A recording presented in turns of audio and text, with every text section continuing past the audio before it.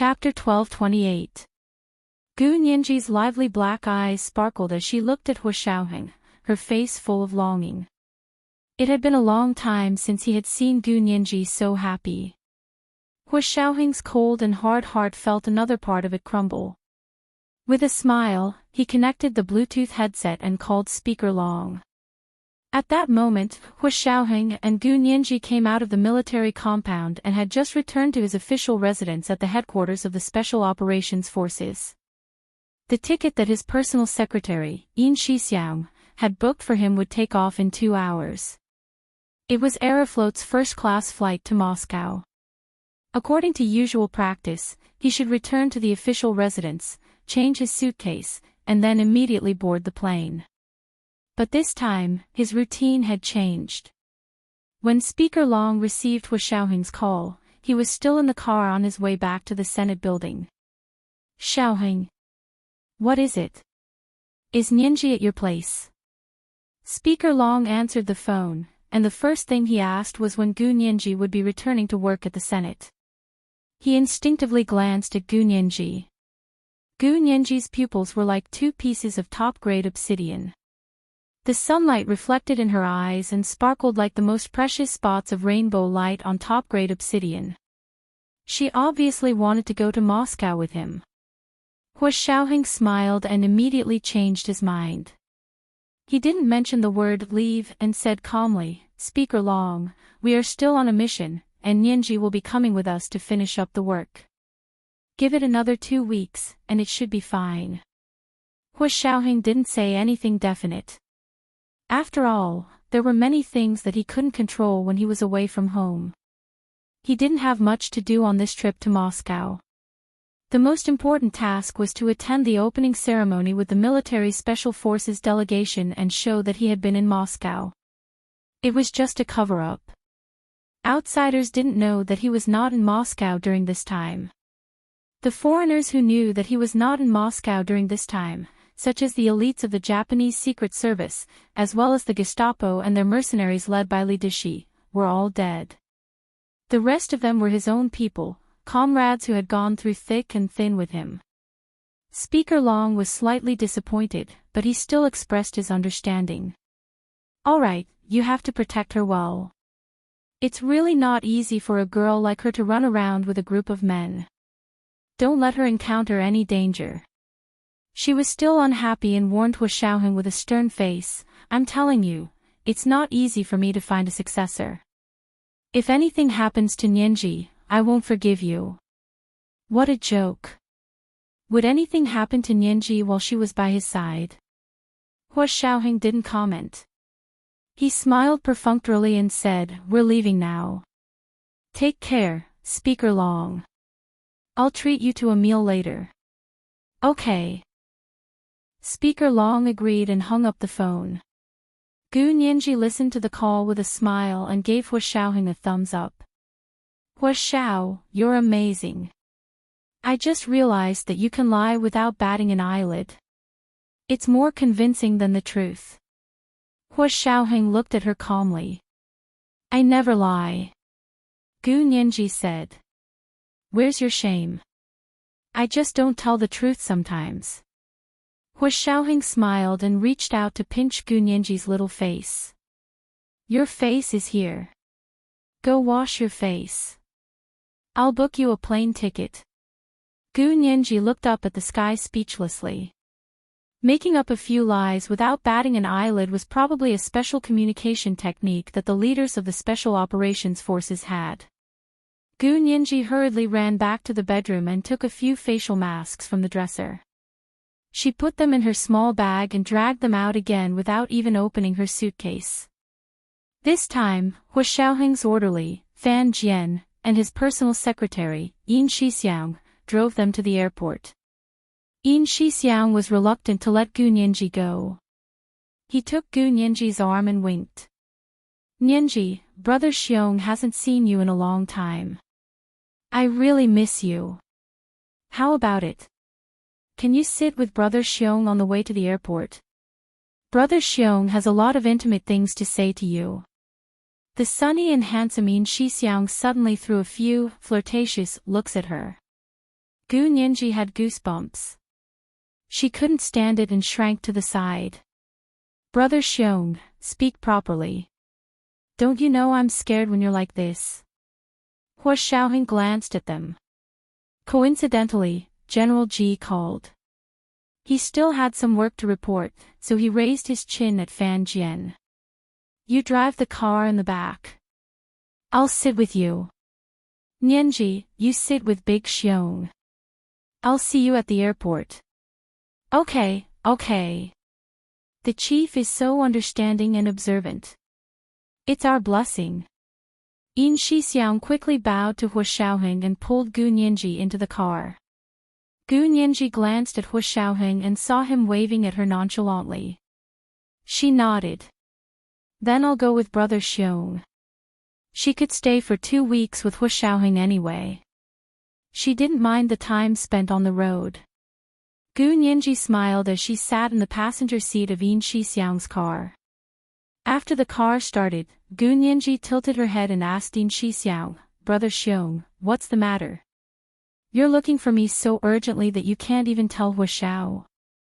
It was obvious from Yin Shixiang's expression that he had something to ask her. After Yin Shixiang got in the car, the mischievous smile on his face disappeared. He focused on driving and waited until the car was on the highway before asking Gu Nianji in a low voice, Bai Shuang, and little Zay, what's going on? What do you mean what's going on? Didn't Hua Xiao already say it? Gu Nianji pretended to be confused and smiled. Don't bullshit with me. Yin Shixiang reached out a hand and turned Gu Nianji's head to face him. Tell me honestly, what happened outside? Gu Nianji raised her eyebrows.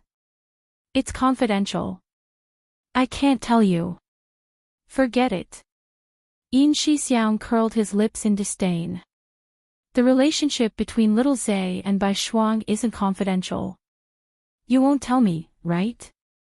If you don't tell me, I won't tell you what happened after Bai Shuang's coffin was taken away by the Bai family. Bai Shuang's coffin was taken back with the highest honor at the Imperial Capital International Airport, but Gu Nianji and Hua Xiaoheng didn't get off the plane at the time. The two of them waited for everyone to leave before quietly leaving the airport and going to the military compound for a meeting. Another 3 or 4 hours passed, and Gu Nianji really didn't know what happened in the meantime. She looked at Yin Shixiang suspiciously. What could have happened? Wasn't it just a memorial service, a funeral, that sort of thing, right? Yes, that's right. Yin Shixiang patted the steering wheel and nodded. And little Zay also went back with the Bai family. Gu Nianji's eyes widened. Brother Zay went to the Bai family. He. What did he go to the Bai family for? Could it be that he saw Bai Yueran after coming back and then fell in love with someone else? Why did she say the word again? The corners of Gu Nianji's lips twitched. She was amazed by Zhao Liang's ability to flirt.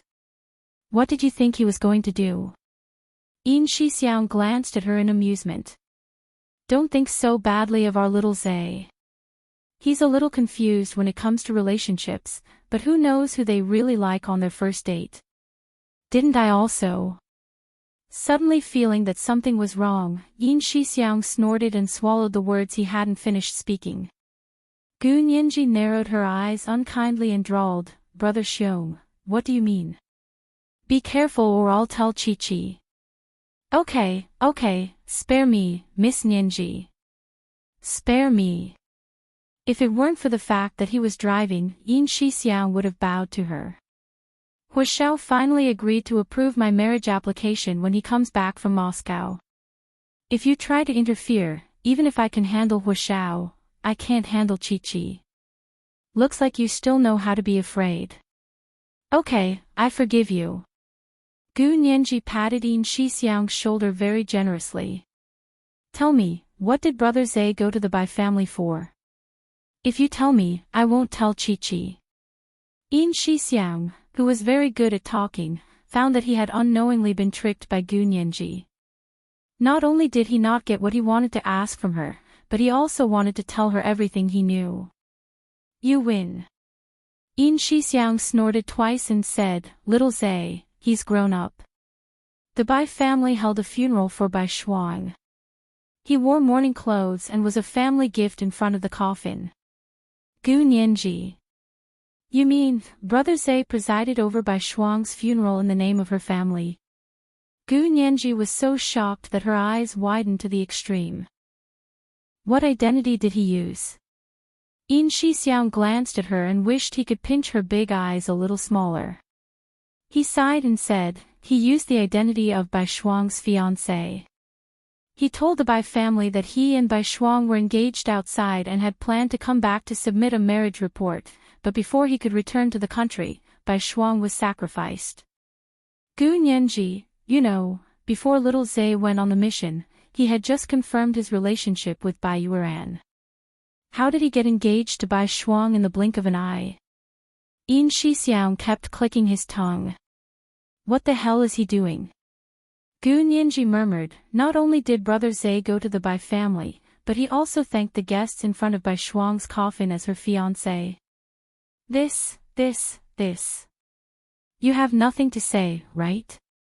Yin Shixiang nodded heavily. He ignored me when I pulled him. Do you know? In the eyes of the people in the imperial capital, this is equivalent to the two of them being husband and wife. Although there was no legally recognized relationship, the de facto husband and wife relationship was set in stone. By doing this, he was completely cutting off any possibility of being with Bai Yueran. Yin Shixiang held his breath and couldn't find a chance to say a word to Zhao Liangzi. He originally thought it wouldn't be too late to ask Gu Nianji when she came back. However, he didn't expect Major General Hua to book a first-class Aeroflot ticket for Gu Nianji in the blink of an eye and take her to Moscow. Yin Shixiang had no choice but to take advantage of going to the airport to forcibly borrow Gu Nianji. He knew that Hua Xiaoheng understood what he wanted to ask and wouldn't mind. Gu Nianji had grown up with them, so Yin Shixiang knew that she wasn't someone who liked to keep people guessing. Gu Nianji didn't speak for a long time. After a while, she asked faintly, what about Director Bai? How did Bai Yueran react? This was the first update of the day, Chapter 12:18, Special Communication Skills. The second update was at 1 p.m. and the third update was at 8 p.m. Mwah. Chapter 12:29. Yin Shixiang was silent for a while before saying, she seems to be avoiding suspicion. I haven't seen her talk to little Zay. But... Yin Shixiang paused and looked ahead uncomfortably. I saw her staring at little Zay in a daze when no one was paying attention to her. Gu Nianji was speechless. Since no one noticed, how did you notice, Brother Xiong? Gu Nianji's focus was on something else. Yin Shixiang choked and couldn't help glaring at her. You're amazing. You even dissed Brother Xiong. I wouldn't dare. Gu Nianji smiled and cupped her hands. Pure logical analysis, pure logical analysis. Brother Xiong, please don't be offended. Yin Shixiang chuckled. Actually, in our line of work, we have to keep our eyes open and ears open. Others may think that we didn't see anything, but in fact, we've been watching him secretly. We've turned him inside out. Right? Gu Nianji tilted her head. But Brother Zay isn't as smart as Brother Xiong. Yes, I admit that my computer skills aren't as good as little Zay's. Everyone has their own strengths and weaknesses. Everyone has their own specialties and specialties. Yin Shixiang said disapprovingly, I don't mean that we're all all-rounders. It's just that I'm a little better than little Zay when it comes to interpersonal relationships. Therefore, Yin Shixiang was the one who contacted the outside world among Hua Xiaoheng's 4 personal secretaries. Technical support was always Zhao Liangzi.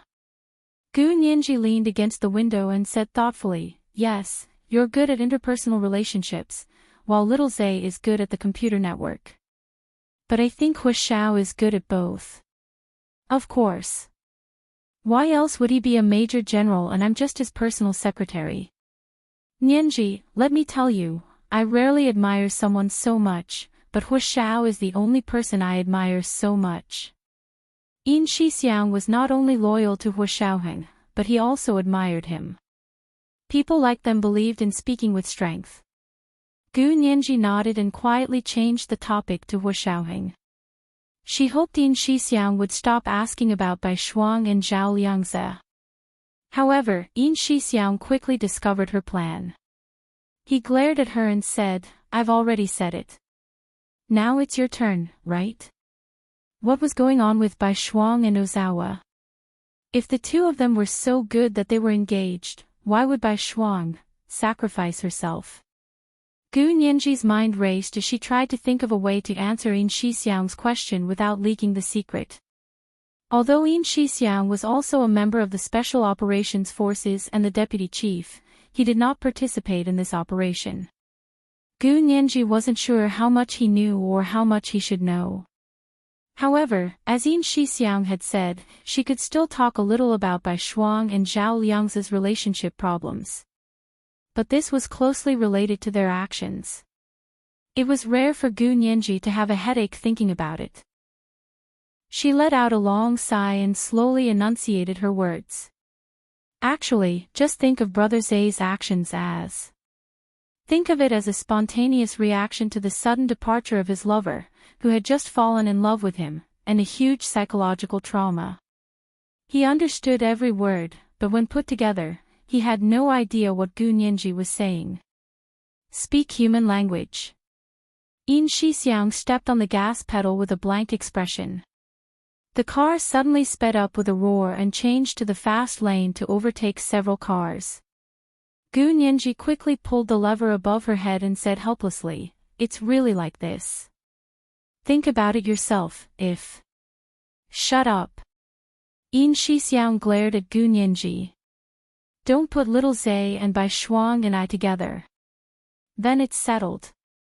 Gu Nianji closed her palms and wiped the sweat off her forehead. She had finally managed to fool him. If Yin Shixiang continued to ask, Gu Nianji really didn't know if she would leak the secret. Fortunately, Yin Shixiang really didn't ask any more questions. He actually didn't want to know the details of their operation. He just wanted to know more about Zhao Liangze's situation so he could help him. The two of them had been colleagues and brothers for so many years, so they were no longer family. They were more like family. Zhao Liangze was lost, and Yin Shixiang didn't feel good either. Especially since he was in a good relationship and would soon have a happy marriage, he felt even more sympathy for Zhao Liangze. Now from Gu Nianji's words, Yin Shixiang understood that it was indeed a relationship problem. There were no other things involved, so he was relieved. Gu Nianji saw that Yin Shixiang didn't mention Zhao Liangze and Bai Shuang anymore, so she finally breathed a sigh of relief and changed the topic to Yin Shixiang and Ma Qiqi's marriage. "Brother Xiong, when do you plan to hold the wedding after your marriage report is approved?" Yin Shixiang turned the steering wheel onto the highway to the airport and said calmly, "Actually, I want it to be as soon as possible. But something happened to little Zay, so I can't just be happy. I plan to wait for a year and wait for little Zay and Bai Shuang's matter to fade before discussing marriage." Gu Nianji nodded in agreement. "Brother Xiong, I'm relieved to hear that. Anyway, Qiqi is still young, so there's no hurry." "She's not in a hurry, but I am." Yin Shixiang glared at her. "Who's closer to you? Why do I think you're siding with an outsider? But Qiqi is my good friend." Gu Nianji spread her hands. "You're my brother. Friends are like hands and feet, and brothers are like clothes. Which one do you think is more important?" "Pfft. I don't want to make clothes." Yin Shixiang reached out and ruffled her hair. "I'll be your friend, a friend like a brother." "Okay." Gu Nianji smiled. "Friends are like hands and feet, and brothers are like muscles. Is that okay?" "Nianji, you're getting better and better. Even I can't outtalk you." Yin Shixiang was happy, proud, and a little warm from Gu Nianji's words. You have to know that I'm widely recognized as a smooth talker. You're flattering me. Gu Nianji pretended to be modest. It's all because I'm in the same industry. Pfft. You're already panting after a few compliments. That won't do. We have to be humble. Do you know how to be humble? Yin Shixiang teased her with a smile as he drove the car into the airport parking lot. In Hua Xiaoheng's car, he had been wearing a Bluetooth headset the whole way as he discussed work with General Ji.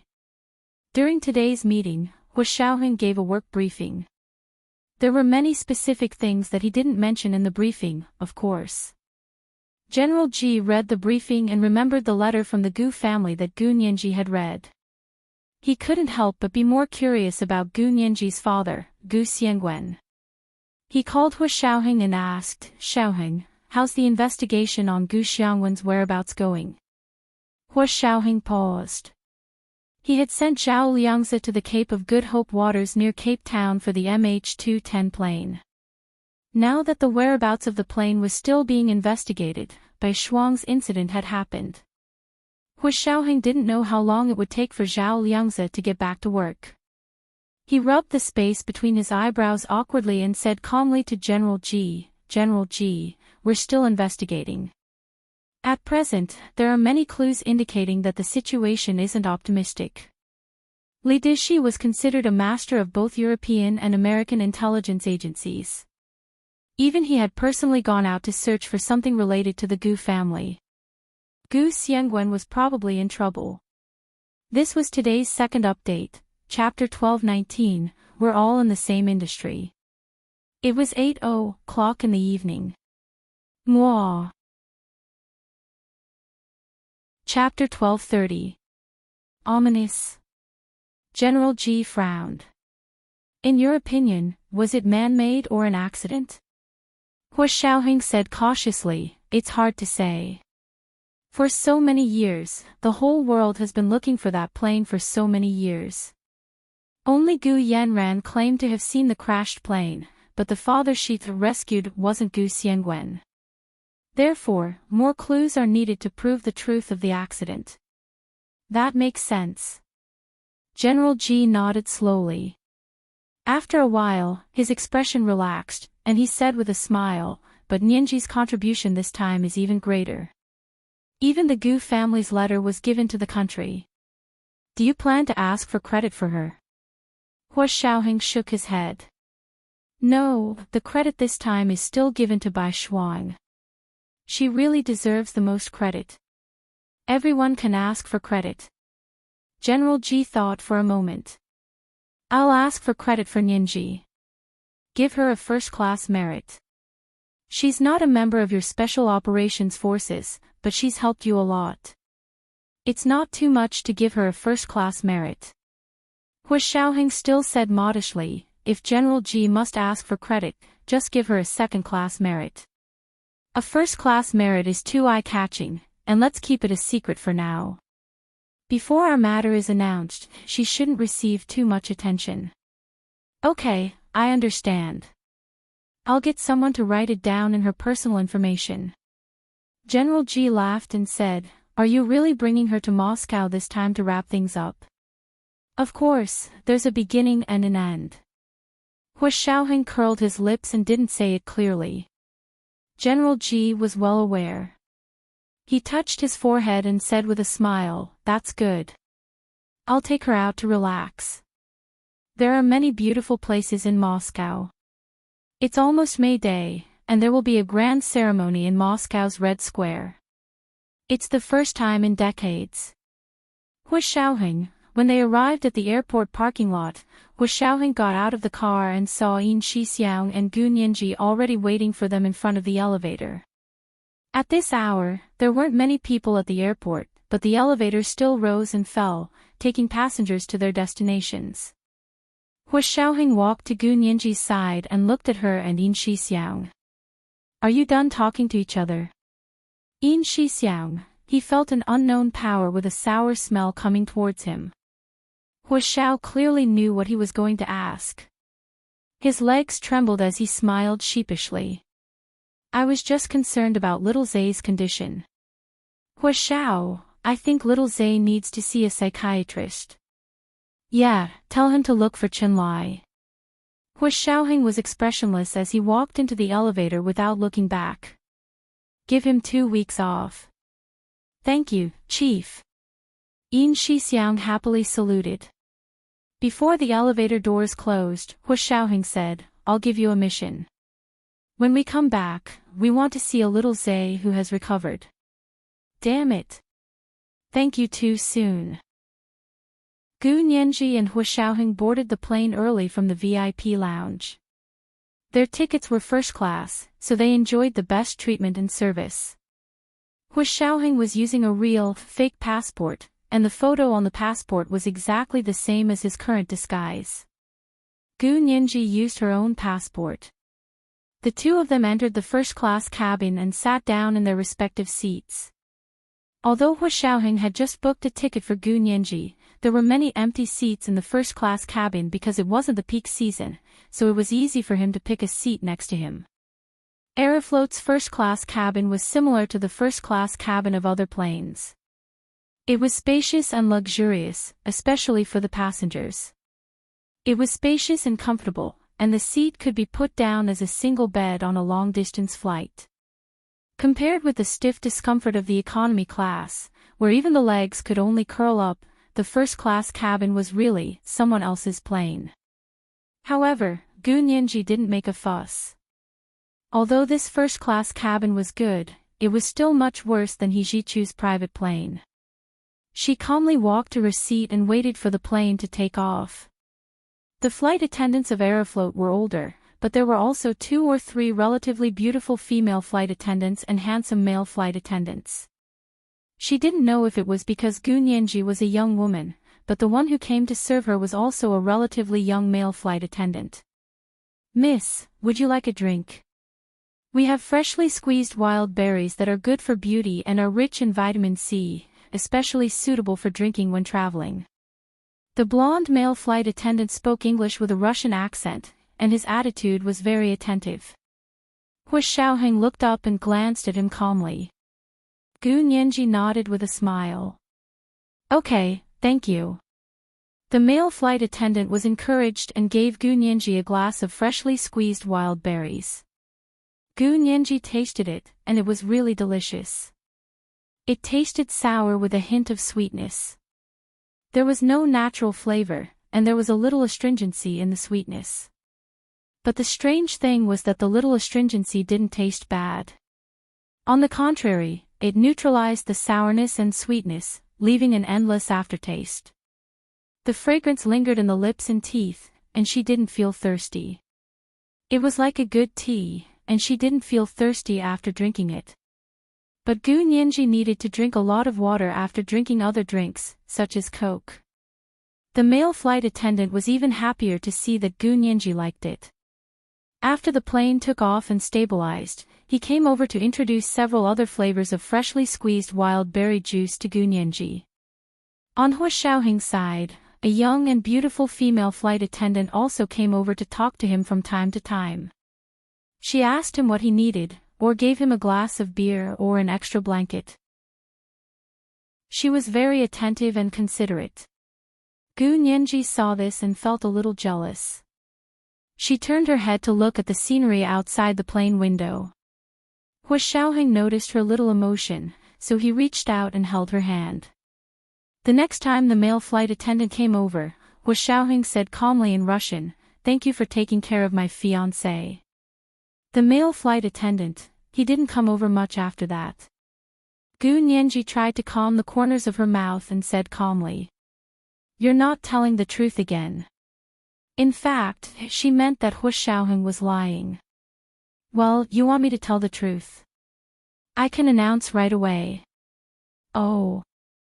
Before Hua Xiaoheng could finish speaking, Gu Nianji stuffed his mouth with a small berry. Eat your fruit, and don't talk nonsense. Gu Nianji glared at him and remembered what Yin Shixiang had just said to her in the car. She whispered, Brother Xiong said to postpone the wedding. He wants to wait until Brother Zay recovers. Hua Xiaoheng, Big Xiong's own marriage report hasn't even been approved yet. He's really thinking too much. Hua Xiaoheng shook his head disapprovingly. Gu Nianji pursed her lips. At least he's planning a grand wedding after the grand proposal ceremony. Brother Xiong definitely won't let Chi-Chi down. Hua Xiaoheng, the two of them stopped talking and looked at the tablets they carried with them. Some were playing games, while others were reading information. A few hours later, the plane was peaceful and unusually stable. It didn't look like a plane flown by a fighting nation. Gu Nianji woke up from her sleep and was about to tease them when she suddenly felt the plane shake rapidly. What happened? Hua Xiaoheng held her hand. It's okay. It should just be the airflow. Not long after, the voice of the flight attendant appeared on the plane to comfort everyone not to panic. It was just a problem with the airflow.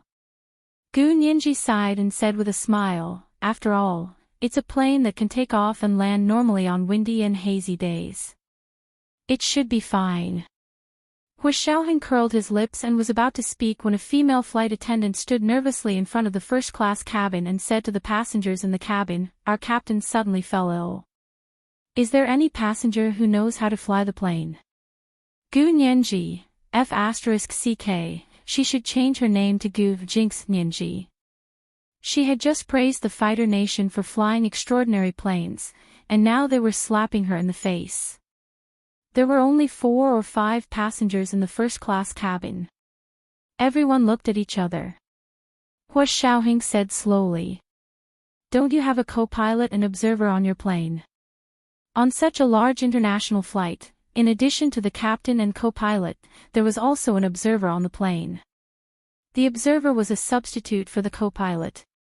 However, observers generally didn't have the qualifications to fly the plane and could only watch from the sidelines. However, under special circumstances, such as this situation, an observer could also be used as a co-pilot. The female flight attendant said nervously, the observer fainted from fear. Gu Nianji, how could such a coward fly a plane? Gu Nianji rolled her eyes in her heart and wanted to open the window baffle to see the situation outside. She had put down the window baffle when she was sleeping. Gu Nianji was stunned when she pulled up the baffle on the window. It was pitch black outside. No, it didn't look like it was black, but thick clouds of fog that rolled and rolled around the plane. It looked a little creepy. What kind of airflow was this? Hua Xiaoheng looked down and thought about it for a moment. He smiled and said, I know how to fly a private plane. I haven't tried such a large plane before, but I can help. He stood up but picked Gu Nianji up as well. She's my assistant. I'm going to take her to the cockpit with me. This was the third watch of the day, chapter 1220, You're Not Telling the Truth Again. Good night, dear ones. Chapter 1231. In Europe and the United States, there were many people who could fly planes. Generally, a well-to-do family could afford to go to a flying school to learn how to fly a plane. However, even if one did not have the money, as long as they were willing to learn and had the qualifications, they could get a loan to attend a flying school. As long as he graduated, earning money would not be a problem. Of course, the proportion of rich people who knew how to fly was even greater. Many of them had their own pilot licenses. However, most people drove small private planes, which were fundamentally different from large passenger planes. It was normal for a female flight attendant to come to the first-class cabin to ask if there were any passengers who knew how to fly. Because most of the people who sat in first class were rich, the proportion of them who knew how to fly was also higher. Hua Xiaoheng picked up Gu Nianji, who was sitting next to him, and wanted to bring them to the cockpit. The female flight attendant didn't think much of it. She thought that Gu Nianji probably knew how to fly a plane, or at least helped the male passenger fly a plane. Therefore, she agreed without hesitation and took them to the cockpit. Stunned, Gu Nianji was pulled over by Hua Xiaoheng. After a while, she whispered, "What can I do?" "Just sit next to me and don't do anything," Hu Xiaoheng said calmly as he looked around the cabin. Because the plane was an enclosed space, when flying in the air, unless they wanted to hijack the plane, most bad people would not choose to commit crimes on the plane. Hu Xiaoheng was just habitually vigilant, even in an enclosed space. Gu Nianji thought it wasn't a bad idea. She could watch Hu Xiaoheng fly the plane, so she was happy again. She raised her head and followed him into the cockpit. The cockpit was relatively large, and there was a simple camp bed in the corner. The person lying on it was probably the captain who had fainted due to his illness. The person sitting in the captain's seat must be the co-pilot from before. The female flight attendant had invited Hu Xiaoheng over to be the co-pilot. A large passenger plane was not like a small private plane that could not be operated by a single person. Hu Xiaoheng sat down in the co-pilot's seat and shoved a pair of spare co-pilot sunglasses into Gu Nianji's hands. He then put on the captain's flight sunglasses, fastened his seatbelt, put on his headphones, and looked at the dashboard. The pilot beside him hurriedly said, "There's a problem here. One of the engines seems to have encountered some obstruction and shut down. I'm trying to restart it." Hu Xiaoheng pursed his lips and looked at the data on the dashboard. In front of the two of them were rows of flight instruments that were flashing with various lights. The mode control panel was responsible for setting the route, altitude, and speed. The main flight display was responsible for displaying the flight data, the navigation display was responsible for showing the direction of the flight, and the engine management system and the backup instrument panel. Gu Nianji stood behind Hu Xiaoheng and looked at the row of dashboards that looked like they were in a sci-fi movie. She then looked at the rolling black clouds outside the window and felt a sense of unreality. "Alex, what's with those clouds?" Gu Nianji couldn't help but ask. Although Hu Xiaoheng was wearing headphones, he still heard what Gu Nianji said. Without turning his head, he said, "Air currents. There are all kinds of air currents in the sky, and such air currents are very likely to be thunderclouds." Just as he finished speaking, the thick layer of black clouds in front of him was suddenly torn apart by a bolt of lightning that cut through the sky. Then there was a crisp sound, and the entire plane shook uncontrollably. The plane was struck by lightning. "Holy shit!" The co-pilot sitting in the captain's seat cursed. "How dare you hate Yusanov bitch. Ilinaki outenshoyo husti daddy. How dare you hit my plane? You son of a bitch. Let's have a fight. Let's see who's the daddy." Gu Nianji, Hu Xiaoheng was not surprised at all. He turned around and quickly said, "Sit down quickly and fasten your seatbelt." Gu Nianji quickly retreated to the two fixed seats in the corner with the female flight attendant and fastened her seatbelt with a snap. The co-pilot took a wrench and hit the dashboard desperately, shouting, "I'm your daddy. I'm your daddy. I'm your father. I'm your father." Gu Nianji was speechless. The corners of her mouth twitched and she turned to look at the female flight attendant. The female flight attendant looked at her with a smile and said, "He's just like that. He's very manly, isn't he?" Gu Nianji did not answer. She thought to herself, "Your understanding of manliness is completely different from mine." As soon as Gu Nianji withdrew her gaze, she suddenly felt a wave of inertia hit her. The plane suddenly sped up and sped forward with a whoosh. "Ha ha ha ha. I fixed the engine." The pilot almost danced with joy. Gu Nianji was even more speechless. She covered her forehead with her hand and began to have a headache. How could there be such a pilot? A pilot who smashed the dashboard with a wrench to restart the engine at the slightest disagreement. Gu Nianji felt that she never wanted to take an Aeroflot plane again in her life. "Nianji, put on your sunglasses." As Hu Xiaoheng spoke, he steered the plane with his left hand.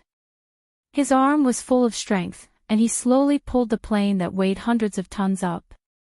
10 meters, 20 meters, 100 meters, 200 meters. When they were pulled up to 500 meters, their eyes lit up.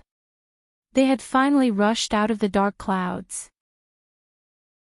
The sunlight from thousands of miles high in the sky hit them in the face.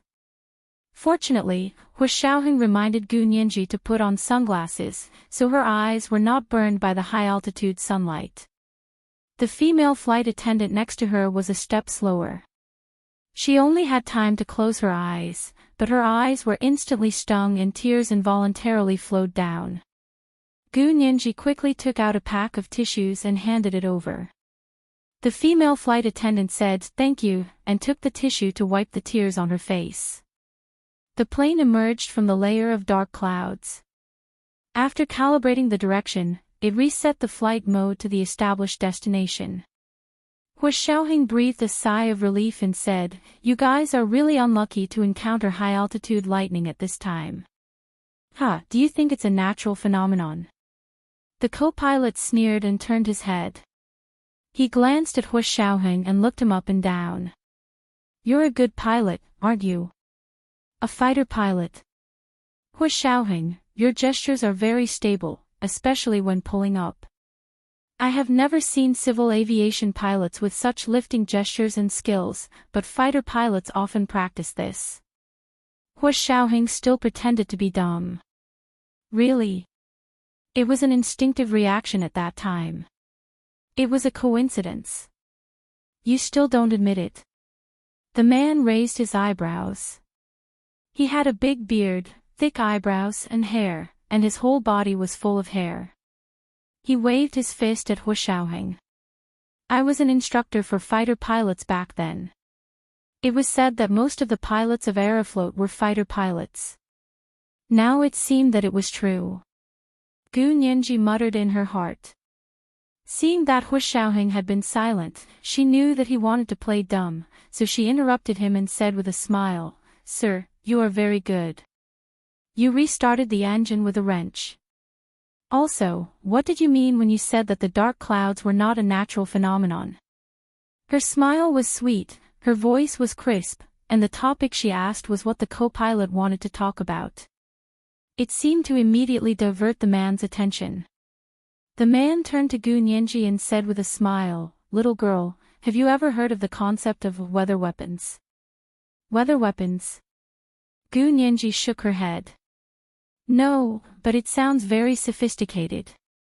"Yes, it is very sophisticated, and also very sci-fi." The co-pilot laughed. "But most of it is indeed sci-fi, science fantasy, and it has not yet been realized." Pfft. Gu Nianji couldn't help laughing. "Then what is a weather weapon?"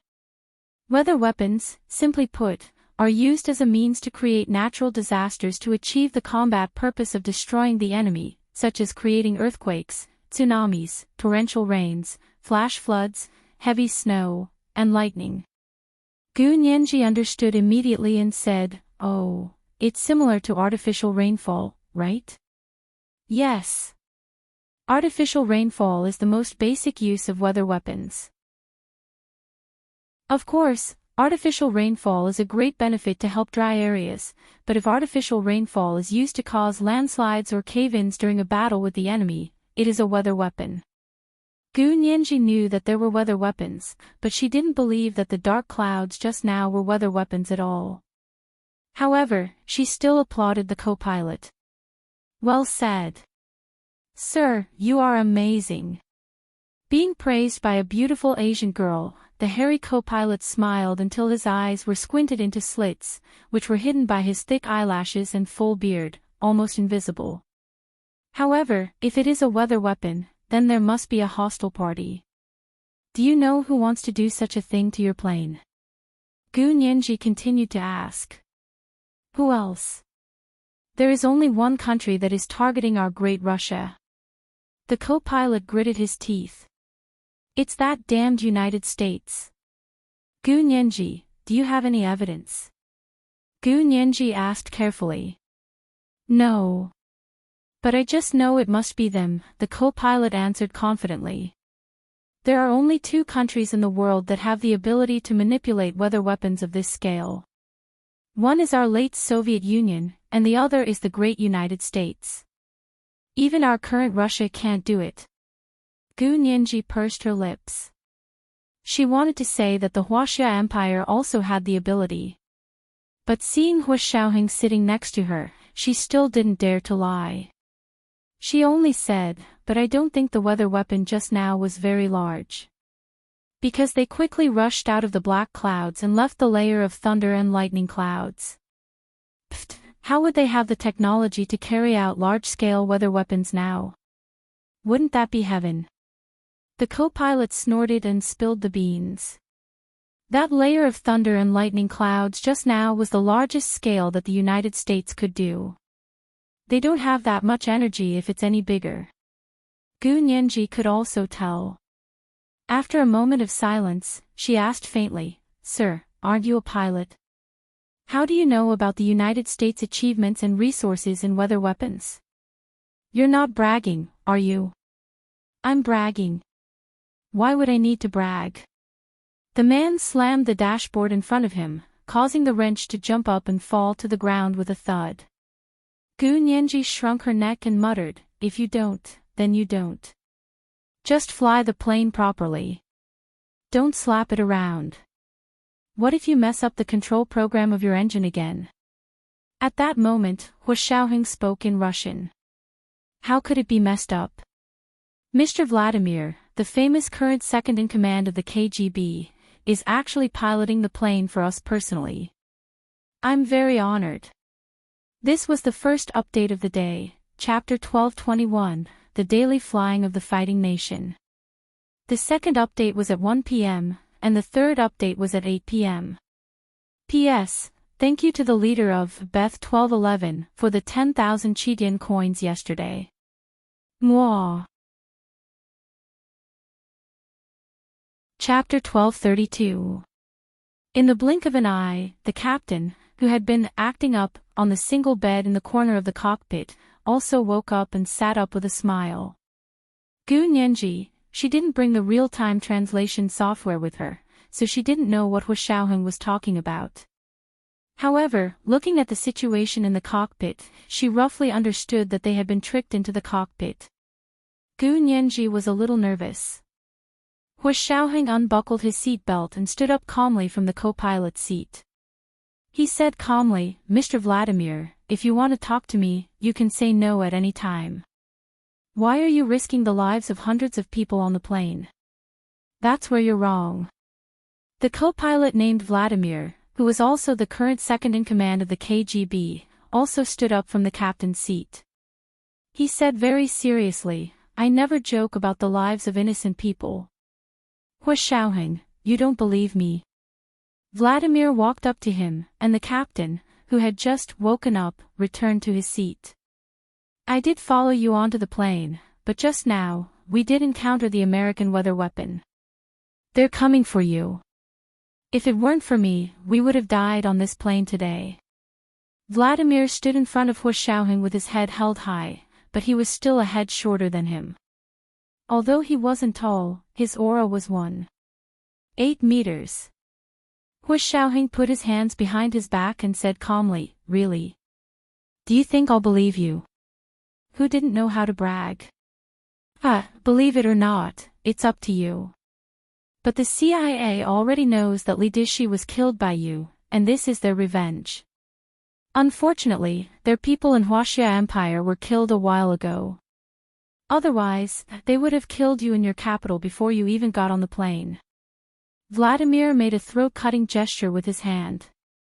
Hu Xiaoheng was finally moved. This person was indeed the second-in-command of the KGB. He even knew about Li Dishi. Hu Xiaoheng wasn't curious about how he knew. After all, the other party wouldn't tell the truth even if he asked. But he knew very well that this information was definitely not leaked by his people. The only possible reason was that Li Dishi had a backup plan in Cape Town, and that person knew that Li Dishi had set up a trap for Hu Xiaoheng. In the end, they received news of Li Dishi's death, so the person speculated that Li Dishi might have been killed instead of trying to harm them. Of course, Li Dishi's colleagues and friends wouldn't think that Li Dishi had brought this upon himself. Instead, they would blame it all on Hu Xiaoheng. In any case, they were enemies, so hating him was not wrong. Hua Xiaoheng raised his eyebrows. Then they're pretty fast. They know that we're on a plane and can even launch a weather weapon on the flight line. They plan to kill us without us knowing. As soon as he said that, Hua Xiaoheng felt that something was off. If he was alone, it wouldn't be a problem for him to do so. But most importantly, Hua Xiaoheng had Gu Nianji with him. Li Dixi and his group were obviously determined to get their hands on Gu Nianji. Even at such a dangerous and urgent moment in the basement of the bank in Cape Town, Li Dixi didn't allow his men to hurt Gu Nianji. What reason did they have to kill Gu Nianji now? Did they not know that Gu Nianji boarded the plane with Hua Xiaoheng? That was even more impossible. Hua Xiaoheng's face had been modified when he boarded the plane, but Gu Nianji hadn't changed anything. It was her original appearance. So the CIA knew that Hua Xiaoheng and Gu Nianji had boarded the plane, and they still tried to use the weather weapon to kill all of them. It didn't make sense at all.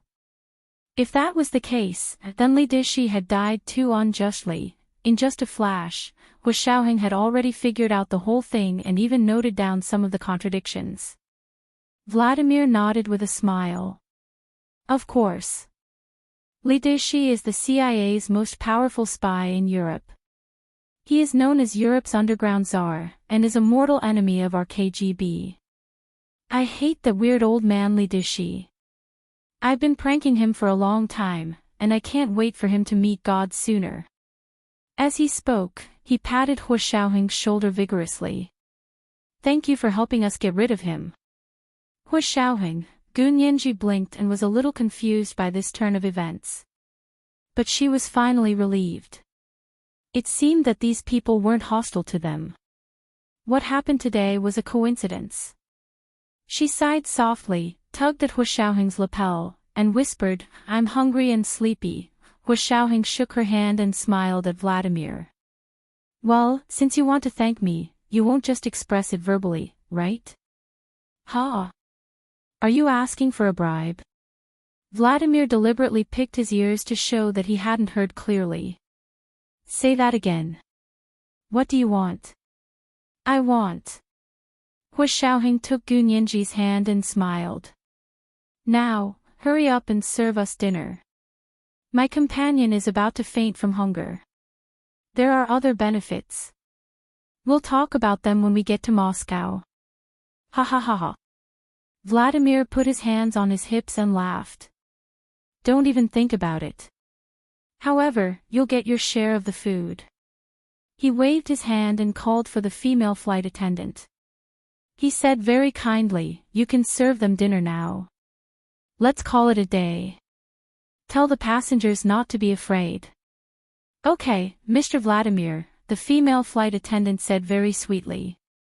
She turned around and left the cockpit with Gu Nianji and the others. When she returned to her seat in first class, Gu Nianji felt like she had been in a dream. She looked at Hua Xiaoheng. Hua Xiaoheng leaned over and whispered in her ear. Forget everything that happened just now. Gu Nianji nodded with some difficulty. She was a top student with a photographic memory. It wasn't difficult for her to remember something, but it was too difficult to forget something. She said carefully. I'll try my best. Hua Xiaoheng rubbed her hair and curled his lips. I'm just teasing you. Don't be too nervous. It'll be fine. Gu Nianji, Hua Xiaoheng leaned over and hugged her. Eat well, then sleep. We'll arrive tomorrow. Gu Nianji's attention was immediately attracted by the food on Aeroflot. What delicious food do they have? You'll know in a moment. Soon, the female flight attendant pushed a dining cart over for the two of them and placed the exquisite food on the small table in front of them. First, there was a small plate of appetizers. There was an exquisite steamed shrimp dumpling and a small chicken wonton wrapped in egg powder. Gu Nianji was hungry, so she ate the two small and exquisite snacks in 2 bites. Then she watched the female flight attendant continue to serve her food. Then came the cold dishes. There was pink smoked salmon, 2 boiled shrimp dipped in caviar, 2 pieces of pickled duck breast, a piece of osmanthus glutinous rice lotus root, and a small bowl of vermicelli, lettuce, and sweet pepper. Gu Nianji laughed. She thought the fighting people had changed, but it turned out they were still so practical. She picked up the knife and fork and began to enjoy the delicious boiled shrimp dipped in caviar and eaten with the pickled duck breast. It was a unique flavor. The osmanthus glutinous rice lotus root didn't taste as good as the ones in restaurants, probably because it was an airplane meal. But it was still good and edible. Gu Nianji didn't like salmon, so she picked it directly to Hua Xiaoheng's plate. Hua Xiaoheng didn't care and accepted it all. After eating the cold dishes, the female flight attendant served each of them a large plate of roasted chicken breast mixed with lettuce salad and shredded carrots that Gu Nianji hated. She subconsciously wanted to pick out the shredded carrots for Hua Xiaoheng, but when Hua Xiaoheng glanced at her, she silently swallowed the shredded carrots with tears. After eating the large plate of roasted chicken breast mixed with lettuce and shredded carrot salad, Gu Nianji was already very full. However, the female flight attendant served her another bowl of corn seafood soup. Gu Nianji, she gently sniffed and was deeply attracted by the corn soup with the sweet smell of a natural milkshake. Gu Nianji couldn't help but drink another half bowl. Hua Xiaoheng silently poured the remaining half bowl of corn seafood soup into his own bowl. This food was not even enough for him. Gu Nianji collapsed in her seat and was about to say that she was going to sleep. The female flight attendant, like magic, put another plate in front of her and said with a smile, "This is the main course. Please enjoy it slowly. After the main course, I will serve you dessert." Gu Nianji, damn it. She had eaten so much before. Were they all snacks? She looked down at the so-called main course. It didn't look like much, but there were a lot of different dishes. There was a small bowl of egg-fried rice with barbecued swordfish fillets. The vegetable was 5-colored pepper-fried eggplant with a slightly sweet and sour sauce. It tasted a little like eggplant with garlic sauce. Gu Nianji really liked the Russian version of eggplant with garlic sauce. She couldn't help but eat all the eggplant and push the rest to Hua Xiaoheng. Hua Xiaoheng frowned. "You didn't eat." She only knew how to eat those messy things. "I saved my stomach for dessert." Gu Nianji took a sip of juice and waved to the female flight attendant for dessert. The female flight attendant smiled and put a cup of mango vanilla raisin ice cream in front of her. Then she carefully poured wild jam on it. "Today's dinner is all here. Please enjoy." Gu Nianji didn't finish the rich ice cream in the end. She was so sleepy in the middle of eating that she almost fell asleep on the dining table.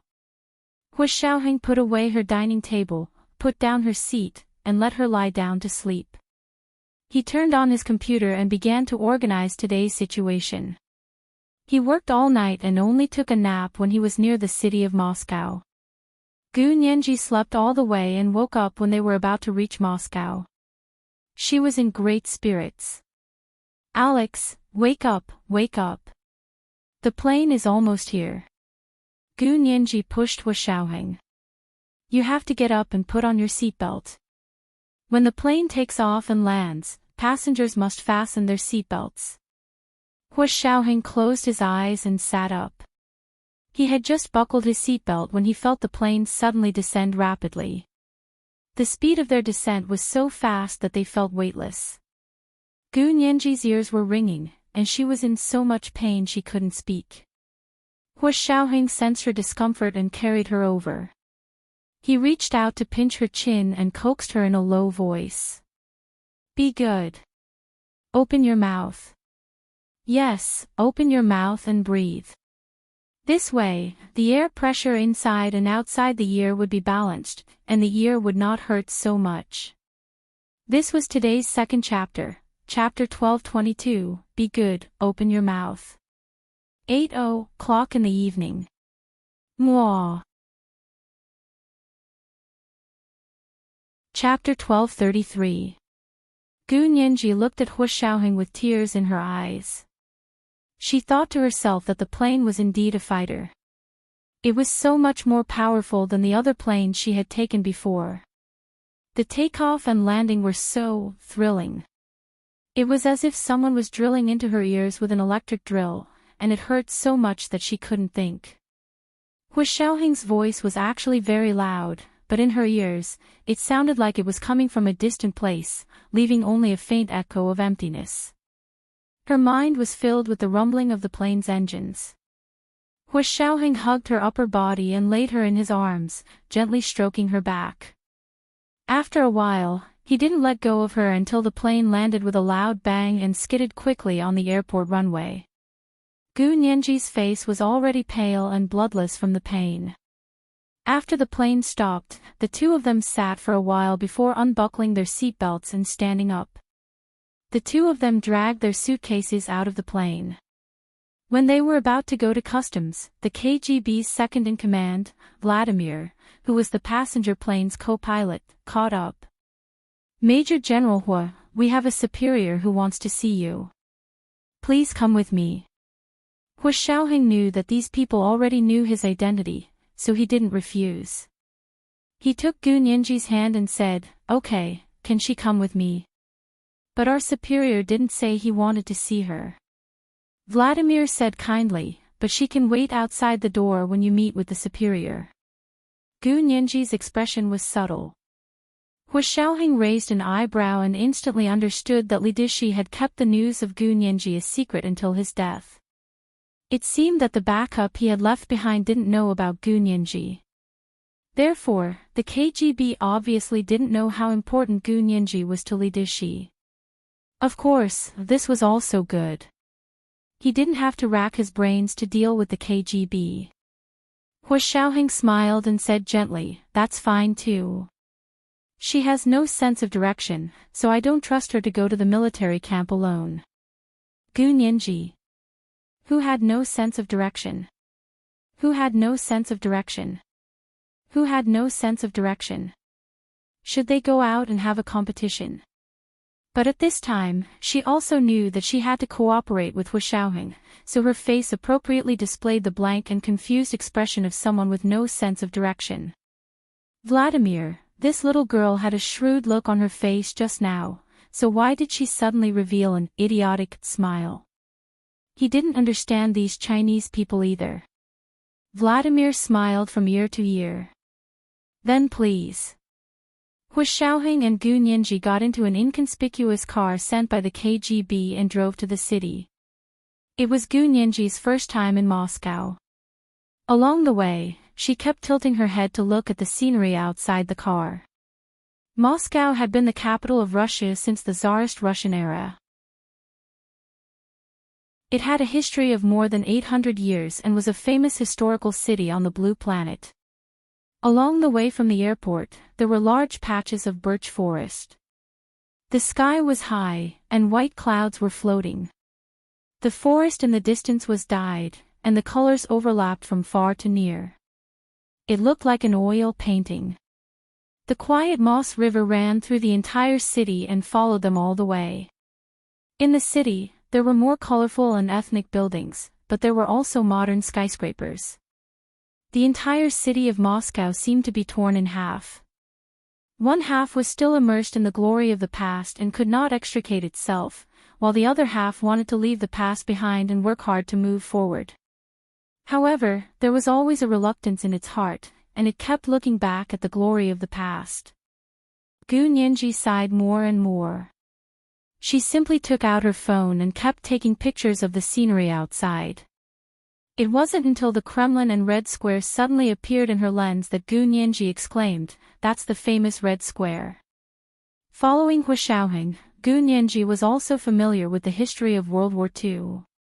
Back then, the former Soviet strongman Stalin held a grand military parade here, and then a group of young people in their prime, who had never been to the battlefield and hadn't even received much military training, sang from here and rushed to the battlefield. For the victory of World War II, the former Soviet Union made great sacrifices and contributions. Gu Nianji clicked her tongue and said, "The defense of Stalingrad was a major turning point on the European battlefield." The former Soviet Union paid the price of more than 1 million casualties, but unfortunately, Europe and the United States now don't say that the defense of Stalingrad was a major turning point on the European battlefield. Instead, they say that the Great Escape, the Dunkirk evacuation, was the turning point on the European battlefield. What a joke! Gu Nianji's words successfully aroused Vladimir's common hatred for the enemy. He had been talking to Hu Xiaoheng in a low voice, but when he heard Gu Nianji mention this, he instantly became angry. These little bastards. Do they think we're dead? Gu Nianji pursed her lips. The former Soviet Union was already dead. Hu Xiaoheng said in a low voice, so when your country disappeared, your history would be tampered with without hesitation. Mr. Vladimir, I'm very sorry about what happened to you. The merits had been erased, the truth had been buried, and all the bad things had been pushed onto it. The benefits that it had once enjoyed were not mentioned at all. That was reality. Relatives may still be sad, but others have already sung. What is the path of the dead, and their bodies are on the same mountain. Note, quoted from Tao Yuanming's elegy, Vladimir had a good impression of Hu Xiaoheng to begin with. Now that he heard what he said, he felt even closer to him. He tapped his hand on his knee and began to hum a beautiful melody. Late at night, the garden was quiet, and the leaves were no longer rustling. How beautiful the night was, how enchanting, what a quiet night. The small river flowed quietly, with slight waves. The bright moon shone on the surface of the water, silver. I could vaguely hear someone singing softly. What a quiet night. My sweetheart sat by me, and looked at me in silence. I wanted to tell you, but I was embarrassed, so I kept it in my heart. The long night is almost over, and the sky is just beginning to brighten. I sincerely wish you all the best. I hope that from now on, you and I will never forget that night on the outskirts of Moscow. I can sing this song too. Gu Nianji's eyes lit up, and she started humming along with Vladimir. Their voices matched perfectly, and even the driver in the front couldn't help but join in the chorus. Hu Xiaoheng, Gu Nianji successfully stirred up the atmosphere and instantly got closer to the other party. She also exchanged social media accounts with the driver in the car, as well as Vladimir, and the three of them, and became friends. She casually said, if only you guys had QQ accounts. I have more QQ accounts. The other party immediately said, then let's add each other as friends. Gu Nianji, Ors, there really is QQ accounts == hashtag. The three of them took out their phones and scanned each other's QR codes to add each other as friends. Gu Nianji immediately sent an emoji pack and a red packet. Ha ha ha ha, I have a red packet. I have a red packet. Vladimir looked at his red packet happily and smiled. What about me? What about me? The middle-aged driver turned around and asked Gu Nianji anxiously, how much red packet did you give me? Hu Xiaoheng couldn't help but say to the driver, who kept turning back. Drive carefully. The red packet can be kept for 24 hours. You don't have to open it immediately. Gu Nianji, when they got out of the car in front of the Kremlin, the middle-aged KGB driver and the second-in-command of the KGB, Vladimir, regretted not having met Gu Nianji earlier. They couldn't wait to become sworn brothers and sisters with different surnames. The three siblings smiled with their backs to the magnificent and brightly colored Kremlin on the Red Square as they took a group photo. Between the two sturdy, human bears, stood a beautiful, elf-like girl. Together, they made a peace sign and cheered, perfectly illustrating the combination of beauty and beast. Hu Xiaoheng held his phone and took pictures of the three of them expressionlessly. His heart was filled with both sadness and indescribable pride. His field personnel had spent so much time in Moscow, but they hadn't been able to find the online social media account of the second-in-command of the KGB, Vladimir.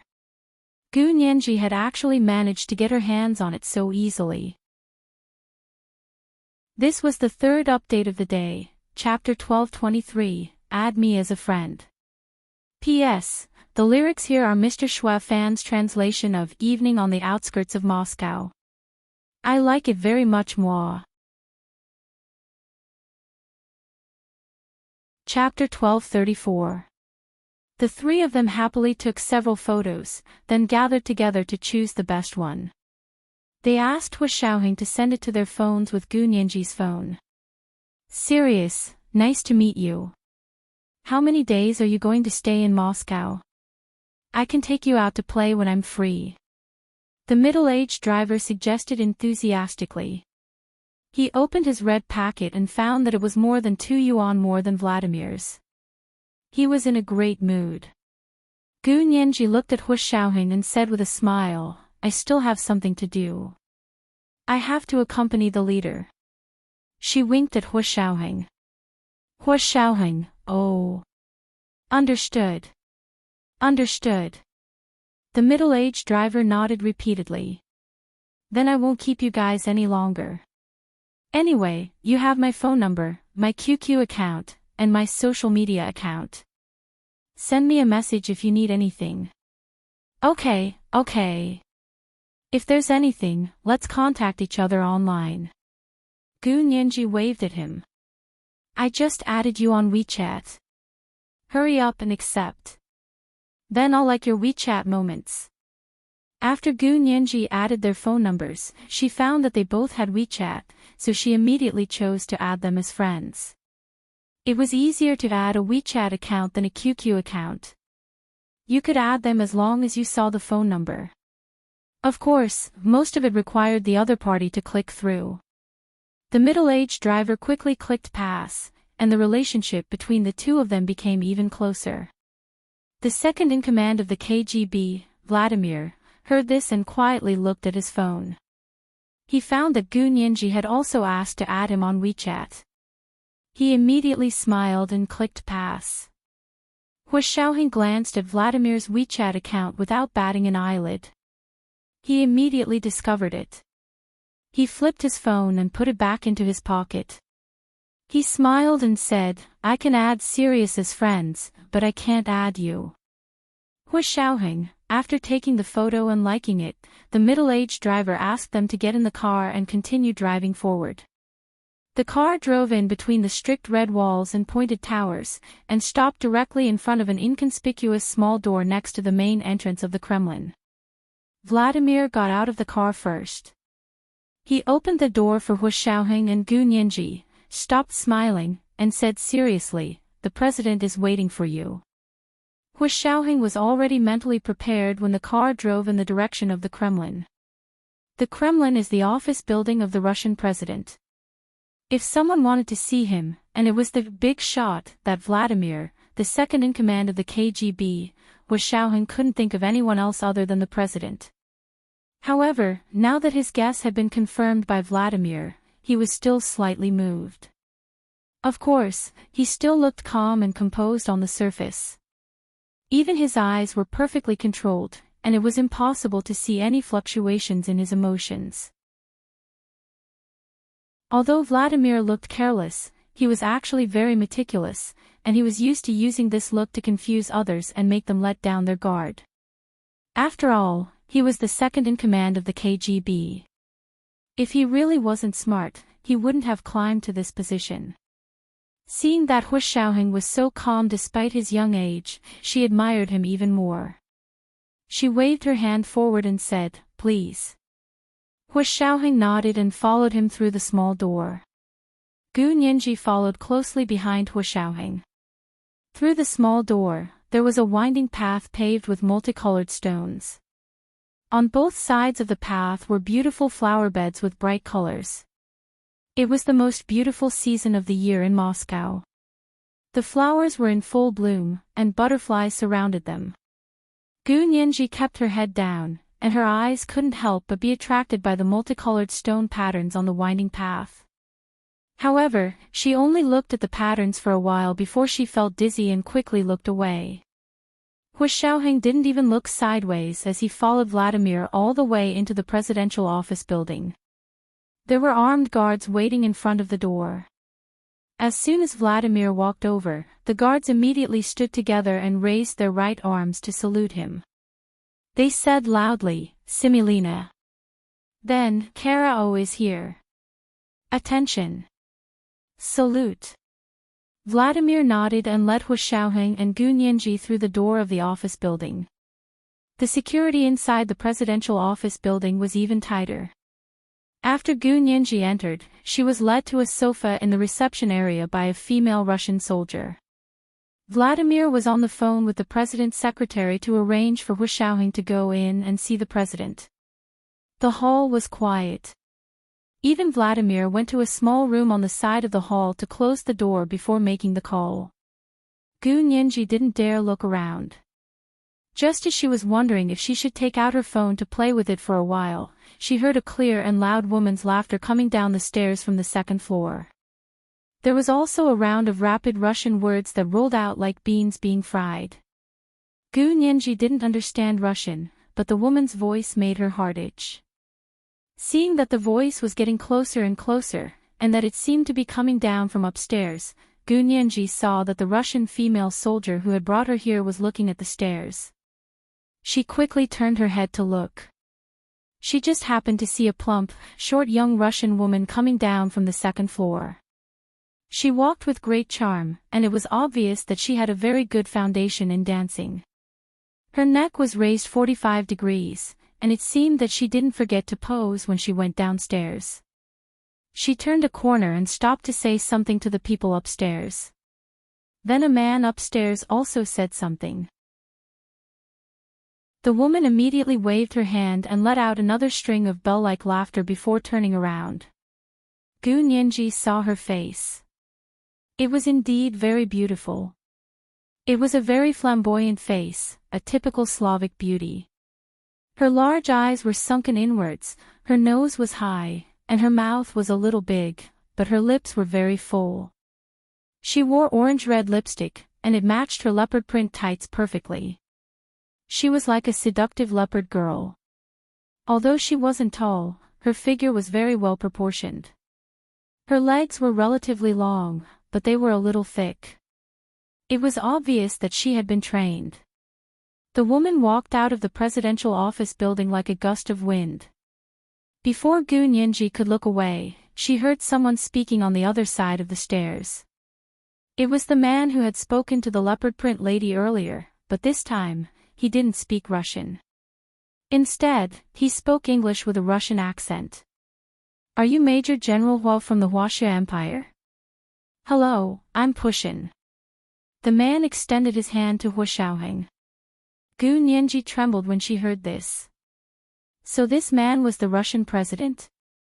Then that leopard print girl just now, she seemed to have seen some great secret. Gu Nianji quickly turned her head away and looked at the coffee table in front of her anxiously.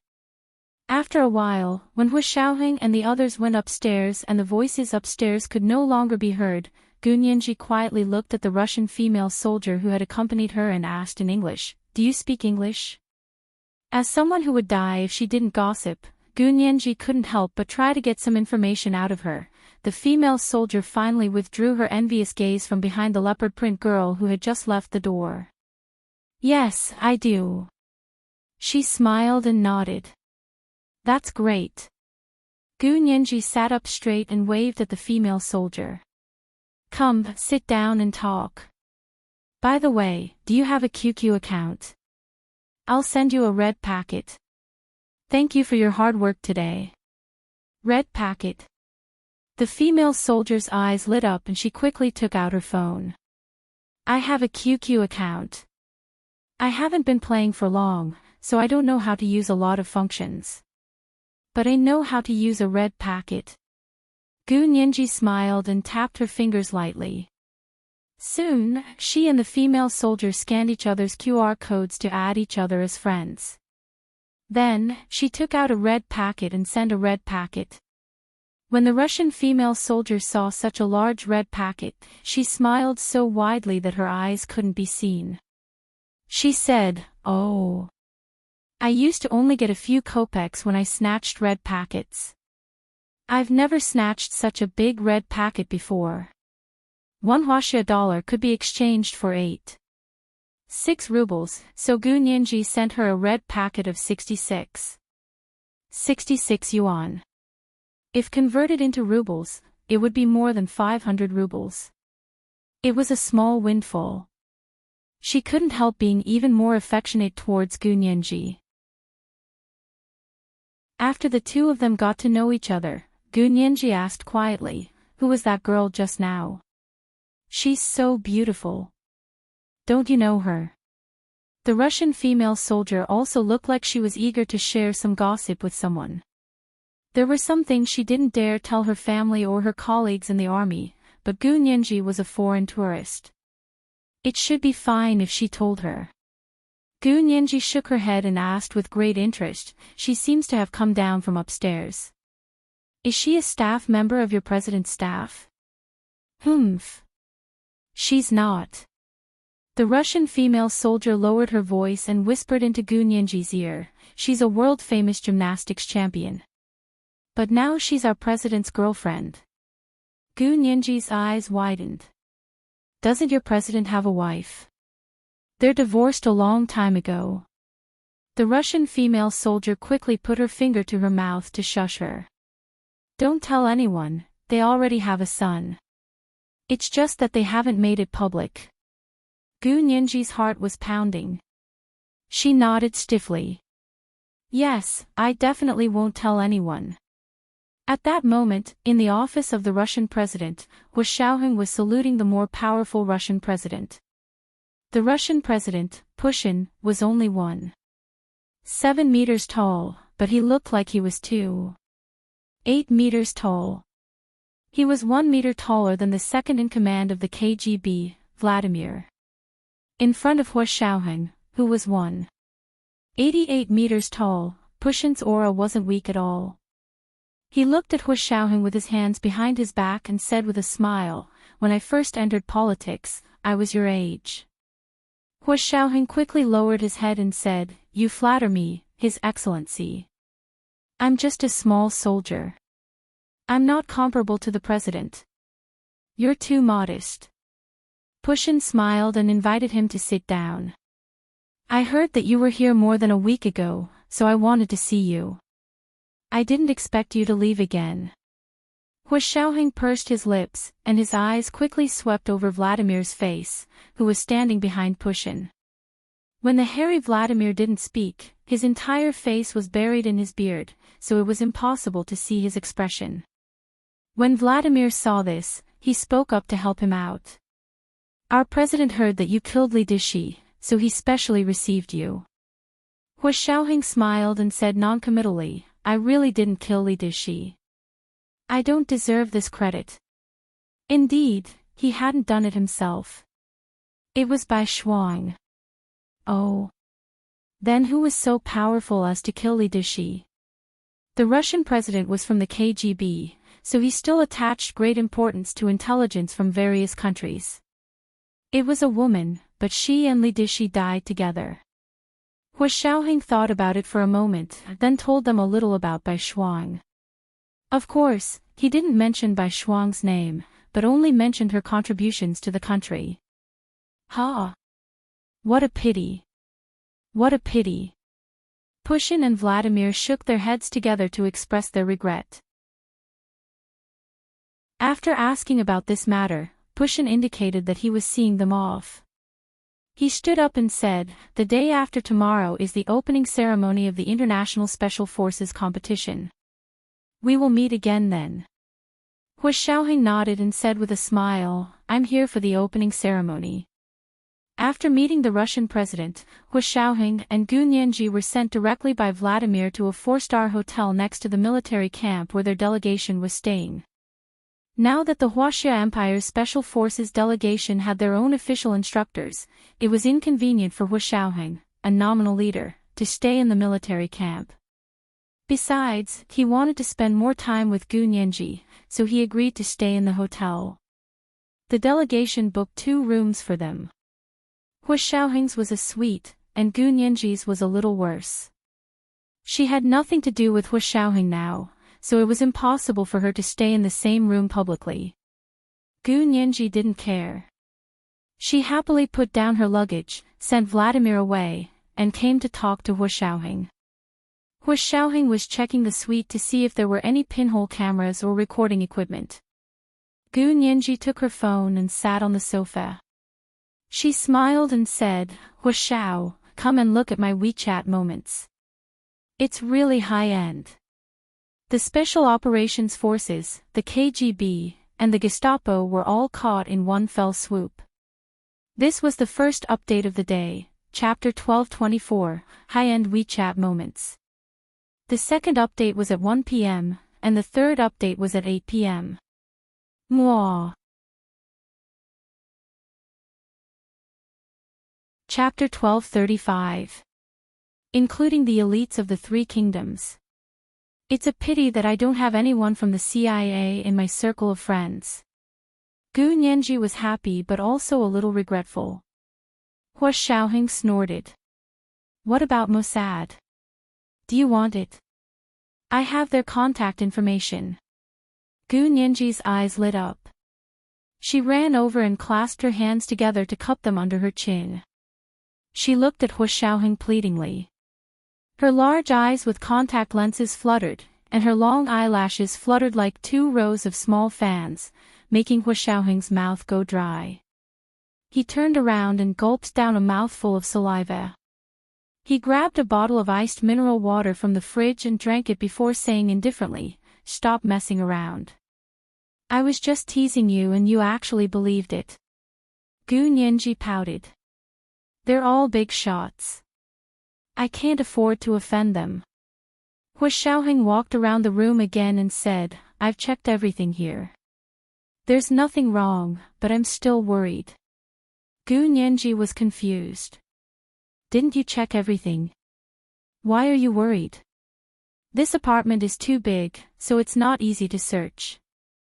Although I've searched once, I feel like I might have missed some places. I'll take you back to your room. It's getting late, you should rest early. Hu Xiaoheng put the bottle of mineral water back into the fridge. Okay.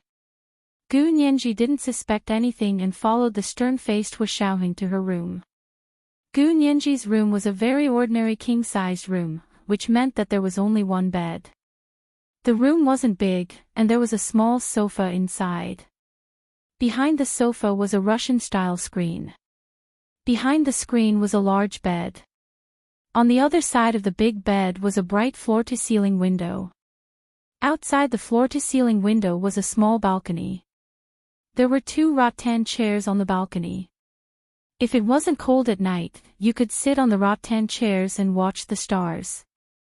Gu Nianji had only brought her suitcase in and hadn't even packed it yet. As soon as they entered the house, Hu Xiaoheng turned off the lights. Thick golden velvet curtains hung in front of the French windows, blocking out light and soundproofing. As soon as the lights were turned off, the room was plunged into darkness.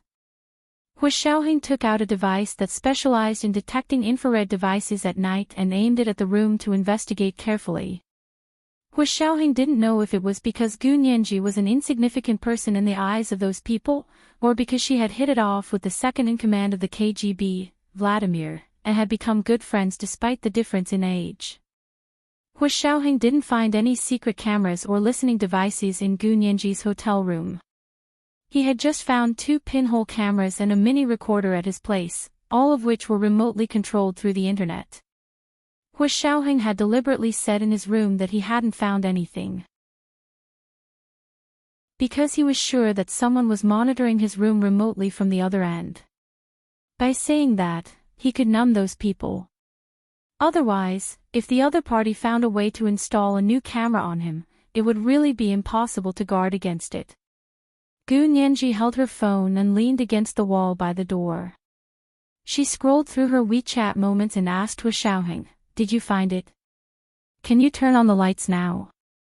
Hu Xiaoheng used the device to check every corner of the house, then the bathroom, the ceiling, and even the safe. There were indeed no cameras or recording devices.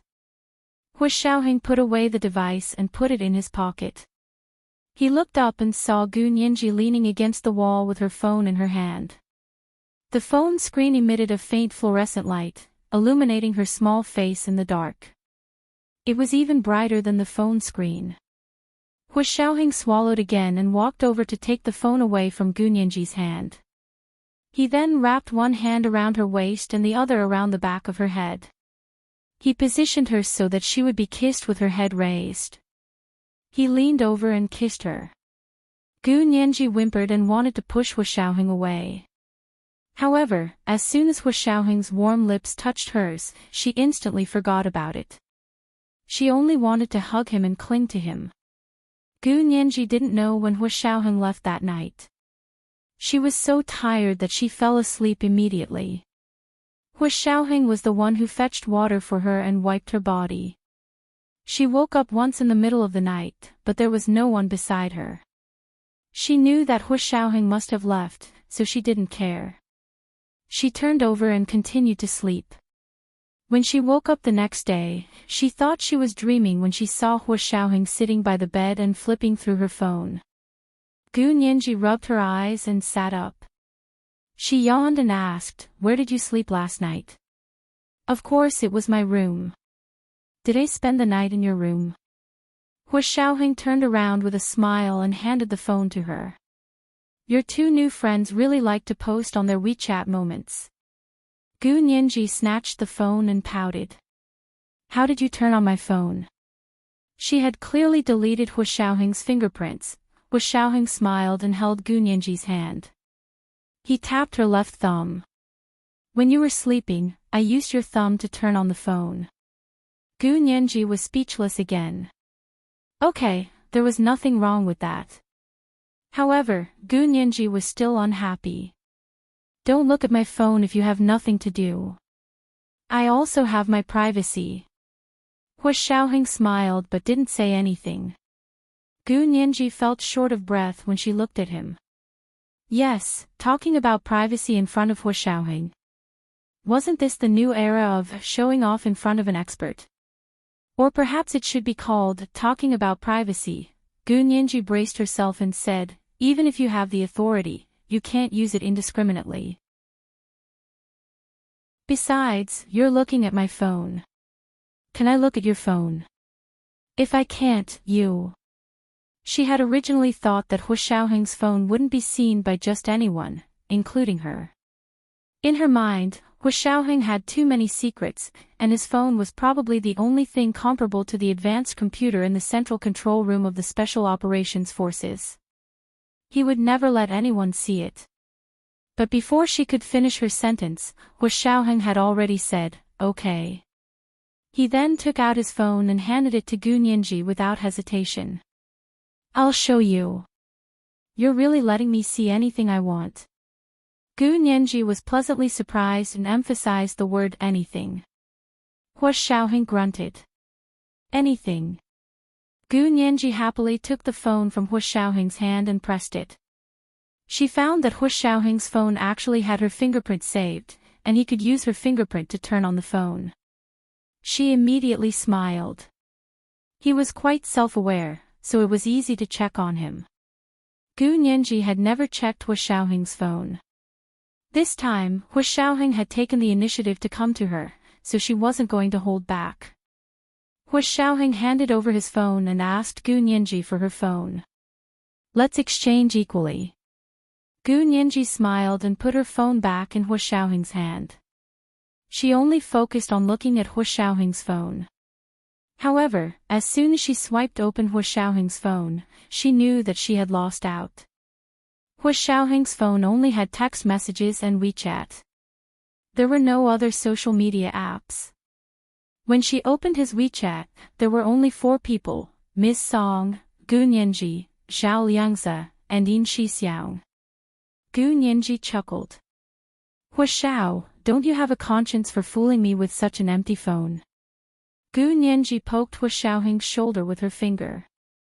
Hu Xiaoheng didn't turn around. He grabbed her finger and pressed on her phone again. "What are you doing?" Gu Nianji was curious. She had clearly turned on the phone. "Deduct payment. I've recharged your wallet again. If you send more red packets, I can reimburse you for the event expenses. Hua Xiaoheng turned around to look at her. Gu Nianji had just woken up, but she didn't seem to have slept well. There was a faint gray under her eyes, but her skin was as moist as freshly peeled lychee meat. With a gentle poke, it felt like juice would flow out. Hua Xiaoheng recalled last night, and his Adam's apple bobbed up and down. His voice suddenly became low. Go wash up, and then we'll go down for breakfast. Gu Nianji replied with an "oh" and slowly lifted the blanket. She got out of bed in a strange position. Your leg is still uncomfortable? Hua Xiaoheng reached out to support her. Gu Nianji rolled her eyes at him. You already know the answer. She was about to turn off her phone when she saw another little red dot on her WeChat Moments. Did someone just post it on WeChat Moments? Gu Nianji quickly clicked on it. It was actually Reinitz, who had never posted on WeChat Moments before. Damn, what day is it today? Is it the wedding anniversary of the KGB and the Gestapo? Gu Nianji muttered as she glanced at it, then froze. Reinitz's profile picture was still a blonde, blue-eyed military uniform registration photo. His religiously ascetic face was revealed in the small, buzz-cut profile picture, which made him even more seductive. This was the first post he had posted on WeChat Moments that morning. Bringing a team to Moscow to participate in the opening ceremony of the International Special Forces competition. The accompanying photo was of the military airport on the outskirts of Moscow. Below the plane, there were also vague tall Germanic Special Forces soldiers. Gu Nianji gasped and quickly pushed Hua Xiaoheng. Hua Xiao, Reinitz is also here to participate in the opening ceremony of the International Special Forces competition. Do you think he's really here to participate in the opening ceremony, or is he targeting us? Hua Xiaoheng frowned. Reinitz is here too. He doesn't belong to the Special Forces system. Could it be that he was also trying to cover up some ulterior motive like him? As she spoke, Gu Nianji had already liked Reinitz's post on WeChat Moments and left a comment, "Welcome to Moscow. It's beautiful here, and the food is delicious." Hua Xiaoheng glanced at Gu Nianji's fingers. She had liked it too quickly. He was just about to remind Gu Nianji not to interact with Reinitz, but, before Hua Xiaoheng could say anything, Gu Nianji received a few voice messages on WeChat. They were sent from Reinitz's profile picture. This was the second update of the day, Chapter 1225, I Have Privacy Too. At 8:00 p.m., the third update. Wax. Chapter 1236. Gu Nianji looked at Reinitz's instant voice message and was a little speechless. She had just left a message. Hua Xiaoheng saw Gu Nianji's uneasy expression and smiled. Listen to it and see what he wants. Okay. Hua Xiaoheng didn't mind, so Gu Nianji clicked on Reinitz's voice message. Reinitz's clear baritone voice came from her phone. He spoke in German and seemed to say without thinking, "Serious, you're also in Moscow. When did you get here? Let's have dinner together when you have time." The last message was a little longer than the previous ones, and it was immediately deleted after it was sent. Gu Nianji didn't have time to open it. Hua Xiaoheng crossed his arms and said, "Are you going to eat with him?" Gu Nianji shook her head. "Forget it, I don't know what to say when I see him. I think of Li Dishi whenever I see him, and then I think of Bai Shuang." This memory was so bad that Gu Nianji didn't want to relive it. Hua Xiaoheng was relieved. "It's good that you know. Get up quickly, I'll take you out to play after breakfast." "Huh? Go out to play? Where?" Gu Nianji was very happy. "Are you free? Can you go out? It won't affect your work, right?" She was still thinking about his work at a time like this. Hua Xiaoheng's heart warmed slightly. He patted her head and his voice involuntarily softened. "It's okay, I can accompany you all day today." Tomorrow was the opening ceremony of the National Special Forces competition. Today, everyone was resting, and the military camps were not training today. Everyone was given a collective day off. Many Special Forces soldiers also went out to play together. Gu Nianji happily washed up, changed into clothes for going out, and went downstairs to the hotel with Hu Xiaoheng for breakfast. The hotel's breakfast place was a buffet. A row of cupboards against the wall was filled with a dazzling array of food. On the side of the cupboards at the entrance were all kinds of fruits, and there were many tropical fruits, which was rare in Moscow, which was a relatively high latitude. Large bunches of yellow bananas were so sweet that they were sickeningly sweet. The bright red cherries were sweet and juicy. The green apples didn't look sour. Instead, there was a hint of sourness in the sweetness, just enough to arouse one's appetite. Strawberries and flat peaches were almost the same size when placed next to each other.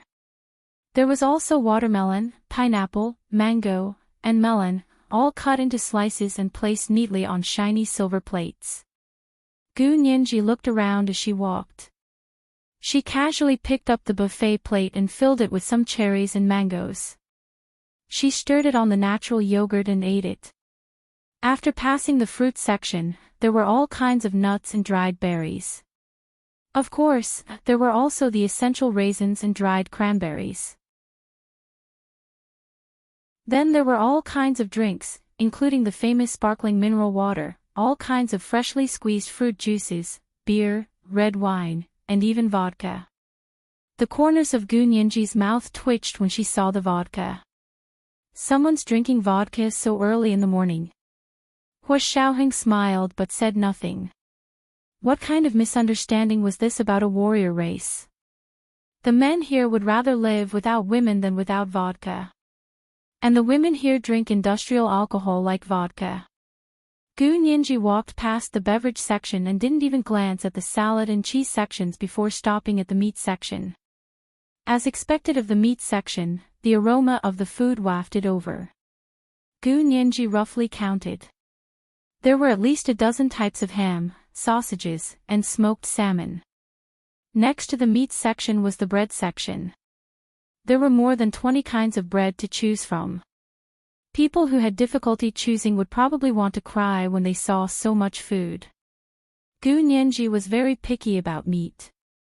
Her favorite seafood wasn't available here, so she chose smoked salmon and mixed grain bread. She broke the mixed grain bread in half and sandwiched the smoked salmon in the middle. It was just like eating rigiamo at home. Gu Nianji ate happily.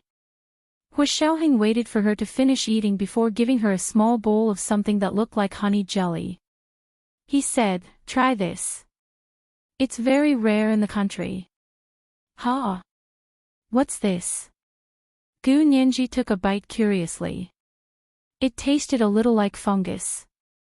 It was a little soft and tender, but it was so sweet. "Beehive," Hu Xiaoheng said with a smile. Gu Nianji. Just as she was about to spit out the beehive, Hu Xiaoheng said again. "It's for beauty." Gu Nianji, she had to swallow it even with her eyes closed. After eating the sweet beehive, Hu Xiaoheng brought Gu Nianji a cup of Russian black tea. It could relieve her of the grease. Gu Nianji looked at the cup used by the hotel to drink black tea. It was just an ordinary glass with a handle, but the cup was pasted with a medieval bronze mural. It was immediately of a different grade. It looked like a work of art. I have to say, the artistic temperament of the Russians is still unparalleled. Gu Nianji sighed. They have Tolstoy in literature, Repin in painters, and Tchaikovsky in music. Each of them is one of the best in the world. That's right. Hu Xiaoheng said with a smile, the design and painting of their Tu-160 nuclear bomber are so beautiful that you can't believe it's a long-range nuclear strategic bomber. It's as beautiful as a white swan flying high with its head held high. Although its real name is the pirate flag, everyone who has seen it calls it the white swan. Gu Nianji's expression was subtle. She was sighing about literature, art, music, and all the other beautiful things, while Hu Xiaoheng's attention was focused on the beautiful white swan-like nuclear strategic long-range bomber. Gu Nianji pursed her lips and couldn't help retorting, "Are you sure a nuclear strategic bomber can be compared to literature and art? One was to create beauty, and the other was to destroy beauty. How was there any similarity? You don't believe me?" Hu Xiaoheng took out his phone and found a few online pictures of the two 160. "Take a look for yourself. If it doesn't look good, consider it my loss." Gu Nianji glanced at it doubtfully, and her gaze was immediately attracted by the plane that was flying freely like a white swan.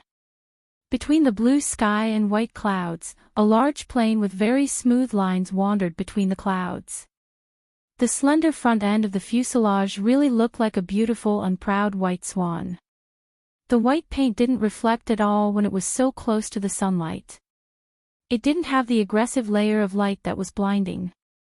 Instead, under the sunlight, it looked even more gentle and affectionate. It was like a lover's fair face, making people feel close to it. Gu Nianji could hardly breathe freely. After a long while, she let out a long sigh and said, "Are you sure this is a nuclear strategic bomber? This color is so beautiful. It's so white, but it's not dazzling at all under the sun. How did such a beautiful thing get mixed up with that kind of strategic deterrent weapon? Did something strange sneak in?" Gu Nianji had only seen the United States U-2 stealth plane, which was as evil and ghostly as a black bat. She had never seen such a noble and beautiful bomber. She always felt that such a beautiful thing didn't match the word nuclear bombing. This is Russia's most advanced matte white air camouflage paint. It can also reflect and interfere with radar detection signals, making it a stealth plane. Hu Xiaoheng sighed.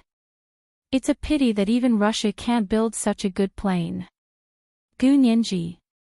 The prototype crashed during the test flight, and a lot of valuable information was lost. The engineers from back then had already passed away, and their blueprints were like heavenly books. After the collapse of the former Soviet Union, the Tu-160's information was incomplete, and new white swans couldn't be built. Now there are only 8 white swans in service, and one lost means one less. Hu Xiaoheng was very familiar with the Tu-160. Gu Nianji couldn't help wondering how long he had coveted this thing. After breakfast, the two of them left the hotel and walked toward St. Basil's Ascension Cathedral in Moscow. Seeing the tall building with 9 onions in the distance, Gu Nianji blinked. "Isn't this the Kremlin and Red Square we came to yesterday?" "Yes, this cathedral is on the edge of Red Square." "Since when did you like churches?" Gu Nianji was puzzled. Hu Xiaoheng curled his lips and led her away. His fingers rubbed the ring box he had bought earlier in his pocket. Hu Xiaoheng, who had always been calm, was slightly excited. But he still didn't say anything and led her into the church. There were very few people in the church in the morning. Gu Nianji was attracted by the colorful murals around her, and her eyes couldn't take it all in. Hu Xiaoheng was about to speak when he suddenly heard a low voice coming from a corner of the church's confession hall. He looked up, and his gaze suddenly froze. The archbishop of the church was wearing a black Orthodox robe and was talking to a tall man standing in front of him. The man had his back to them and was also wearing a monk's robe. Not long after, the man drew a cross in front of his chest and turned to leave. He turned around and saw Hu Xiaoheng and Gu Nianji in front of him. He couldn't help but stop in his tracks. Gu Nianji's gaze turned and stopped on the man in black monk's robe in front of her. It was actually Reinitz. Gu Nianji's eyes suddenly widened. Why was Reinitz wearing a priest's robe? This was the third watch of the day, chapter 1226, in my lifetime. It was 8:00 in the evening. Mwah. Chapter 1237. Reinitz was about the same height as Hu Xiaoheng, so he should also be about 188 meters tall.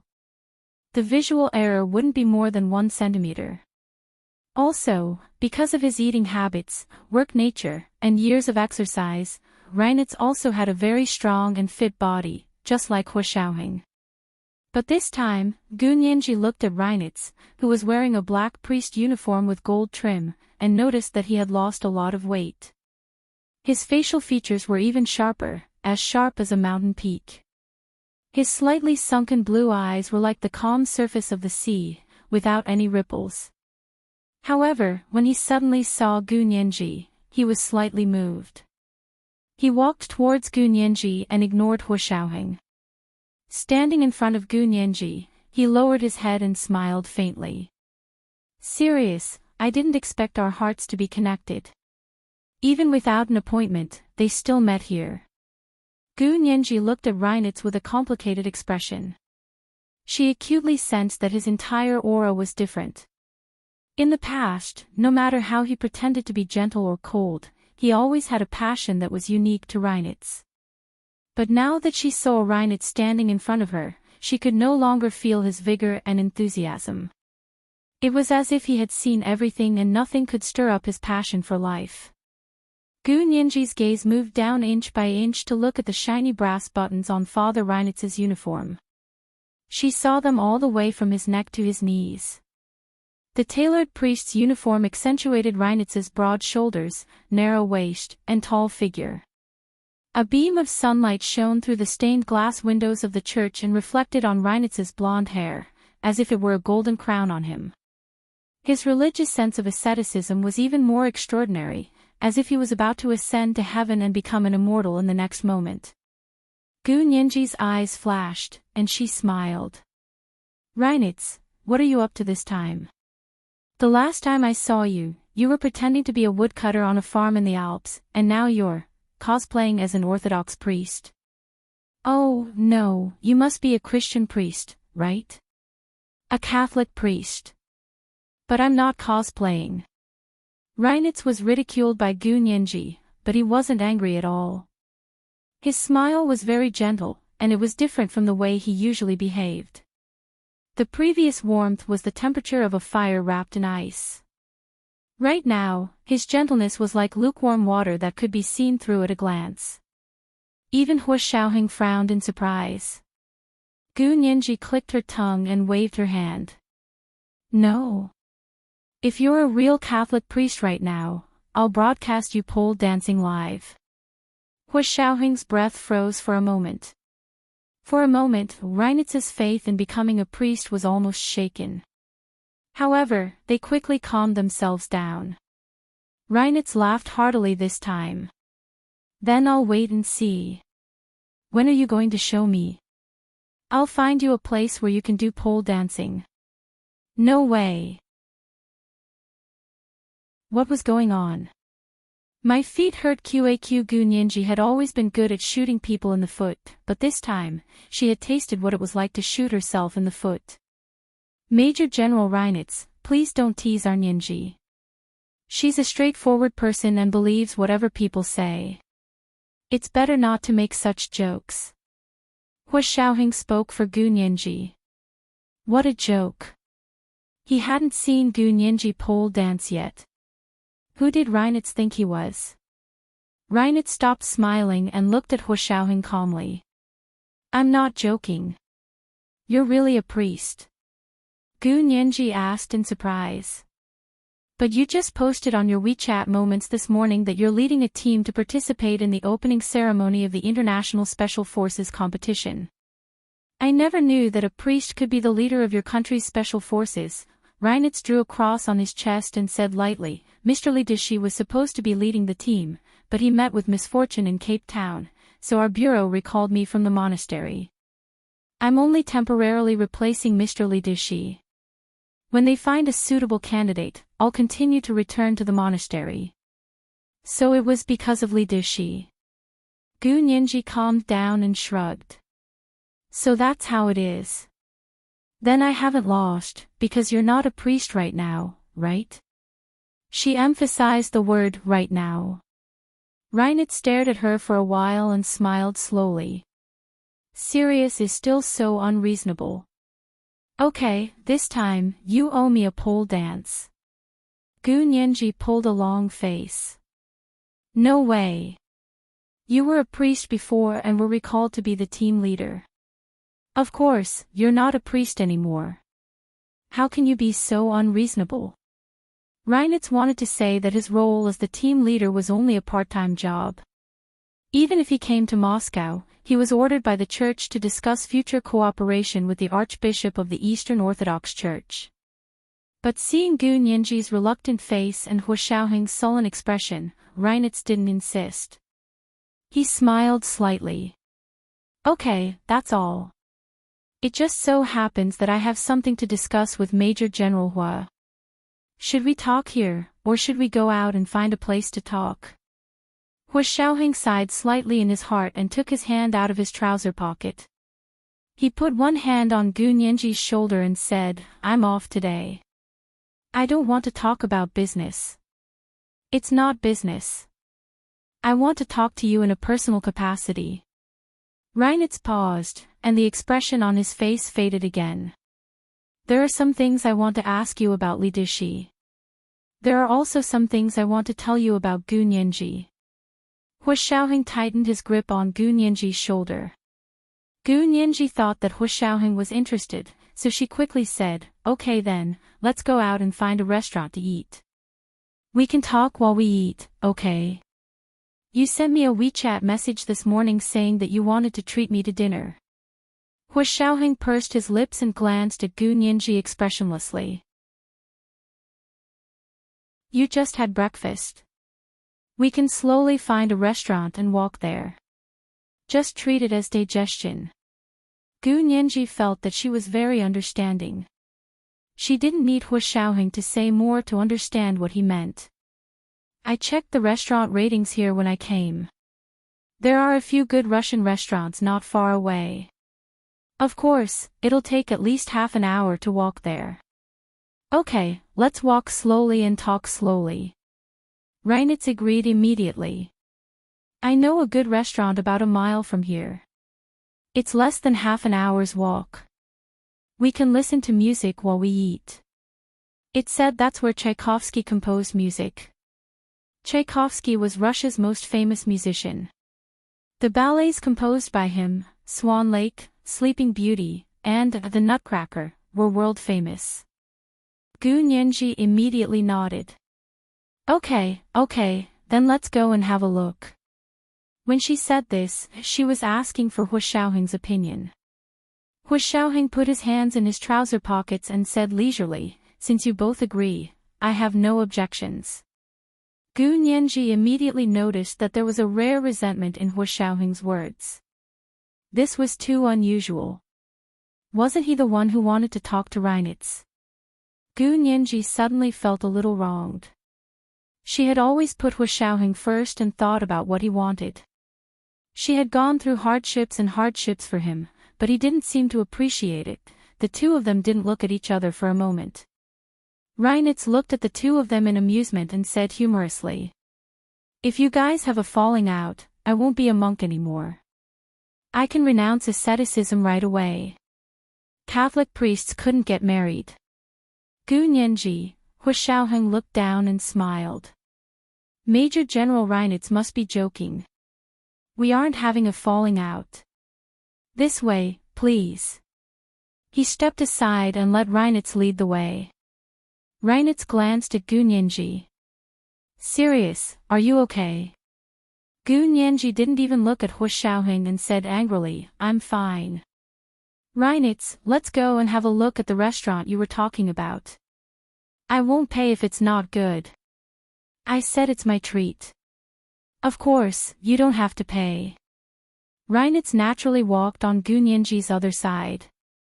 He and Hu Xiaoheng walked on either side, like Gu Nianji's two bodyguards. Hu Xiaoheng followed her quietly. Along the way, Reinitz looked at Gu Nianji several times and said, are you okay? Li Dishi went to Cape Town for you. You didn't fall for it. Although Gu Nianji was angry, she heard that Reinitz was asking about serious matters. She hesitantly glanced at Hu Xiaoheng and didn't know how to answer. Hu Xiaoheng kept his eyes straight ahead and didn't seem to be looking at Gu Nianji, but he had already noticed her small movements from the corner of his eye. After a moment of silence, Hu Xiaoheng said, "We are also very sorry about what happened to Li Dishi.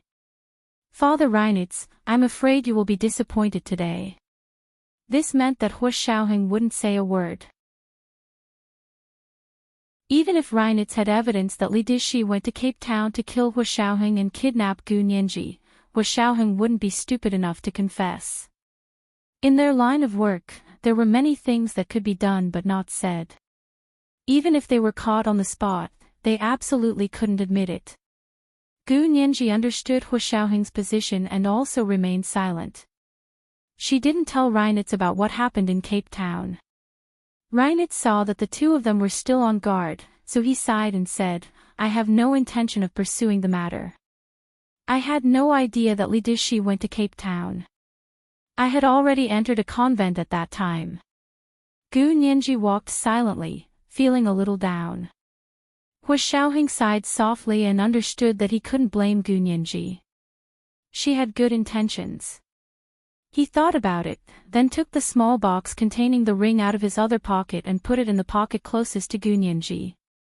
Then he reached out and gently held Gu Nianji's hand. Their fingers were interlocked, and he put her hand in his pocket. They walked together on Moscow's Red Square. The gentle breeze blew gently, and Gu Nianji's black hair fluttered in the wind. As soon as Gu Nianji's hand entered Hu Xiaoheng's pocket, she felt Hu Xiaoheng pull her hand to feel the small square box in his pocket. "Gu Nianji," Hu Xiaoheng smiled meaningfully at her.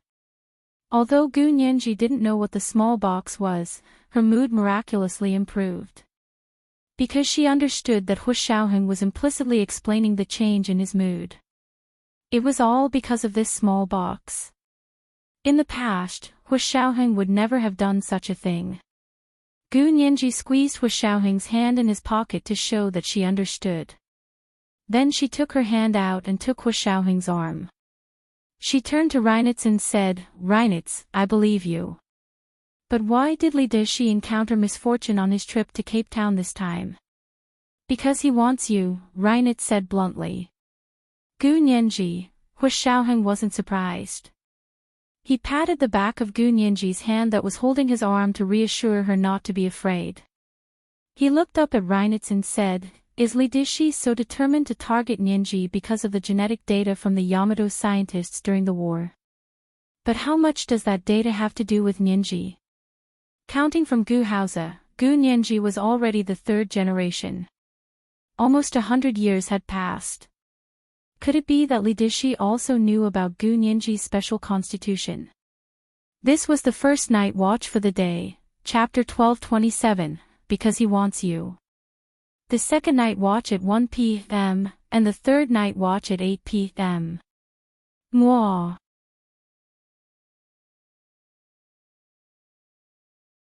Chapter 1238. Because they were still on the street, Reinitz didn't answer. He smiled and pointed to the restaurant not far away. "That's a very good Russian steakhouse. You can eat steak, and serious, and I could try the authentic Russian food there." Hu Xiaoheng nodded and narrowed his eyes. The steakhouse looked like a castle. It had red walls and black tiles. The glass windows were like those of a church, and there were colored paintings on them. It was even more impressive when they walked in. It was decorated with gold and jade, just like the Kremlin.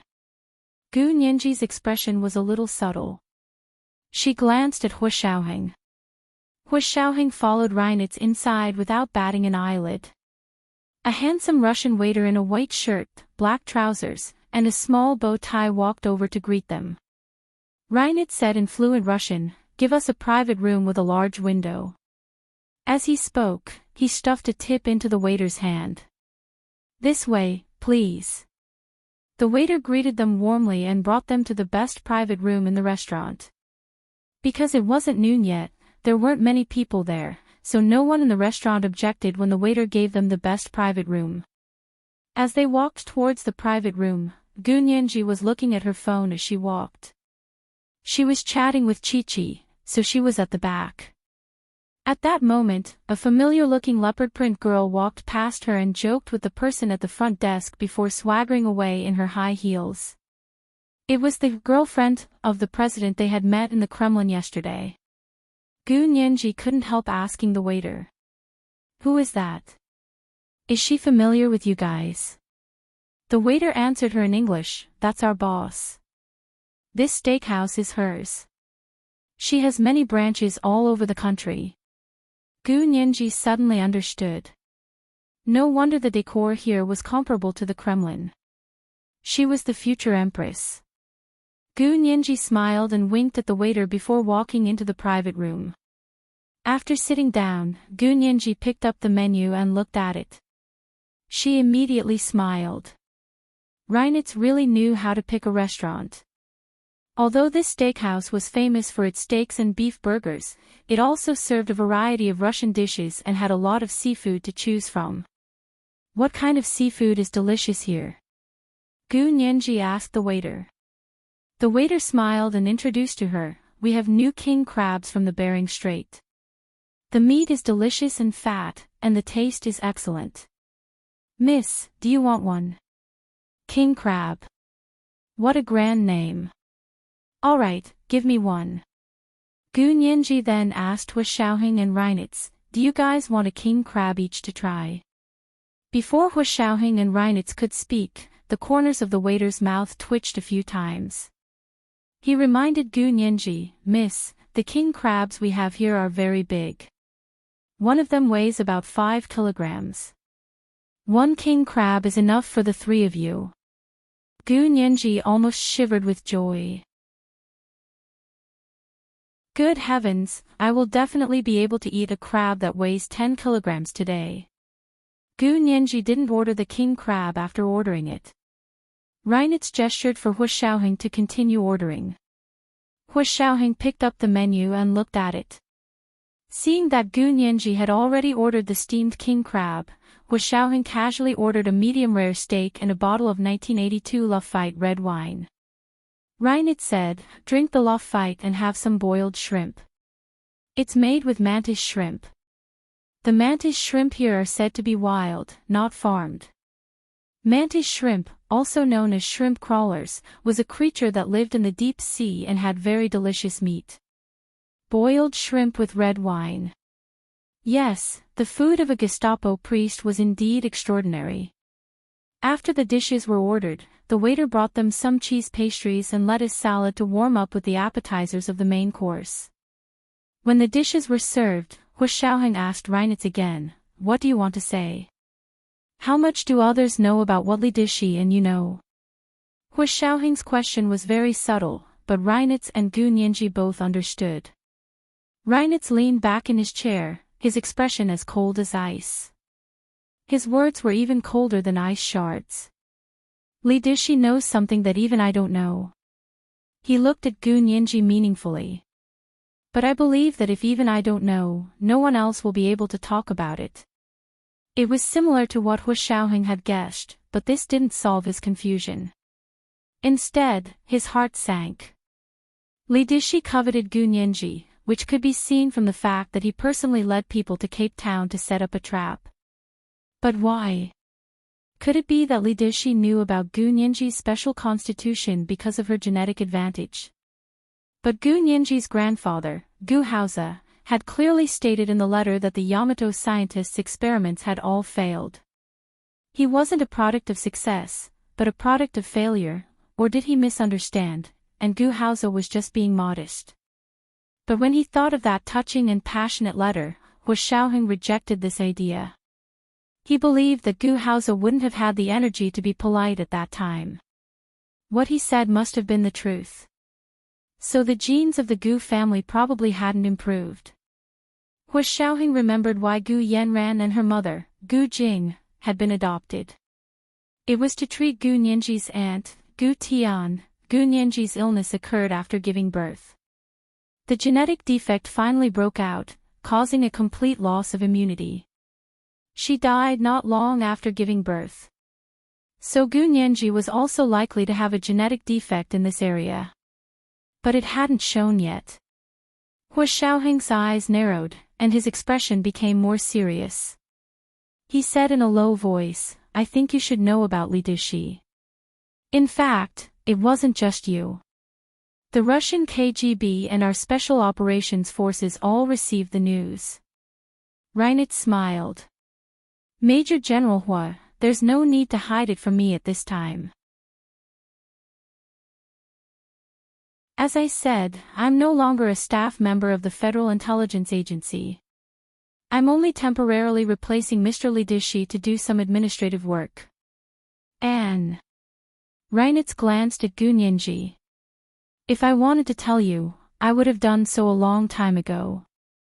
Hua Xiaoheng thought about it for a few seconds and felt that Reinitz could still be trusted. He didn't beat around the bush and said, "Lidishi really died at the hands of a woman. That woman perished together with him." Reinitz was a little surprised. "It wasn't you." He had always thought that if there was anyone in the world who could deal with Lidishi, it could only be Hua Xiaoheng. Hua Xiaoheng shook his head. Gu Nianji also shook her head. She said unhappily, "Reinitz, do you look down on women or something? Can't Lidishi die at the hands of a woman? What's more, she also died with him." Thinking of Bai Shuang, Gu Nianji's eyes turned red. Reinitz looked at her for a moment, then handed her a tissue and said, "Okay, I believe you. But Lidishi isn't interested in women at all. It's not his woman. It's the woman he's trying to rope in," Hua Xiaoheng said calmly. "To be precise, it's the person he wants to instigate." Reinitz suddenly realized. So he failed to instigate a rebellion and fell into a trap. Then he gave Hua Xiaoheng a thumbs up. "It seems that my speculation was correct. Lidishi can only be defeated by you." He thought it was a trap set by Hua Xiaoheng. Hua Xiaoheng smiled and didn't explain. Anyway, Lidishi was dead, so it wasn't a bad thing to make these Gestapo afraid. He would take some of the credit for the time being. But Bai Shuang really wasn't a trap set by him. Lidishi died very quickly. He was shot in the carotid artery. Hua Xiaoheng gestured. "Is there anything else you want to ask?" "No, that's enough." Reinitz raised his glass of red wine. "My feelings for him are very complicated. He was originally my godfather, but after learning about their previous plan, I couldn't face them anymore." "Reinitz, you became a priest to escape?" Gu Nianji asked curiously. "But you're not that kind of person." "I'm that kind of person." Reinitz lowered his eyes. "I don't want to be caught between the country and you anymore. I don't want to please both sides." Gu Nianji, Hua Xiaoheng also didn't say anything. The three of them were quiet for a while. The waiter at the door of the private room knocked on the door, then came in with a dining cart. In the middle of the room was a large silver hemispherical plate with a lid. Inside was the 10-pound king crab. Gu Nianji's attention was immediately attracted by the king crab. As soon as it was placed on the table and the hemispherical lid was lifted, Gu Nianji immediately took out her phone and took photos of the king crab from various angles. Then she immediately posted it on her WeChat friend circle with the caption, "This is the first time I've eaten king crab from the Bering Strait. I hope it's really delicious." The KGB driver was the first to like it and commented, "This is very delicious, but it's so expensive." Gu Nianji, not long after, the second in command of the KGB, Vladimir, became the second person to like it and commented, "Previous post +1. Gu Nianji. Soon after, Ma Chichi also liked it and shouted, "It's so fresh, I want to eat it." Yin Shixiang followed up, "Brother Xiong will take you to eat king crab and fly." Gu Nianji replied with a string of ellipses expressionlessly.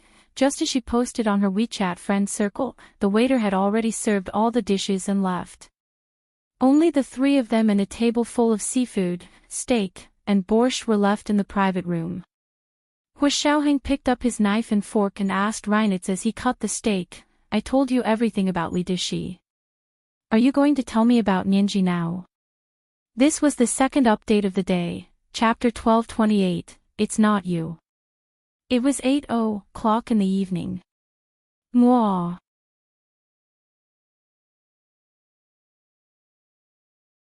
Chapter 1239.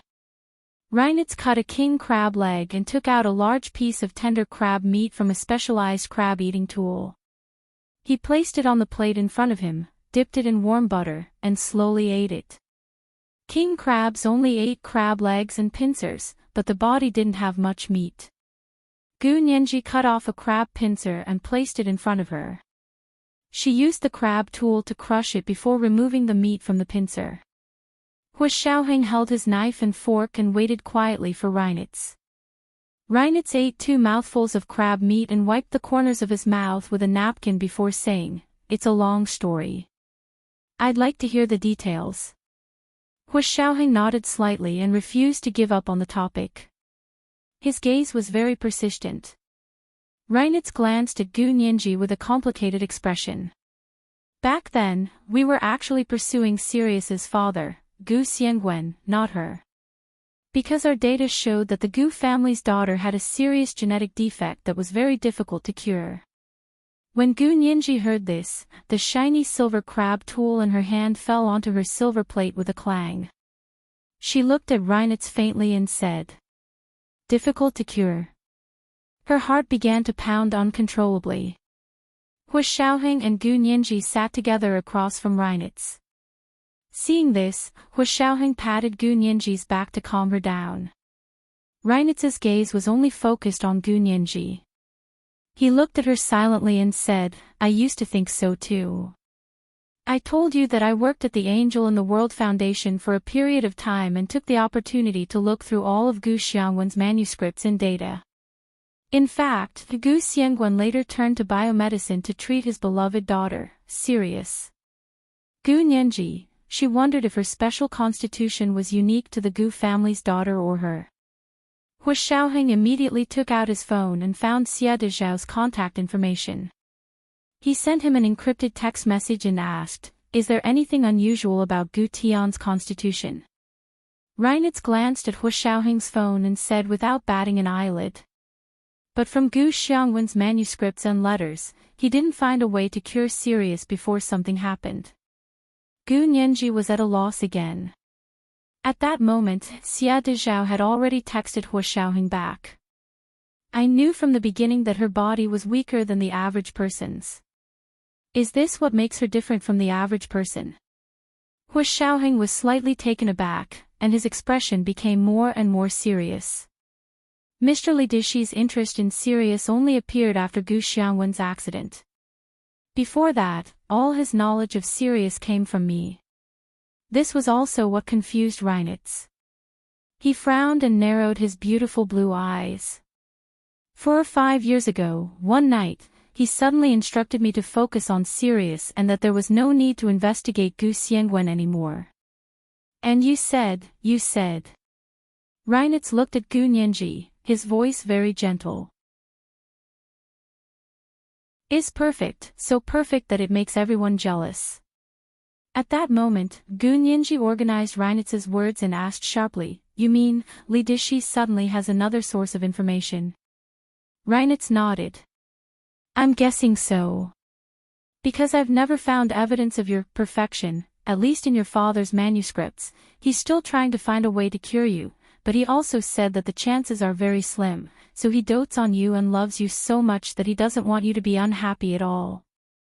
He said that Sirius's days are numbered, and he only wants her to enjoy it as much as she can while she's alive.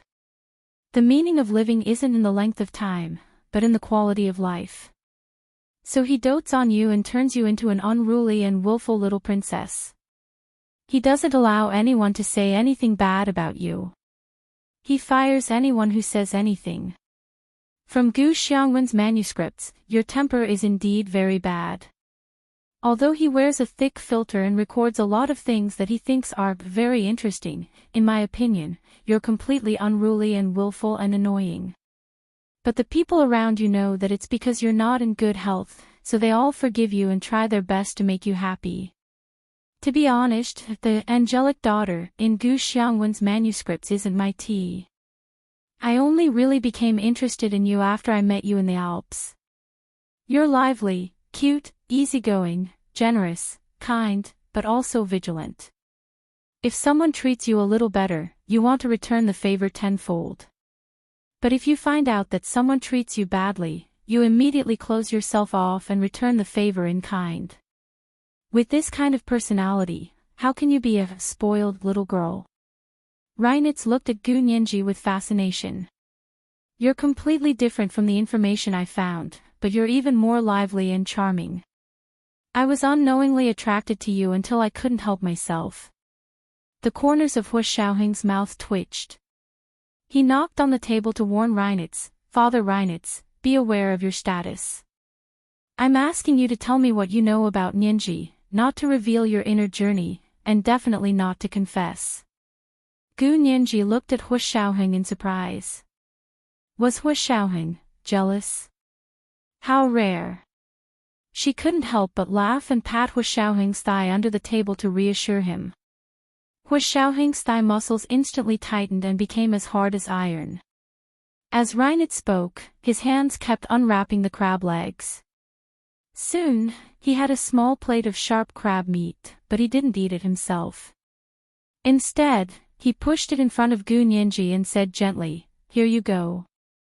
Then she glanced at Hu Xiaoheng. "I'm not confessing. I've already confessed." Hu Xiaoheng. "I'm just saying that Li Dishi received information that I didn't know about. He thought that Sirius's genetic defect had been cured, and it was even more perfect. It was said that it even had the ability to repair itself. That's why he changed his target and did everything possible to get Sirius so that he could continue our predecessor's research." Reinitz smiled bitterly. "Our predecessor's genetic optimization plan didn't succeed, and they've been brooding over it. It wasn't until Li Dishi found out that Sirius's appearance was probably due to humans solving this problem. This conjecture was too outrageous, so he didn't tell anyone. He only revealed a few words to his most trusted confidant, me. Because he needed me to mate with Sirius and have children." Hu Xiaoheng was extremely uncomfortable with Reinitz saying the words, "have children," with Gu Nianji. He felt like vomiting, but more than that, he couldn't suppress his anger. He used all the restraint in his life to not stab the knife and fork in his hand into Reinitz's throat. Gu Nianji was also a little embarrassed, but the stone in her heart was lifted. She asked with a smile, "Then do you know where Li Dishi got the news that I had been cured? Was it really not my father?" Thinking of her special physique and the fact that she had once helped cure Song Jining, Gu Nianji felt that it was probably possible that her genetic defect had been cured. Reinitz was even more confused and said, "It's not impossible. After all, many of your father's key things didn't fall into Gu Yanran's hands, so it's also possible that the information about the Angel in the World Foundation is incomplete." Gu Nianji became more confident. She looked at the time displayed on her phone and said, "In 2 weeks, the court will announce to the world that my father, Gu Xiangwen, is legally dead. That will be the 6-month deadline. After 2 weeks, if no one has any objections, I can take over all of my father's assets. At that time, let's see if there are any other discoveries. If anyone had any objections, then that person would have to prove that Gu Xiangwen wasn't dead. So no matter what, the truth should be waiting for them not far away." This was the third watch of the day, chapter 1229, The Grumpy Little Girl. Good night, sweethearts.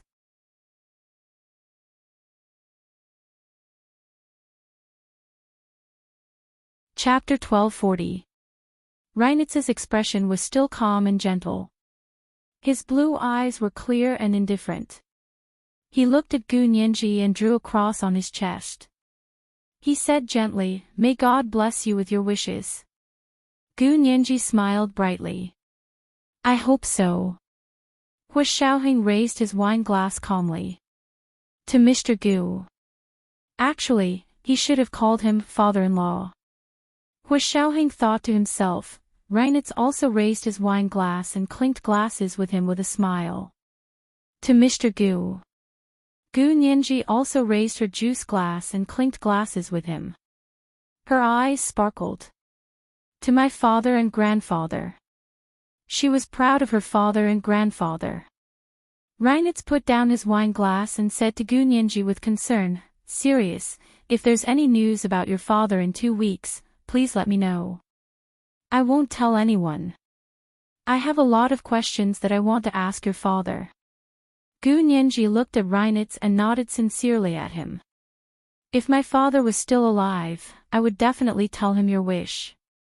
But she couldn't bear to continue the rest of her sentence.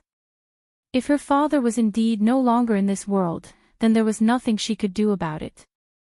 "I understand. If your father really is no longer in this world, I will ask the Archbishop to hold a memorial mass for him." Reinitz's expression was very serious. Gu Nianji's heart was also in turmoil, but she suppressed her uneasiness and smiled. "Thank you very much. No matter what, I will let you know when I take over the Gu family business in 2 weeks." Reinitz looked at Hua Xiaoheng. "Mr. Hua, you don't mind, right?" Hua Xiaoheng replied calmly, "Of course I don't mind a normal friendship." Gu Nianji was speechless. After lunch, Reinitz took the initiative to pay the bill and leave. He didn't linger too much.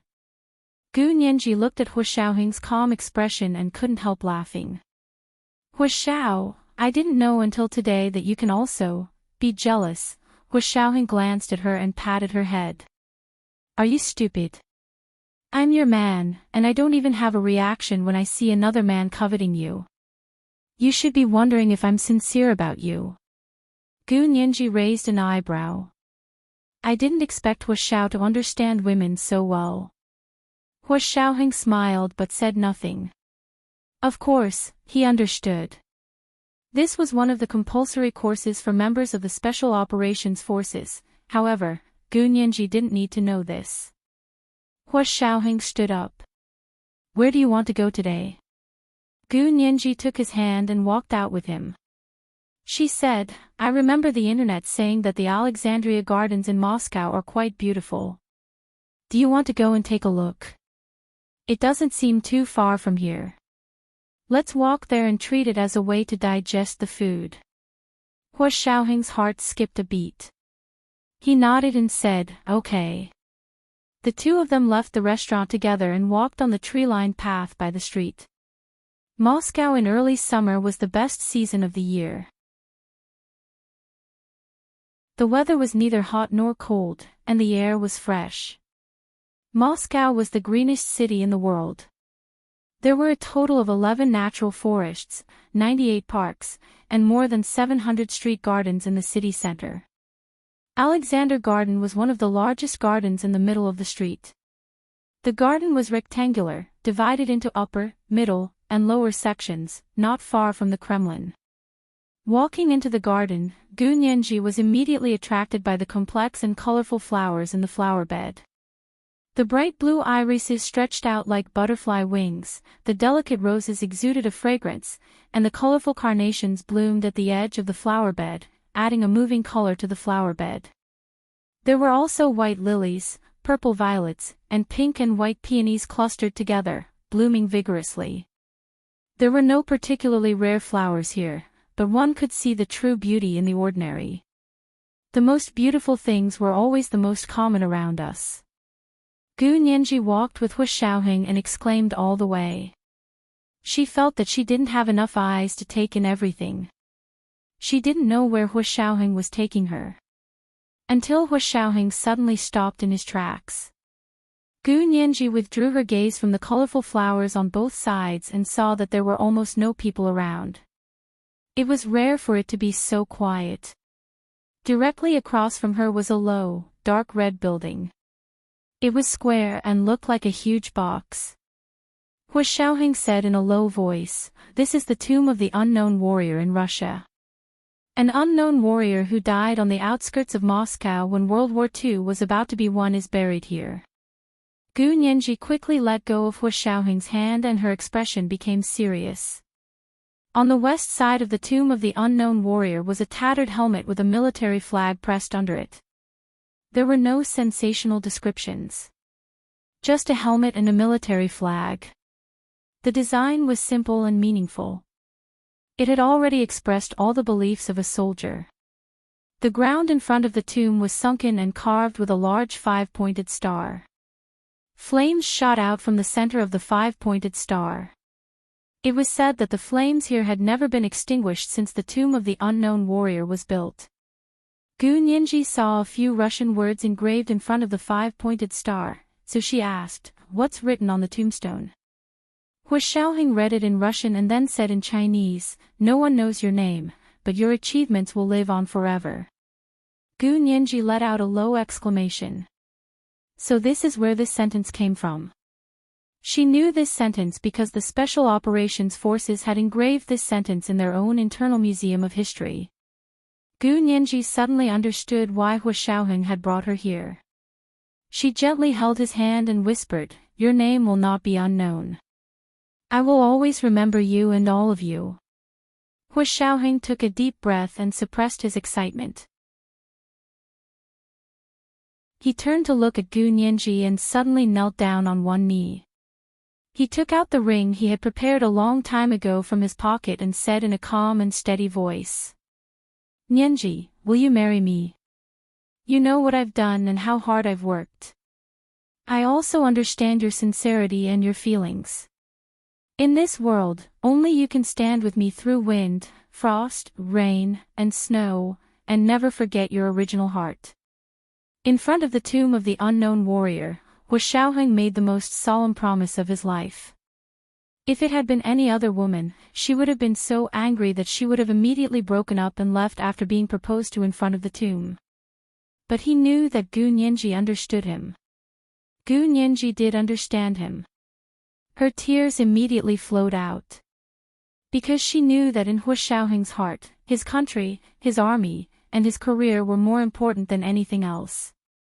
But he had made his promise in front of the tomb of the unknown warrior, which meant that in his heart, she was as important as his career and his country. She had never expected herself to have such an important place in Hu Xiaoheng's heart. Hu Xiaoheng had given her far more than she had expected. Gu Nianji choked with tears and nodded with a smile. "I do, of course I do." This was the first update of the day, chapter 1230, Will You Marry Me? The second update was at 1 p.m., and the third update was at 8 p.m. P.S. Today is Monday, don't forget your recommendation votes. Mwah.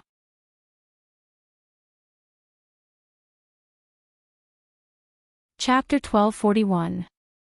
Because Hu Xiaoheng had forced her to sign the marriage certificate, Gu Nianji didn't acknowledge the marriage contract. She had fantasized countless times that if Hu Xiaoheng proposed to her again, she would definitely not let him off easy. How could she agree to marry him so quickly? She had to reject him at least 3 times. In the end, she didn't expect Hu Xiaoheng to choose such a solemn, sacred, and beautiful place to propose to her. The dark red tomb of the unknown warrior stood quietly, surrounded by towering red walls and shady trees. On the green grass, a little squirrel ran over with a pine cone in its arms. It stood on the lawn and looked at them curiously. There were originally soldiers standing guard in the glass sentry booths on both sides of the tomb. But at this time, the soldiers seemed to have just finished their shift and gone for lunch. There was no one else except the 2 of them. Only the blue sky, white clouds, sunlight, green trees, and a little squirrel accompanied them. Gu Nianji couldn't reject Hu Xiaoheng like this, nor could she reject his deep love. He loved her, and finally, just like how she loved him. They had become each other's faith and dependence. Gu Nianji subconsciously said, "I do." After saying it, she didn't regret it. Hu Xiaoheng looked up at his beloved girl, and the corners of his eyes were slightly moist. He knew that he had let her down. Most of the time, he couldn't stay by her side like an ordinary man. Marrying a soldier, and a soldier on a special front at that, she would have to bear a greater price than an ordinary soldier's wife. Fortunately, she had grown up with him. She understood everything about him and understood the price she would have to bear. Moreover, she was also someone who had the ability to stand shoulder to shoulder with him. She wasn't a daughter waiting for him to pity her. Gu Nianji didn't hesitate at all. The "I do" that she blurted out was the truest reflection of her heart. Gu Nianji also looked at Hua Xiaoheng. She looked at the rare deep affection in his deep and dark eyes. She looked at his tall and straight nose, which even cast a shadow on one side under the sunlight. She looked at his firm and exquisite jaw, which was perfectly curved. She looked at his seductive lips that were suitable for kissing. Hua Xiaoheng opened the lid of the ring box in his hand. It was as if a bright moon had suddenly appeared under the setting sun. Even the dazzling sunlight could not take away the silver brilliance of the moon. In the ring box made of good quality mahogany, a diamond ring lay quietly. The diamond was large and eye-catching, and its entire body was clear and transparent. Under the sunlight, the light it refracted was dazzling but not dazzling. The light inside was soft like the mist under the moonlight, especially enchanting. Gu Nianji was fascinated. How could there be such a beautiful diamond? Although it looked expensive, it was not ostentatious at all. This is Van Cleef & Arpels' classic borderless inlay technique. Gu Nianji's eyes flashed. Like Ma Qiqi, she had also carefully studied the craftsmanship of inlaying diamond rings. Hua Xiaoheng smiled and took out the diamond ring from the ring box to put it on Gu Nianji's left ring finger. The size of the ring was just right. It was worn on Gu Nianji's smooth, straight, and boneless finger. As the saying went, a little loose would be too loose, and a little tight would be too tight. The way it was now was just right. However, the diamond was really too big. It was a little out of place on her hand. It was really the size of a quail egg. In the past, people said that a diamond ring was the size of a pigeon egg, but it was actually an exaggeration, or it was a visual effect formed by many small diamonds gathered together. However, Gu Nianji's diamond ring only had a diamond monolith without any impurities. It was the size of a quail egg. It was literally a quail egg.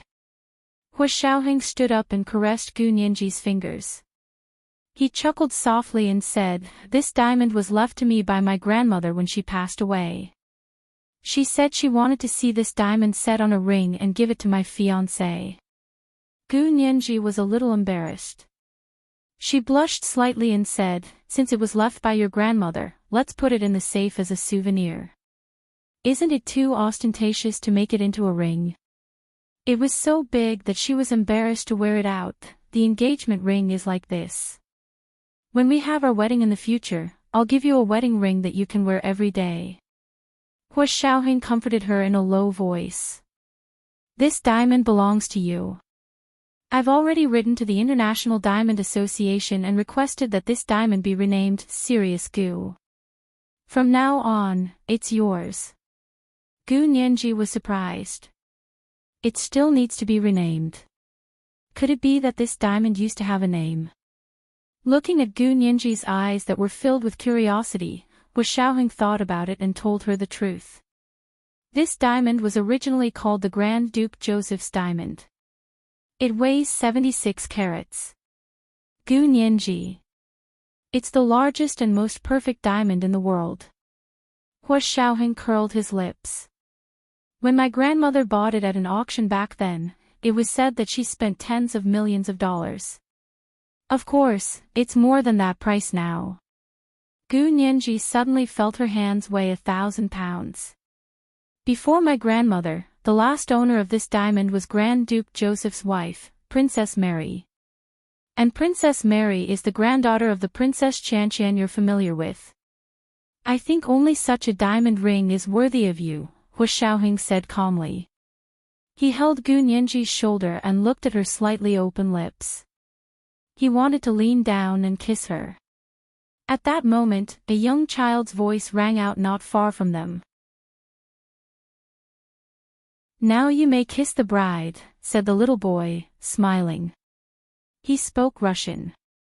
Gu Nianji and Hu Xiaoheng turned around to see a fair-skinned, blonde, blue-eyed little boy standing on the lawn with a smile and clapping his hands at them. Hu Xiaoheng had wanted to kiss Gu Nianji, but he couldn't bring himself to kiss her when he saw a 5-year-old boy watching from the side. He couldn't let a child see this kind of inappropriate scene. What did he say? Gu Nianji asked curiously.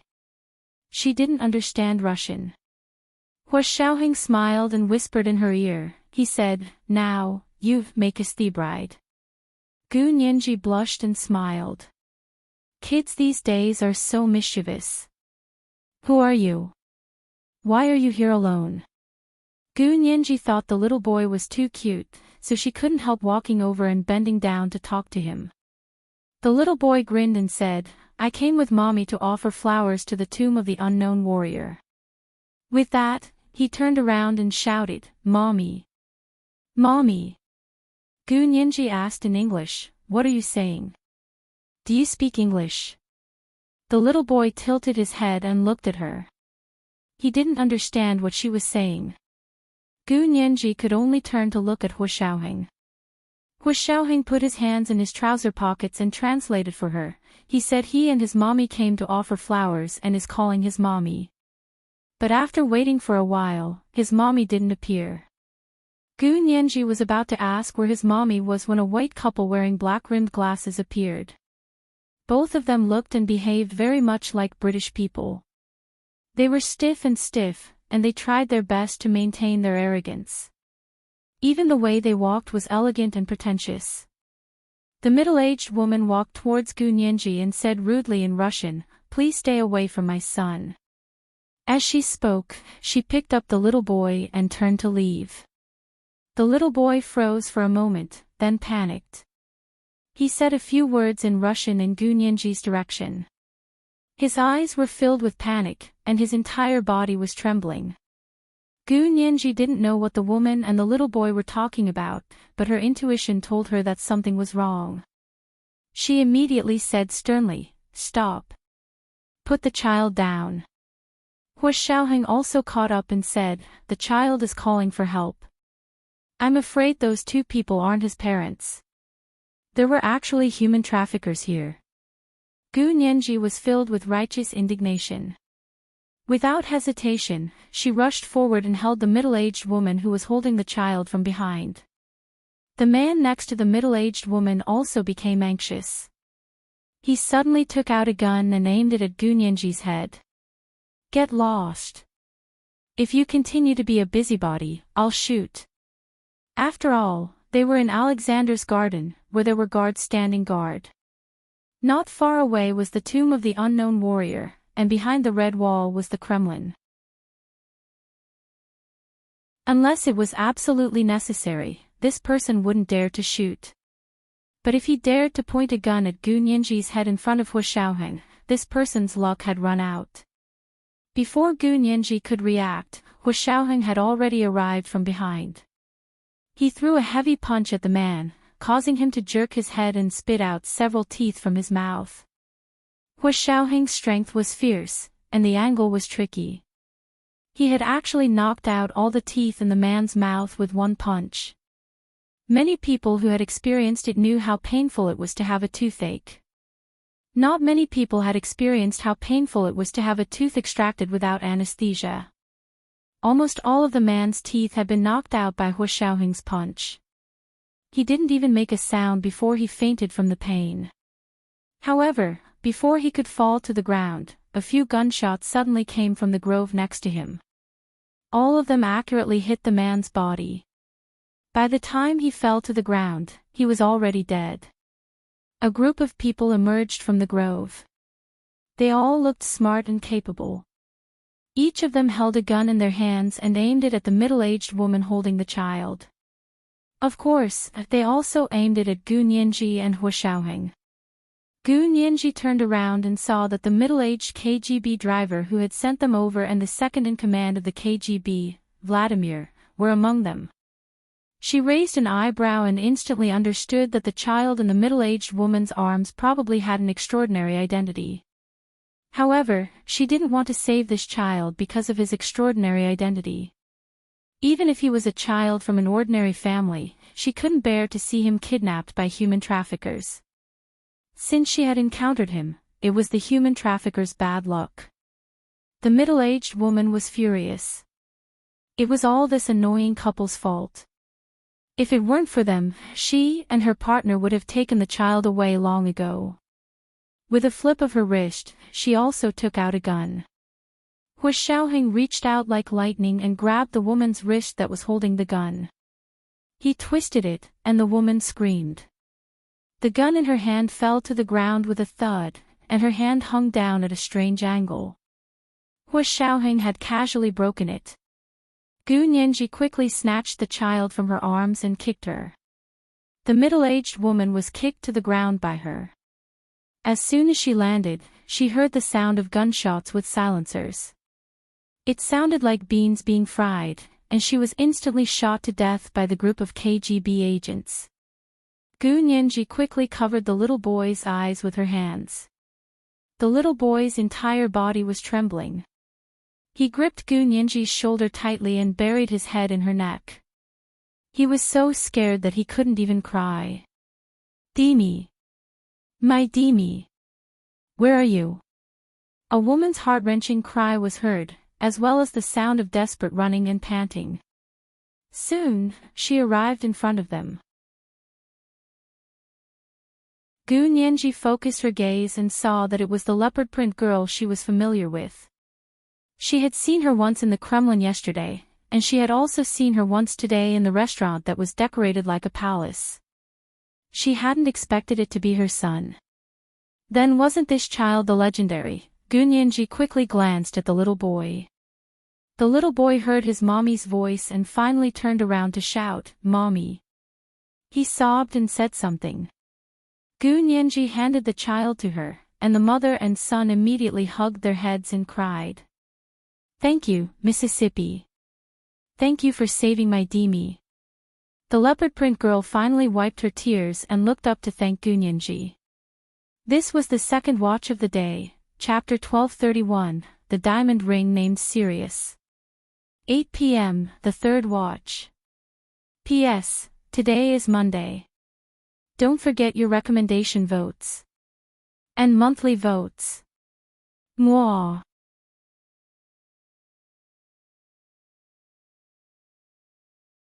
Chapter 1242. Gu Nianji didn't understand Russian, but she could roughly guess that he was thanking her. Hu Xiaoheng was still translating for her.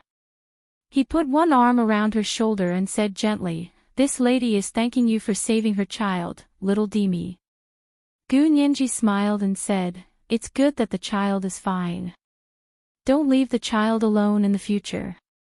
Many people covet such a cute child." After Hu Xiaoheng translated for her, the leopard print lady also smiled. She hugged her son and kissed him. "My little Dreamy is so cute." Every mother would be happy to hear someone praise their child for being cute. The relationship between the two of them was instantly brought closer. The little boy, Dreamy, leaned against his mother's arms. He felt safe and was no longer afraid. He began to ramble about what had just happened.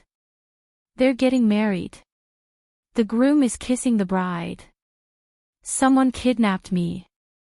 The bride saved Dreamy, and the groom beat up the bad guys. He's as powerful as Dreamy's daddy. In little Dreamy's eyes, Gu Nianji and Hu Xiaoheng were the bride and groom. The KGB members had been suspicious about why Gu Nianji and Hu Xiaoheng were here at this time. Now that they heard little Dreamy's words, they all looked at Gu Nianji's left middle finger. It was indeed a big diamond ring. The KGB driver immediately covered his eyes and screamed in English, "My eyes! My eyes! Blinding my dog eyes!" The leopard print lady also saw the ring, and a flash of envy flashed through her eyes. She knew that wearing a ring on the middle finger was probably a proposal. It seemed that the couple had just proposed in front of the tomb of the unknown warrior, so they had coincidentally bumped into each other. She turned around and said to the people behind her, bring me my flowers." A fat woman panted as she walked over with a large bouquet of flowers in her arms. The leopard print lady picked out a bright red rose and handed it to Gunyanji. "Thank you for saving my son. This rose is for you. I wish you a successful engagement." Gunyanji took the flowers and smiled prettier than the flowers. "Thank you." She watched as a group of people surrounded the leopard print lady and the little boy, Dreamy, as they walked towards the tomb of the unknown warrior. It seemed like she really did bring the child to present the flowers, but for some reason, the little boy ran over first and was targeted by someone, which led to today's incident. The two men and women who had been beaten to death were immediately carried away and cleaned up. Someone came over with a shovel and a bucket to clean the floor. Hua Xiaoheng said, "Let's go." Gunyanji nodded and left with him. As soon as they turned the corner, Gunyanji's phone rang. She picked it up and looked at it. It was an unfamiliar Russian number. She thought for a moment, then answered the call and said in English, "Hello." The person on the other end paused for a moment and said in English, "Thank you for saving Dreamy." Then, he said, "I heard that you guys are getting engaged today. I'll give you a big gift tomorrow." Gunyanji, who is this? How arrogant. The other side of the phone quickly hung up. Gunyanji looked at Hua Xiaoheng and said in confusion, "Someone thanked me for saving that little boy." She added, "It was a man." Actually, it was the two of them who had saved him, but these people only thanked her and not Hua Xiaoheng. Gunyanji was a little unhappy. She sullenly held Hua Xiaoheng's hand. "You obviously did the most. If it was just me, that child wouldn't have been saved today." What did she mean by deliberately ignoring Hua Xiaoheng's efforts? Gunyanji felt indignant for Hua Xiaoheng. Hua Xiaoheng's heart warmed and he kissed her on the cheek.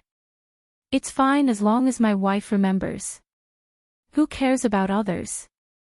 Gunyanji wanted to appear calm and aloof, but she couldn't suppress the smile on her lips no matter how hard she tried.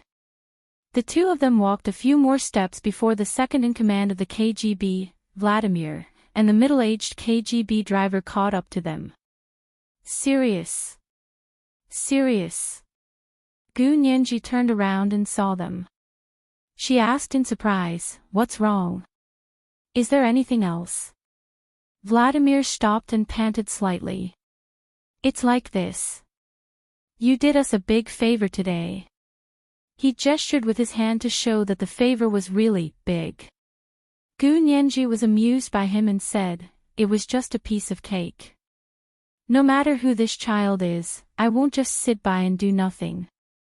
I hate human traffickers the most." Gunyanji raised her fist to express her hatred. Human traffickers? Vladimir was dumbfounded, but he quickly came back to his senses and said with a smile, "Human traffickers. Human traffickers." The middle-aged KGB driver snickered at the side. He thought about how the two elite British MI5 agents who had tried to kidnap little Dreamy were actually accused of being human traffickers. If they were still alive at this moment, they would probably be cursing in their hearts. However, he really liked Gunyanji like this. The middle-aged KGB driver was excited and said before Vladimir could, "Oh my, serious, you're so good at catching human traffickers. You've done so much, and today is your engagement day. We plan to give you a gift. Tell us, what gift do you want? As long as we can do it, we'll definitely fulfill your wish." Vladimir glared at the middle-aged driver. Stealing the show. Drama queen. Those were clearly his lines. Vladimir pushed the middle-aged driver away and nodded. "Yes, what gift do you want? What wish do you have? As long as you mention it, we'll definitely think of a way to do it for you." After saying that, he winked and emphasized, "Really, you know us. There's no wish in this world that we can't fulfill." His promise had the backing of the entire KGB, or perhaps the entire Russia. Gunyanji wanted to laugh. She understood who was thanking her, however, they should be thanking Hua Xiaoheng the most, not her. Gu Nianji rolled her eyes and said with a smile, "Really? You're not bragging, are you? Can you really fulfill any wish?" "Of course. You're so nice, so you definitely won't make any unreasonable requests." Vladimir smiled from ear to ear. "Do you think we'll make promises to just anyone?" Gu Nianji smiled even more innocently. "Really? I do have a wish, and only you can fulfill it. Say it. Just say it. If you can't do it, then we lose." The middle-aged KGB driver rolled up his sleeves and was ready to go all out. Gu Nianji glanced at Hua Xiaoheng and said with a smile, "I especially like your Tu-160 White Swan bomber. My wish is that my fiancé can drive a Tu-160 and take me for a spin in the sky. Is that possible?" Actually, the person who really liked this bomber was Hua Xiaoheng. Hua Xiaoheng's heart skipped a beat. If he had the chance to fly the Tu-160 himself, his soul as a fighter pilot would die without regrets. "Ha! That's what you want." Vladimir and the middle-aged driver were both surprised. They had thought that the little girl would want a designer bag or even a high-end apartment in Moscow. They had already prepared everything. They hadn't expected that she would want her fiancé to fly the Tu-160 with her. It seemed to be within their expectations, but also unexpected at the same time. The two of them looked at each other, then took out their phones together. After dialing a special number, they immediately began to report. Gu Nianji and Hua Xiaoheng quietly stood to the side, leaning against each other. Hua Xiaoheng looked at her and asked with his eyes, "Why?" Gu Nianji smiled and raised the big diamond ring on her hand. She mouthed silently. Courtesy demands reciprocity. He had given her a unique big diamond ring, and she had also given him his most desired wish. Not long after, Vladimir was the first to hang up the phone. He said with a smile, "Okay, we agree. We can let you fly the most advanced Tu-160M2. That's an upgraded version of the Tu-160. In fact, it was just an upgraded navigation map and engine from the old Tu-160 with the best performance. It wasn't considered a brand new plane. They couldn't build a brand new Tu-160 at the moment." Hua Xiaoheng's heart was pounding, but he still maintained his composure on the surface. However, his voice was a little unsteady. He said politely, "I hope it won't be too much trouble for you." "Of course not. Just treat it as a test flight for us," the KGB driver said quickly. "Will you die if you don't speak?" Vladimir roared at him. The two of them quarreled the entire way. They took Gu Nianji and Hua Xiaoheng into the car and headed to the secret airport of the military base. On the tarmac in the distance, beautiful White Swan strategic nuclear bombers were lined up in a neat formation, ready to take off at any moment. It was as if they could fly into the sky at any moment. Gu Nianji was amazed. "The Russians have really perfected the aesthetics of violence," she muttered. She got out of Vladimir's jeep and was stunned. "Of course." The middle-aged driver poked his head out of the jeep and whistled. "It's beautiful, isn't it? When it drops the bomb, boom. It's so beautiful that it has no friends." Gu Nianji, Vladimir smiled and winked at Hua Xiaoheng. "Your fiancée is so amazing. She helped you fulfill your wish. This is her engagement gift to you, right?" Hua Xiaoheng, this was the third update of the day, Chapter 1232, Reciprocity. P.S. Today is Monday, don't forget your recommendation votes. And monthly votes. Mwah.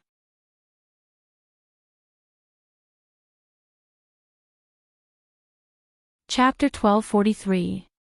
Looking at Hua Xiaoheng's expressionless face, the second in command of the KGB, Vladimir, laughed even more happily. He patted Hua Xiaoheng's shoulder. "Let's go change over there." In addition to changing into a full set of pilot clothes and equipment, of course, it was inevitable to go through a full-body metal detector inspection, which was even more stringent than the security check before boarding the plane. These people knew exactly what Hu Xiaoheng did, so even though they had agreed to Gu Nianji's conditions, they still had to be careful. It wasn't a problem for him to personally fly the Tu-160 in the sky, but he absolutely couldn't bring any secretly recording equipment on the plane. After all, these Huaxia people were one of the best on the entire Blue Planet in terms of reverse psychology. After Gu Nianji came out of the metal inspection door, she also changed into a female pilot's uniform. It was a very handsome pilot's jacket, a helmet that looked like an astronaut's helmet, and a pair of special aviator sunglasses. Her face was small to begin with, and with the pilot's helmet on, it was only the size of a palm. The KGB driver saw her coming out and couldn't help reaching out his palm to gesture in front of her face. It really wasn't as big as his palm. When Vladimir saw this, he angrily slapped his palm away and said, "Your palm is like a bear's paw. Of course it's bigger than our serious face. What are you blindly gesturing for?" The driver, his pride was hurt. He angrily climbed into the cabin of the Tu-160. Hu Xiaoheng followed him onto the plane. Vladimir turned around with a smile and pulled Gu Nianji. "Serious, come. You go first. I'll go last." Gu Nianji nodded and smiled. "Thank you." Her voice was soft and innocent, especially when she was talking to someone she was familiar with. It did not feel pretentious, but it made people unable to get angry at her. It was like a natural fire extinguishing system. Vladimir looked at her and smiled almost kindly. Where did these people come from? His methods were even more ruthless than those of the special forces. He didn't even bat an eyelid when he killed the 2 elite agents from Britain's MI5. However, he was becoming more and more soft-hearted towards Gu Nianji.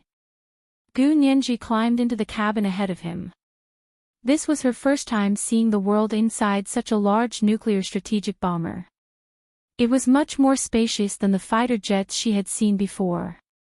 Normal fighter jets could only seat one person, while slightly larger ones could seat 2. However, this Tu-160 could seat 4 people. The 2 seats at the front of the cockpit were for the pilot and co-pilot respectively, while the 2 seats at the back were for the 2 navigators who also cooperated with the combat personnel.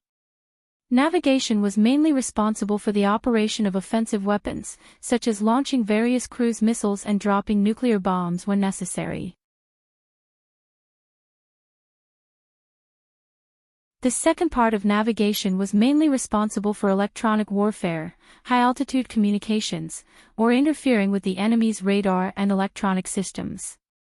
The 4 of them each had their own Red Star K-36L 7000 ejection seat, which could be ejected from the escape hatch. Hu Xiaoheng and Vladimir sat in the front 2 seats. Hu Xiaoheng was the pilot, and Vladimir was the co-pilot. Gu Nianji sat directly behind Hu Xiaoheng, which was usually the seat for navigation. Therefore, many of the control panels in front of her were cruise missile control systems. The middle-aged driver sat next to Gu Nianji in the second seat of navigation. The control panel in front of him was responsible for electronic warfare and high-altitude communication systems. However, this was only a test flight. The control panel in front of Gu Nianji and the middle-aged driver was completely useless. Only the pilot's seat in front of them was functional. After Vladimir sat down in the cockpit, the hatch slowly closed.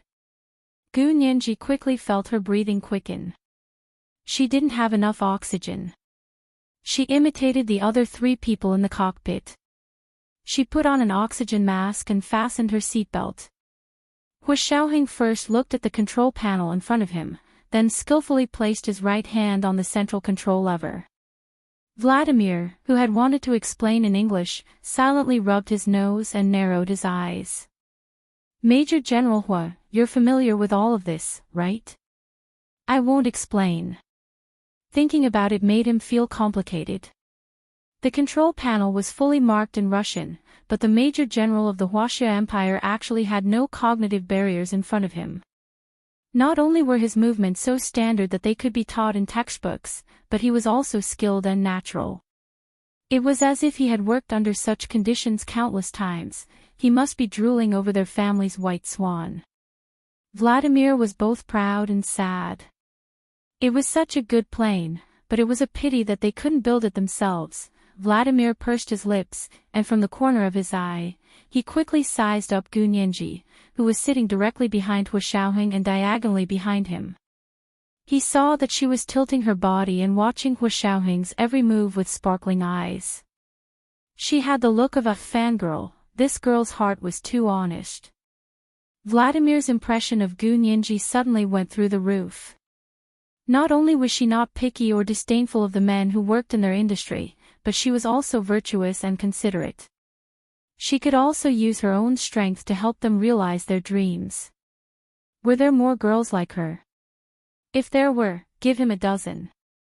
Just as Vladimir was letting his imagination run wild, Hu Shaoheng had already familiarized himself with all the operating procedures and began to communicate with the ground control panel. Road, clear. Wind, clear. Hu Shaoheng's steady and deep voice echoed in the cockpit as he carried out the pre-takeoff checks one by one. On the runway in front, several ground crew members in bright yellow uniforms gestured, "Let's go." Hu Shaoheng simply raised his hand and pushed the control lever forward with his right hand. Boom! 2 balls of raging flames shot out from the engine. The swan-like Tu-160 quickly started up and instantly sped up on the runway at a high speed. Gu Nianji only felt the seat belts suddenly tighten around her chest, and she couldn't breathe from the acceleration. The speed was too fast. It took less than 3 minutes to go from 0 to the speed of sound. Gu Nianji began to feel dizzy.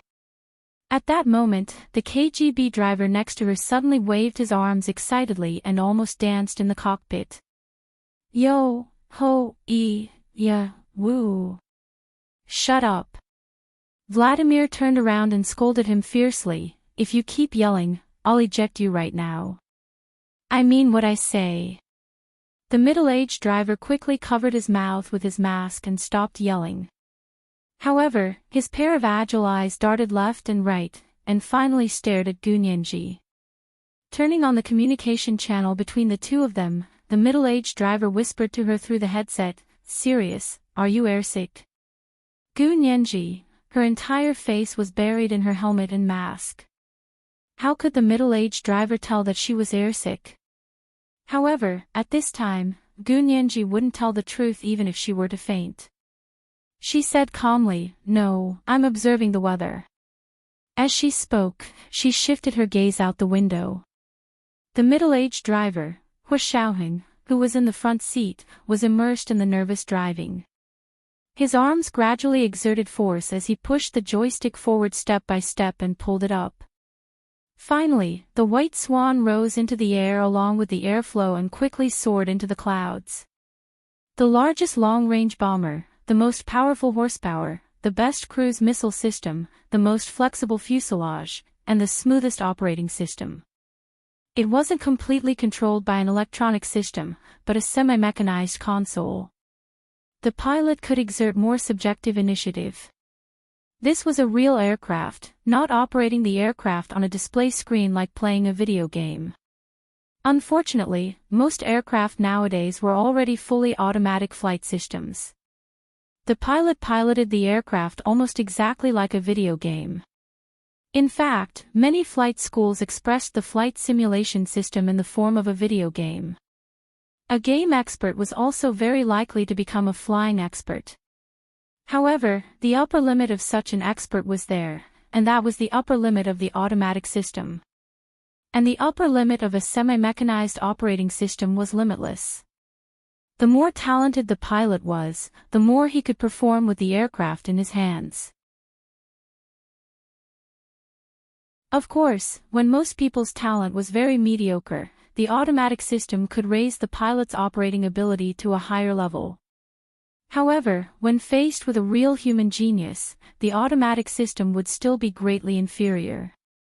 At this moment, Hu Xiaoheng displayed the blueprint of a flying genius soaring freely in the blue sky. Every time he turned around, every time he completed a technique, it was the realization of countless flying instructors' dreams. A vertical 90-degree pull, a dive, and a 360-degree turn, the beautiful 160 was like a white swan that had woken up from a deep sleep and was dancing in the blue sky. The entire secret Air Force base was stunned by Hu Xiaoheng's piloting skills. Countless cameras and cell phones were aimed at the small white dot in the sky, sometimes near and sometimes far. Oh my God! Oh my God! Lifetime series. There's actually this kind of operation. He really has never flown a 160 before. This is the first time. The first time. F***CK. I'm kneeling. If you want to fight with their country in the future, don't call me. I refuse to be his enemy. A series of exclamations came from the mouths of the ace pilots, and the meaning was even more extraordinary. Hu Xiaoheng had no idea what kind of exclamations and attention he had attracted. He was only fully immersed in flying, immersed in piloting the White Swan long-range nuclear strategic bomber. Because he might never have a second chance. Gu Nianji tilted her body and stared in Hu Xiaoheng's direction. In the eyes of Vladimir and the driver, Gu Nianji was staring at her fiancé lovingly. In fact, her attention was completely focused on the scrolling data displayed on the dashboard in front of Hu Xiaoheng. Lines of numbers flashed past her eyes. She stared at them with rapt attention. Gu Nianji didn't understand Russian, but she could still recognize Arabic numerals. There were so many parameters displayed, and she used her amazing photographic memory to memorize them one by one. She had carefully looked at every corner of the cockpit and then saved it in her camera-like brain. This was a secret weapon that the metal detection door couldn't detect no matter what. This was the first watch of the day, Chapter 1233, Secret Weapon. The second watch at 1 p.m., the third watch at 8 p.m. P.S. Thank you to Ashita Irma for the 20,000 Chidian coins yesterday and the day before. Thank you to Momo Moshi for the 10,000 Chidian coins yesterday.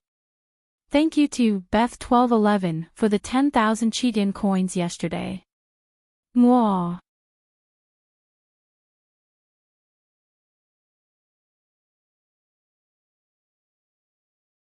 Chapter 1244. The white swan whistled across the blue sky. It was as fast as lightning, and it almost left afterimages in people's retinas. When it slowly landed at the secret airport of the military base, countless ground crew and pilots swarmed over. They lifted Hu Xiaoheng up and threw him into the air again and again. Hurrah! Hurrah! Cheers rang through the sky. At this moment, everyone temporarily forgot the boundaries of the country. Everyone was only expressing their reverence for the hero and their joy and worship of the ultimate human ability. Gu Nianji stood between the two KGB officers with a proud expression on her face. She sighed with pride and said, "This is my Major General Hua. He's awesome." The two KGB officers looked at each other and treated Gu Nianji even more kindly. "Serious, you're so happy today. Let's go have a drink together." Gu Nianji touched her face and shook her head regretfully. "I'm still dizzy. I almost vomited just now. I want to go back and rest. We'll go play tomorrow, okay?" Then she added, "I can't drink yet. I'm not 22 years old yet." "What?" The middle-aged driver jumped up. "You're not 22 years old yet? Didn't you graduate from graduate school?" Gu Nianji. "To be precise, I'm not 20 years old yet." The middle-aged driver's mouth twitched, then he pounded his chest and howled like Tarzan, "I don't want to live anymore. I don't want to live anymore. You're only half my age, but your position is twice as high as mine." Vladimir sneered from the side. Only half your age. Do you know how to count? Are you really only 40 years old? Don't you have any shame? The middle-aged driver's hull stopped abruptly, as if someone had clamped his throat. He coughed uncomfortably and tried his best to be serious. All right, it's impolite to talk about age in front of a lady. Vladimir, let's not talk about such a depressing topic anymore. He was the one who brought it up first, but now he was blaming Vladimir. Vladimir was so angry that he couldn't speak. Gu Nianji stood at the side with a smile and tried to persuade Vladimir first. I don't mind. It's okay. Just say it. Then she asked the middle-aged driver. Then how old are you? Little girls under 20 years old didn't mind talking about age. The ones who minded were mature women over 30 years old. Men, when it came to talking about age, were at least over 40 years old. The middle-aged driver's eyes darted around and he didn't answer her question. He muttered a few words before saying, I'll drive the car over and take you back to the hotel. With that, he ran away. Vladimir was very satisfied with Gu Nianji. He lowered his head and took out his phone. He posted a post on his WeChat Moments, then pushed Gu Nianji's arm. Go and like it. Gu Nianji quickly took out her phone and saw a little red dot on her WeChat Moments. She clicked on it and saw that there was a new WeChat Moments message under the name Vladimir KGB2 that she had marked for Vladimir. Vladimir KGB number 2, today, I sat in the most thrilling 160 in history, and I also met the cutest little fairy, Sirius. Like. JPG. The accompanying photo was of Gu Nianji in the cockpit looking in Hua Xiaoheng's direction. However, in the photo, the dashboard in front of Hua Xiaoheng had been completely blurred out. Only Gu Nianji's beautiful side profile could be clearly seen. From the angle of Vladimir's photo, Gu Nianji's expression was focused, and her gaze was almost glued to Hua Xiaoheng. Gu Nianji pursed her lips and smiled. This photo was good. Although the dashboard had been blurred out, Vladimir definitely didn't know that Gu Nianji was also a computer expert. If she couldn't do it, there was still Hua Xiaoheng and Zhao Liangze. With the three of them, it wouldn't be a problem to restore the blurred background. Gu Nianji clicked on the photo and happily chose to save it to her phone. Then she liked it below and commented, Uncle Vladimir, you flatter me. Thank you for your gift. I like it very much. Vladimir immediately replied. Vladimir KGB number 2, when are you getting married? You must invite me to the wedding when the time comes. Gu Nianji glanced at Vladimir, who was beside her, and felt a little speechless. After a while, the middle-aged driver drove the jeep to their side, honked the horn, and said, What are you doing? Get in the car. Vladimir didn't even look up and said, I'm replying to Sirius's WeChat Moments. Don't make any noise. Is there something wrong with you? The middle-aged driver honked the horn wildly. Sirius is standing right next to you. Instead of talking to her, you're chatting with her on WeChat. Vladimir flew into a rage out of humiliation. He stuffed his phone back into his pocket and glared at the middle-aged driver. Just you wait. I'm going to send you to Siberia to dig up black soil. You're abusing your position to get even with me. The middle-aged driver was also angry. He was always being rebuked. Even a clay bodhisattva had a temper. How am I abusing my position to get even with you? You're being disrespectful to your superior. Vladimir knocked on the car window. Is that how you talk to your superior? You're just jealous of me. The middle-aged driver pulled a long face. You're jealous that I'm more likable than you. Who wasn't a baby? Gu Nianji couldn't help it and burst out laughing. Vladimir, he really lost to him. It was such a waste to have such a shameless subordinate. Forget it, forget it. Vladimir saw that Hua Xiaoheng had come over, so he stopped arguing with the middle-aged driver. The few of them got into the car and sent Hua Xiaoheng and Gu Nianji back to the hotel. Hua Xiaoheng was still in a state of excitement. His handsome face had an indescribable sense of vitality and dominance. Although he was still calm and collected, when he got into the car and saw Gu Nianji's smiling face, he couldn't help hugging her and kissing her. "Ah, my dog eyes are really going blind." The middle-aged driver saw it in the rearview mirror and turned around again to shout. This time, Vladimir didn't scold him. He said, "I've been blind for a long time." Then he calmly took out a pair of sunglasses and put them on. Hua Xiaoheng's kiss was long and fierce, as if he wanted to vent all his excitement in this kiss.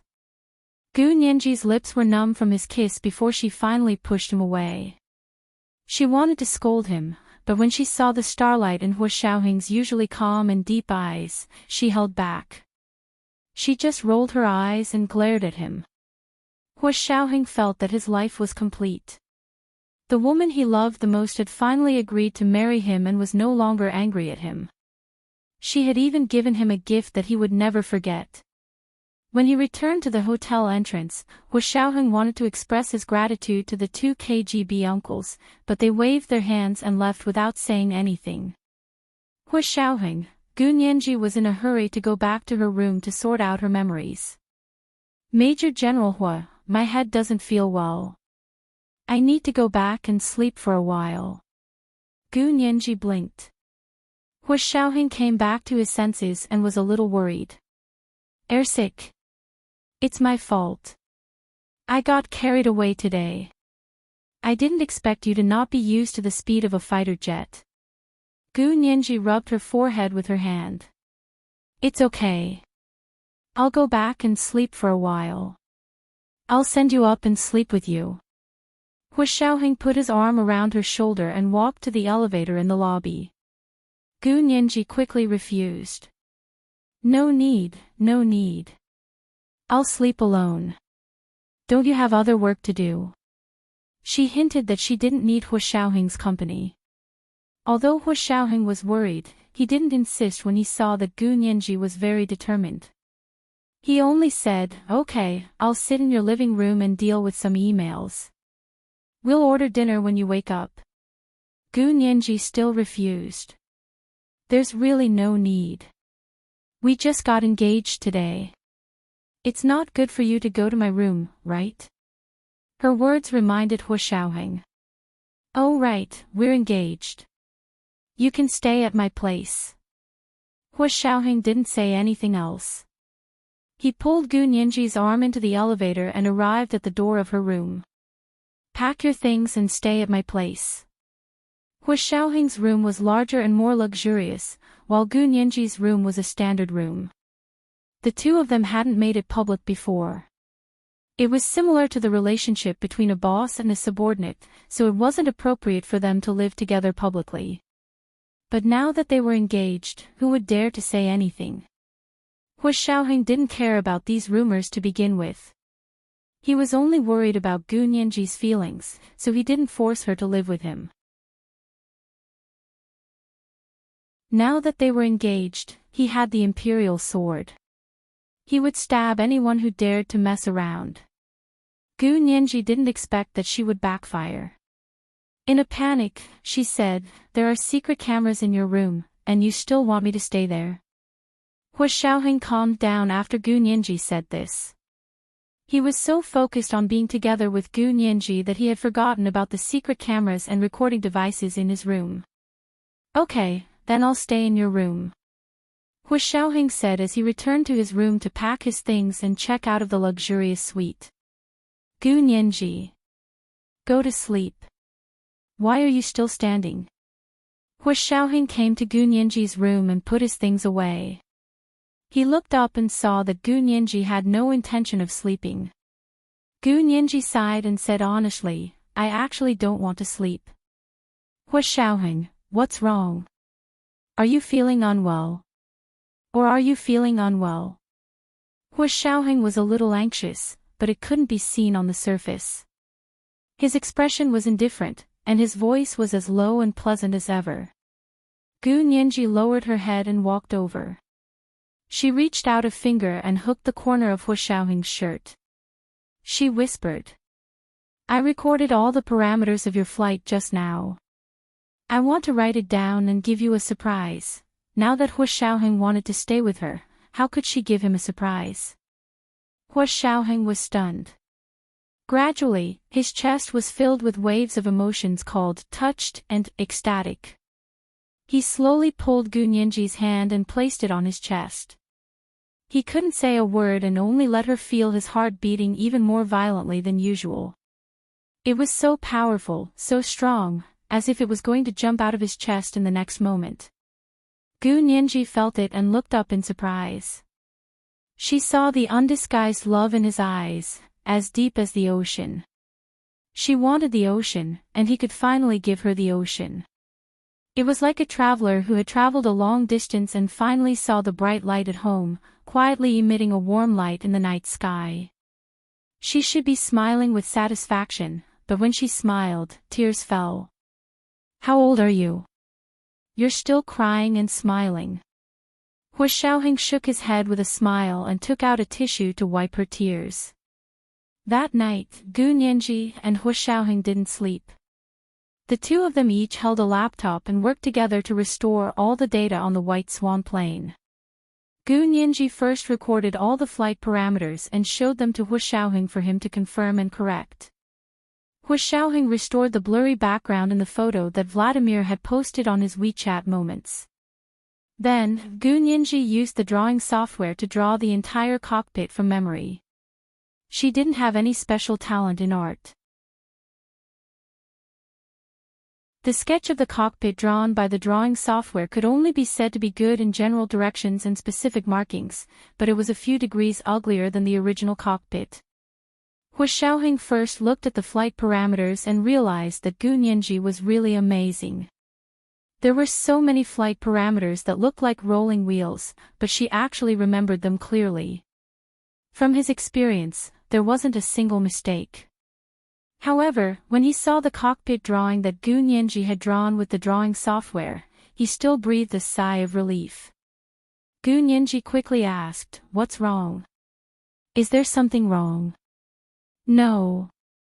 It's just that the drawing isn't good." Hu Xiaoheng smiled and patted her head. Gu Nianji pouted and looked unhappy. Hu Xiaoheng leaned over and pressed his head against hers.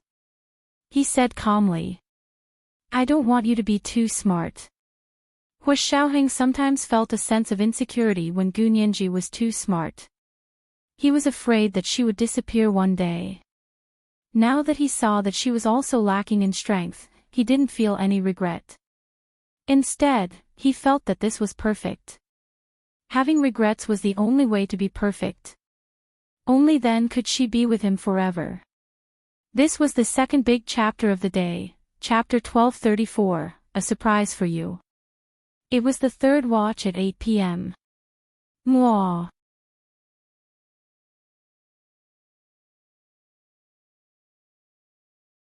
Chapter 1245. He didn't want her to be smart. What did he mean? Although Gu Nianji didn't think much of it, her mood improved. She wrapped her arms around Hu Xiaoheng's neck and smiled. Does that mean you'll love me whether I'm smart or stupid? Hu Xiaoheng pretended to think for a moment and said. Of course you can't be too stupid. You don't have to be too smart. Just be normal. Humph. Who would believe you? Gu Nianji pushed him away and continued to bury herself in her data review. The two of them worked all night and finally finished all the data and drawings. They sent it back to the Special Operations Forces cloud account. Because they used the Nandu satellite communication and navigation system developed by their own country to surf the internet and communicate, they didn't have to worry about leaks when surfing the internet or making phone calls. Seeing the lavender dawn outside the window, Hu Xiaoheng stretched out his long legs and asked Gu Nianji, "Are you tired? Why don't you rest in the hotel today?" Today was the opening ceremony of the International Special Forces competition. Hu Xiaoheng had come to Moscow mainly for this matter. After showing his face at the opening ceremony, he could retire. Gu Nianji wasn't sleepy. Although she had been busy all night, she was still extremely excited from Hua Xiaoheng's proposal yesterday. She shook her head reluctantly. But I want to see you sitting on the podium. Just like the lyrics, you're in the middle of 10,000 people, feeling the glory. Hua Xiaoheng had never cared about these superficial etiquettes, but when he thought of Gu Nianji looking at him in fascination, he felt an indescribable sense of satisfaction and joy in his heart. But you didn't sleep all night. Hua Xiaoheng was worried that her body couldn't take it. Gu Nianji stood up and paced back and forth in the room. I'm fine. Look at me. Do I look sleepy? Hua Xiaoheng squinted at her. After a hard night, her little face was still pale and pink, like a hot-boiled egg that had just been peeled. Her big eyes twinkled, and she didn't look tired at all. Her curled lips were red and moist, and the faint blush on her cheeks made her look good from the inside out. How did she look like she had stayed up all night? Hua Xiaoheng was puzzled. It was normal for him to stay up late, but Gu Nianji had grown up with him and rarely stayed up late. Whenever it was time to sleep, as long as he was at home, he would urge her to go to bed. His daily routine was the same as that of the soldiers in the military camp. Are you really not tired? Hua Xiaoheng frowned. You didn't drink those stimulants, did you? You think too much. Gu Nianji pursed her lips. Wasn't it because she was gifted? Or was it because she was in a good mood, so her body and spirit were good? Gu Nianji made a face and was about to continue persuading Hua Xiaoheng when her phone rang on the coffee table. Gu Nianji walked over, picked it up, and swiped it open. It was still the special Russian number. It was the number of the man who had personally called to thank her for saving little Dreamy and said that he would give her a big gift. Hello. Hello, our Mr. President would like to invite you to attend the opening ceremony of the International Special Forces competition today. Do you have time to attend? The person over there asked politely. The person who spoke was not the man from last time. It seemed to be his subordinate. Gu Nianji froze for a moment before quickly replying, I have time. I have time. Sigh. The Russian president had personally invited her to attend the opening ceremony of the International Special Forces competition. How could she say no? How could Hua Xiaoheng refuse? Gu Nianji smiled proudly and handed the phone to Hua Xiaoheng. Look, he personally called to invite me to attend the opening ceremony of the International Special Forces competition. Hua Xiaoheng. The two of them packed up and left the hotel. They planned to go to the military camp where the Huaxia Empire's special forces were competing. Hua Xiaoheng was the highest-ranking official and military officer among the leaders leading the team this time. Although he didn't manage things, he was the highest leader in name. He had to enter the arena with his country's special forces. But as soon as they left the hotel, they saw the familiar jeep. The second in command of the KGB, Vladimir, crossed his arms and leaned against the door of the jeep. He held a cigar in his other hand and puffed. When he saw Hua Xiaoheng and Gu Nianji come out, he quickly threw the cigar into the trash can beside him and walked over with a smile. Serious, I was ordered to pick you up to attend the opening ceremony of the International Special Forces competition. Gu Nianji was surprised. Why are you guys here? How long have you been waiting? Hua Xiaoheng wasn't surprised. If the head of the Russian KGB went to the Huaxia Empire on a business trip, he would also have to send people to keep an eye on him day and night. This was international practice. However, Hua Xiaoheng was a little unhappy that the two of them kept staring at Gu Nianji. He said lightly, she'll go with me. Go with you. Does she have a military rank in your army, or does she have a position? Vladimir rolled his eyes. She's such a good girl. Aren't you embarrassed to sneak into the arena with you? Hua Xiaoheng, that's right, that's right. The middle-aged driver poked his head out of the window and said excitedly, it'll be different if she goes with us. We'll send her in openly, and don't worry, we won't do anything to her. Vladimir didn't want to say anything to the middle-aged driver's habit of stealing the show. He expressionlessly reached out and accurately pressed his forehead against the middle-aged driver's, then shoved him back into the window.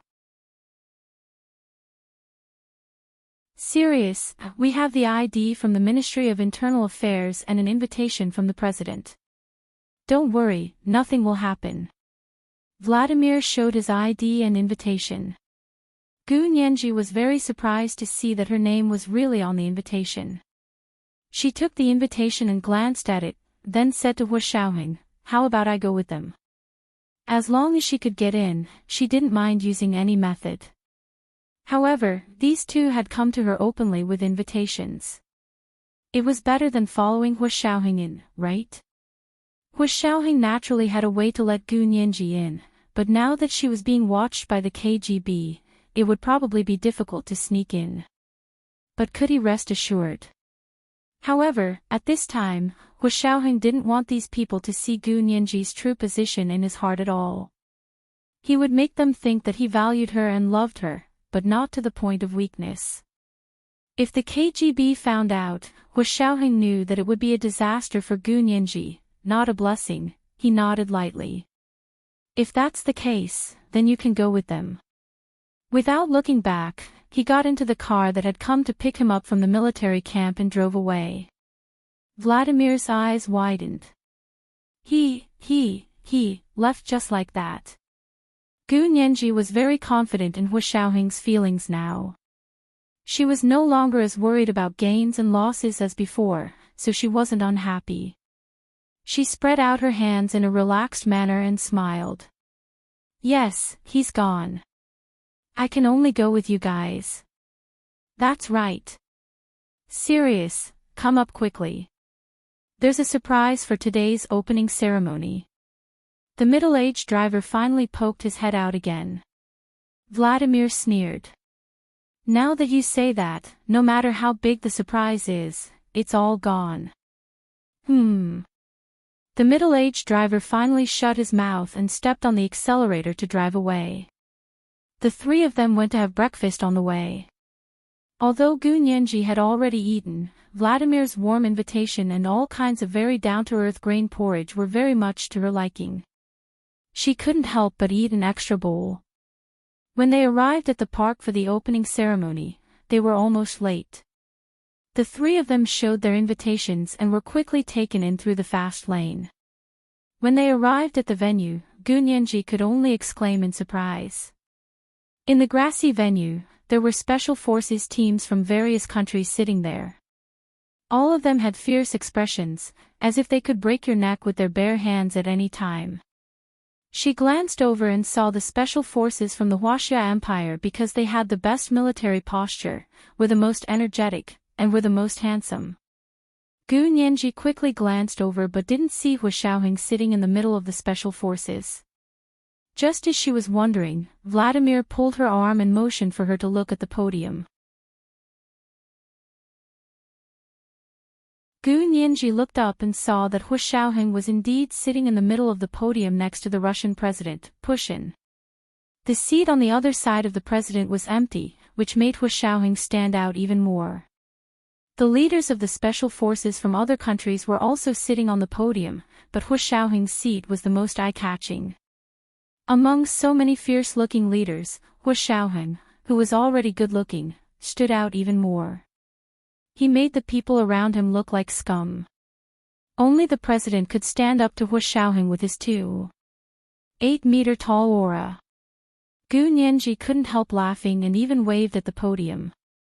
At that moment, a staff member walked over and said to Gu Nianji in English with a smile on his face, "Miss Gu, please come with me. Our president has also saved a seat for you." Vladimir and the driver smiled as they pushed Gu Nianji. Go, we'll protect you from behind." The driver even made a gesture of pointing a gun with his finger. Gu Nianji, she followed the staff member backstage as if she was sleepwalking, then walked up the steps to the podium. The president turned around and saw her. He smiled and waved at her. He said very warmly, "Sirius, come and sit beside me." When he spoke, she didn't know if he forgot to turn off the microphone or if he did it on purpose. A steady and melodious baritone came from the microphone and echoed in the venue. The park, which had been a little noisy, immediately fell silent. Thousands of pairs of eyes looked at her as she walked step by step to the other side of the president. This was the third update of the day, Chapter 1235, Boundless Glory. Good night, my dears.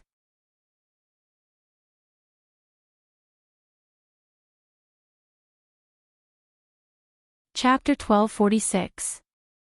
Gu Nianji wasn't a timid girl. Otherwise, she wouldn't have been able to speak so confidently in front of so many people in court.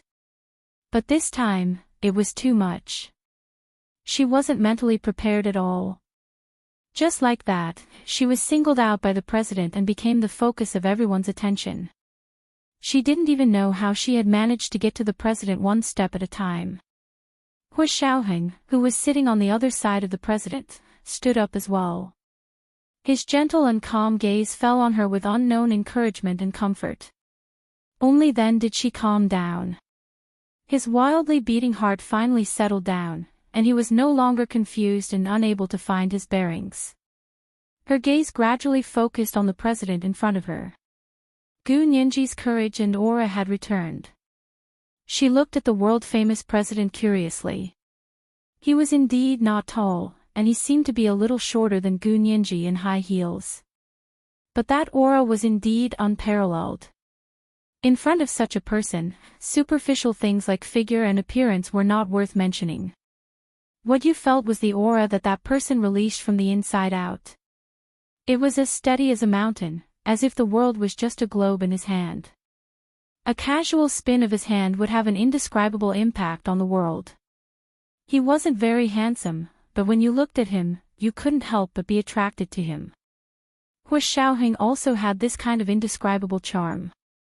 Could this be the unique temperament of soldiers on special battlefronts like them? Gu Nianji's mind was running wild, and she wasn't nervous at all. She politely shook the president's outstretched hand and smiled. "Thank you for your kindness, Mr. President." "Sirius, you're welcome." The Russian president, Pushin, held Gu Nianji's hand, but had no intention of letting go. Pulling her to stand beside him, Pushin smiled at the thousands of the most powerful special forces soldiers from various countries below the podium. "Before today's opening ceremony, I want to announce a piece of good news." The simultaneous interpreter translated President Pushin's words into English, German, French, and Mandarin for everyone to hear. Gu Nianji's heart skipped a beat, and then her eyes widened as she looked at Hu Xiaoheng in surprise and joy. Hu Xiaoheng was also slightly stunned, but he quickly felt relieved. Since President Pushin had such good intentions, he appreciated it. He nodded at Gu Nianji calmly and told her not to worry. As long as Hu Xiaoheng was by her side, she had nothing to be afraid of. She smiled and looked at President Pushin. On the lawn below the rostrum, everyone seemed to have come back to their senses and began to whisper to each other, trying to find out what good news the president would announce today. Is the president going to remarry? No way. Or announce that he has a son? You must die. Our president only has 2 daughters. Yes, yes, yes, there are only 2 daughters, not no sons. Everyone laughed tacitly. Someone asked, "What's the background of that Oriental girl?" Although she's also very beautiful, I don't think Pushin would fancy such a little girl. Just as everyone was speculating, President Pushin said, "Yesterday, I was fortunate enough to witness the most beautiful and shocking proposal. In front of our tomb of the unknown warrior, Major General Hu Xiaoheng of the Huaxia Empire proposed to his beloved woman, Sirius. And Sirius didn't hesitate at all. She was very touched and immediately agreed to his proposal. As soon as the simultaneous interpreter finished translating, the park, which had just become lively, instantly fell into an unprecedented silence. It was as if even the air had frozen. The expressions of the Special Forces soldiers went blank for a moment, and their gazes once again turned to Gunyanji. This little girl, who looked delicate and weak, as if she would be blown away by the wind, had actually agreed to a soldier's proposal in front of the tomb of the unknown warrior.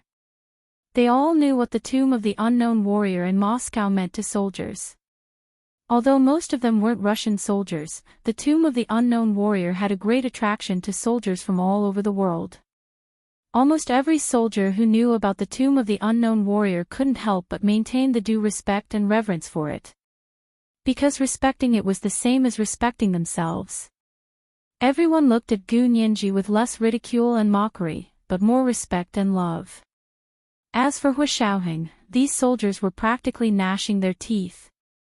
It was one thing for him to have F*King amazing military skills and to have beaten up the special forces of other countries in the international special forces competition.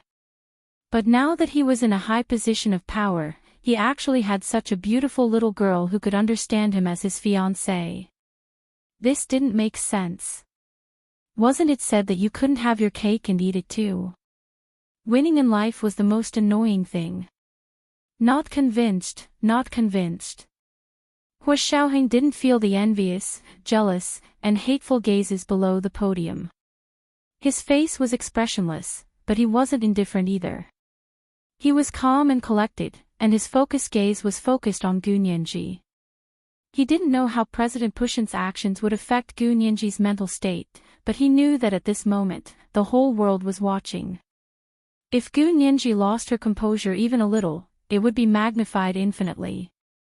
In the future, it would become a topic of humiliation for her and a psychological trauma. Therefore, he had been looking at her with an unprecedented gentleness, hoping that she could understand that with him by her side, she had nothing to worry about or be afraid of. Gunyanji had indeed calmed down a long time ago. When President Putin held her hand and said the first sentence, she understood what he was going to say. She didn't flinch, nor was she embarrassed, nor was she bashful. She stood gracefully beside President Putin, and her gaze met Hu Xiaoheng's from time to time. Occasionally, she would look at President Putin, who was speaking with confidence and composure. It was as if this scene had been rehearsed thousands of times, and it was an elegant 360-degree gesture without any blind spots. On the Russian television and online broadcasting side, the KGB driver and his boss, Vladimir, were closely watching the recording and broadcasting of all the videos. The two of them used their power for personal gain, and they didn't allow any negative influence on Gunyanji to appear. "Hey, your camera isn't good. It's too far off. Sirius's side profile is the most beautiful at a 45-degree angle. What do you mean by shooting her chin from the bottom to the top?" Although the KGB driver didn't act properly in front of Gunyanji, he was still very authoritative in front of the staff below. These people were all afraid of the KGB. "You." "Yes, I'm talking about you. When our Sirius went on stage just now, it was a little awkward. Cut it off. Don't broadcast it. If you dare broadcast it, I'll investigate your background. And you, when you film our president, you have to film Sirius as well. Didn't you see how much respect our president gave Sirius? How dare you make things difficult for the president? There's also BGM. Use a master-level composition, understand? This video needs to be edited well. The president wants to give it to Sirius as a souvenir. If you embarrass us, see how I'll deal with you little brats." At this time, Vladimir stood at the side without saying a word. He suddenly became habitually deaf. The staff in charge of the broadcast were furious at the driver, but they didn't dare to say anything. They could only complain to his boss, Vladimir. In the end, they realized that it didn't work at all. Vladimir looked like he was still asleep and ignored what they said. After some time, everyone understood what he meant. They didn't dare to make any more big news, so they obediently filmed Gunyanji beautifully. Although it was only a temporary stage, the angle, lighting, various backgrounds, and even the BGM were all at the level of a world-class artist. The Russians were indeed very talented in art. They perked up and filmed the scene on the podium like a Hollywood blockbuster. President Putin was silent for a moment, then smiled and glanced at the audience, then said, "I'm very happy to witness their engagement ceremony. I hope that if I have the chance, I can also attend their wedding and be their witness." As soon as the simultaneous interpreter finished translating, there was a whoosh. The entire audience was instantly in an uproar. What kind of high-class wedding was this? And the Russian president was a witness? F***ck. Now they had to rub their hands together to build a good relationship with these people from the Huaxia Empire, just to get a wedding invitation and join in the fun. Gu Nianji and Hu Xiaoheng were a little surprised. The two of them looked at each other without batting an eyelid. Hu Xiaoheng immediately said in Russian, "Thank you for your kindness, Mr. President. We couldn't ask for more for you to come to our wedding. You witnessed our engagement, and being able to witness our wedding is the best wedding gift I can give my fiancé. I hope you will take the time to come." President Putin nodded in satisfaction, then looked at Gu Nianji and said in English with a smile, "What about you? Serious, are you willing to let me be your witness?" Gu Nianji's face was already flushed, and she nodded vigorously. "We couldn't ask for more. It would be our honor." Then she couldn't help saying, "You're really coming, right? Don't make me happy for nothing." As soon as she finished speaking, she regretted it so much that she almost bit off her tongue. How could she say such a thing in public? She was practically insulting President Putin. But it was too late for regret. Her voice traveled through the microphone to the audience below the podium. The Special Forces soldiers, who had just been in shock, burst into laughter. Some slapped their thighs, some whistled, and some threw their hats into the air. The scene suddenly became a mess. But no one stopped them. Everyone laughed until they cried. Even the instructors and team leaders were holding their bellies. President Putin laughed especially happily. He turned to Hu Xiaoheng and said, "I finally understand why you proposed at the tomb of the unknown warrior. Without our ancestors to hold the fort, you probably wouldn't have been able to take down this crafty and clever little girl." Gu Nianji closed her eyes. She felt extremely happy. In the broadcast area below the podium, the KGB driver and his boss, Vladimir, stared at the small control screen with their mouths agape. The middle-aged driver pinched Vladimir hard. "Why did you pinch me?" Vladimir kicked the driver back. "Serious, you actually dared to talk back to our president." The driver said in a trembling voice, "I want to know if I'm dreaming, pft. Don't you know if you're dreaming or not? Don't you know how to pinch yourself?" Vladimir was so angry that he kicked him a few more times. Then, he took out his phone and posted on his WeChat moments. "Vladimir, KGB 2, the president has been rebuked in person. I've witnessed history." This was the first update of the day, chapter 1236, I've witnessed history. The second update was at 1 p.m., and the third update was at 8 p.m. Moi.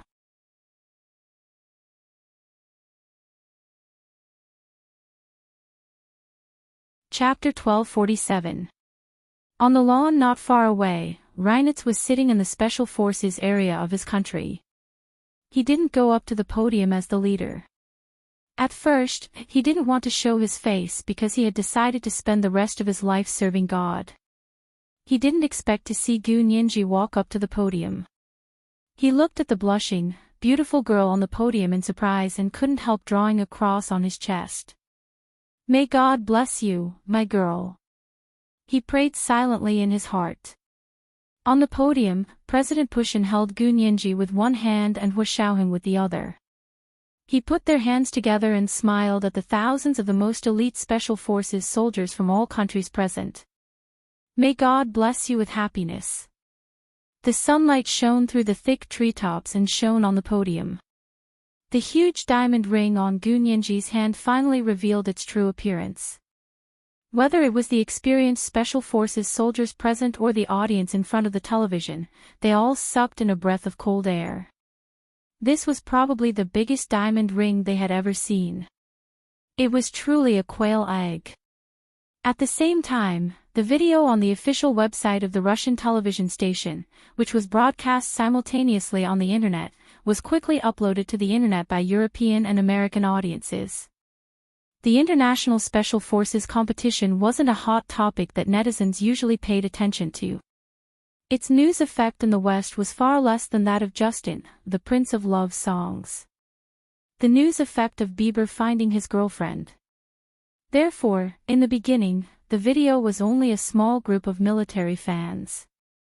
But soon, Gu Nianji and Hua Xiaoheng's good-looking appearance, the engagement ceremony blessed by the Russian president, and the huge diamond ring on Gu Nianji's hand, which made all the wedding rings of celebrities in Europe and the United States pale in comparison, quickly became a fashion hot topic. On Twitter, many designers and directors of luxury jewelry brands were talking about the origin of the large diamond on the ring. The designer and director of Van Cleef & Arpels personally tweeted to claim the diamond ring on Gu Nianji's hand. She wrote, "The customer paid a raw stone to order a diamond ring from us. It's an honor for Van Cleef & Arpels to be able to personally embed this Grand Duke Josephine diamond to contribute to this newlyweds. Oh, by the way, this diamond has been renamed Sirius. Gu is the name of the bride-to-be. Congratulations on your engagement." As soon as her tweet was posted, it was reposted millions of times within an hour. It immediately broke Twitter's record and even caused the server to crash twice. It was a veritable hot search. This trend began to ferment within the Huaxia Empire, and it also began from the forums of small groups of military fans.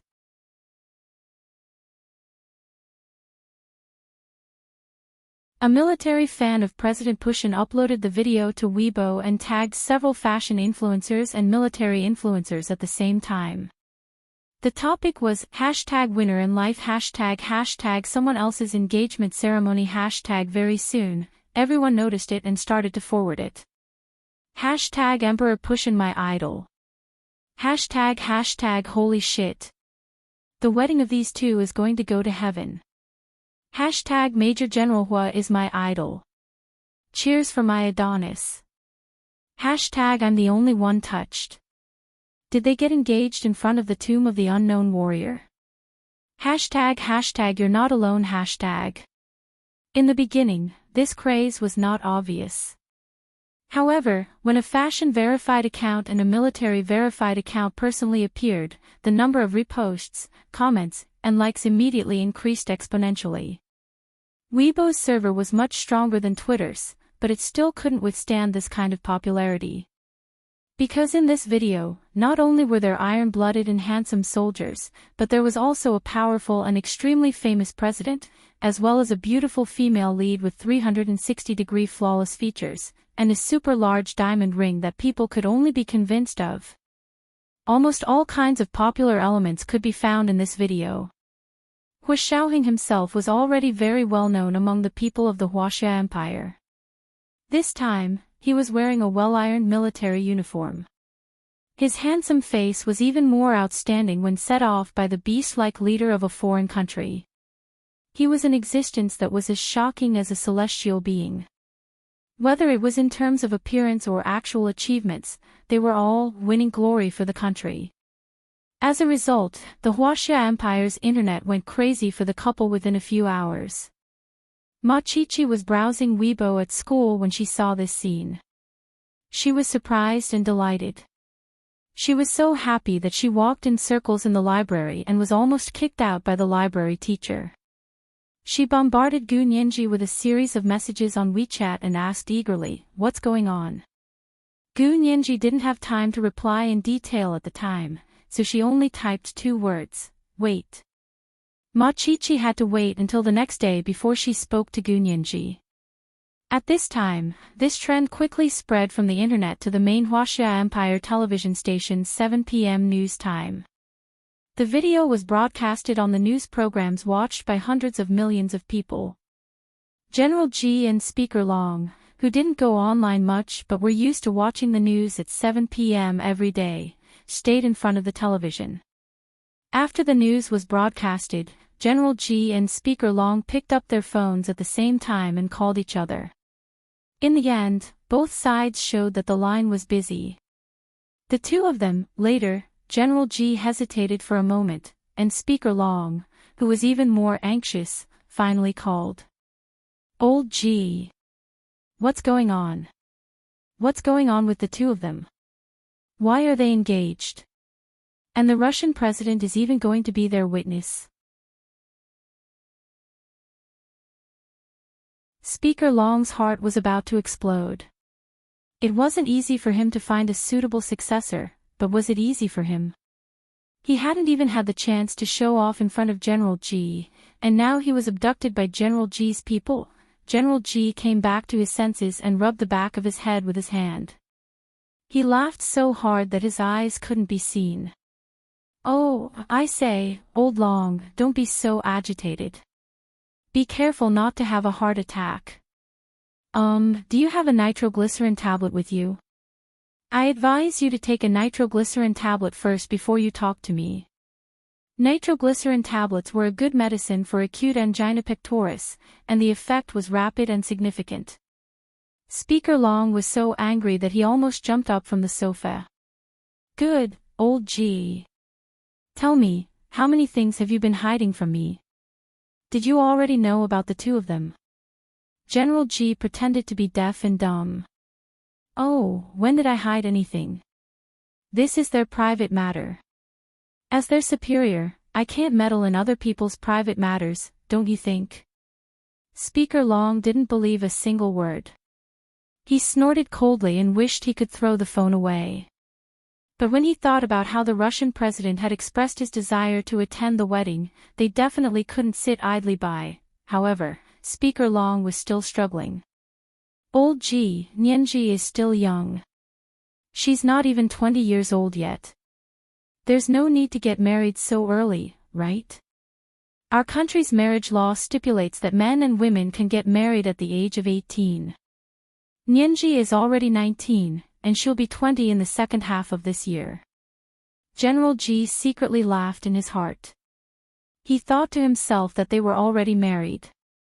Now that they were getting engaged, it was probably to prepare for the wedding.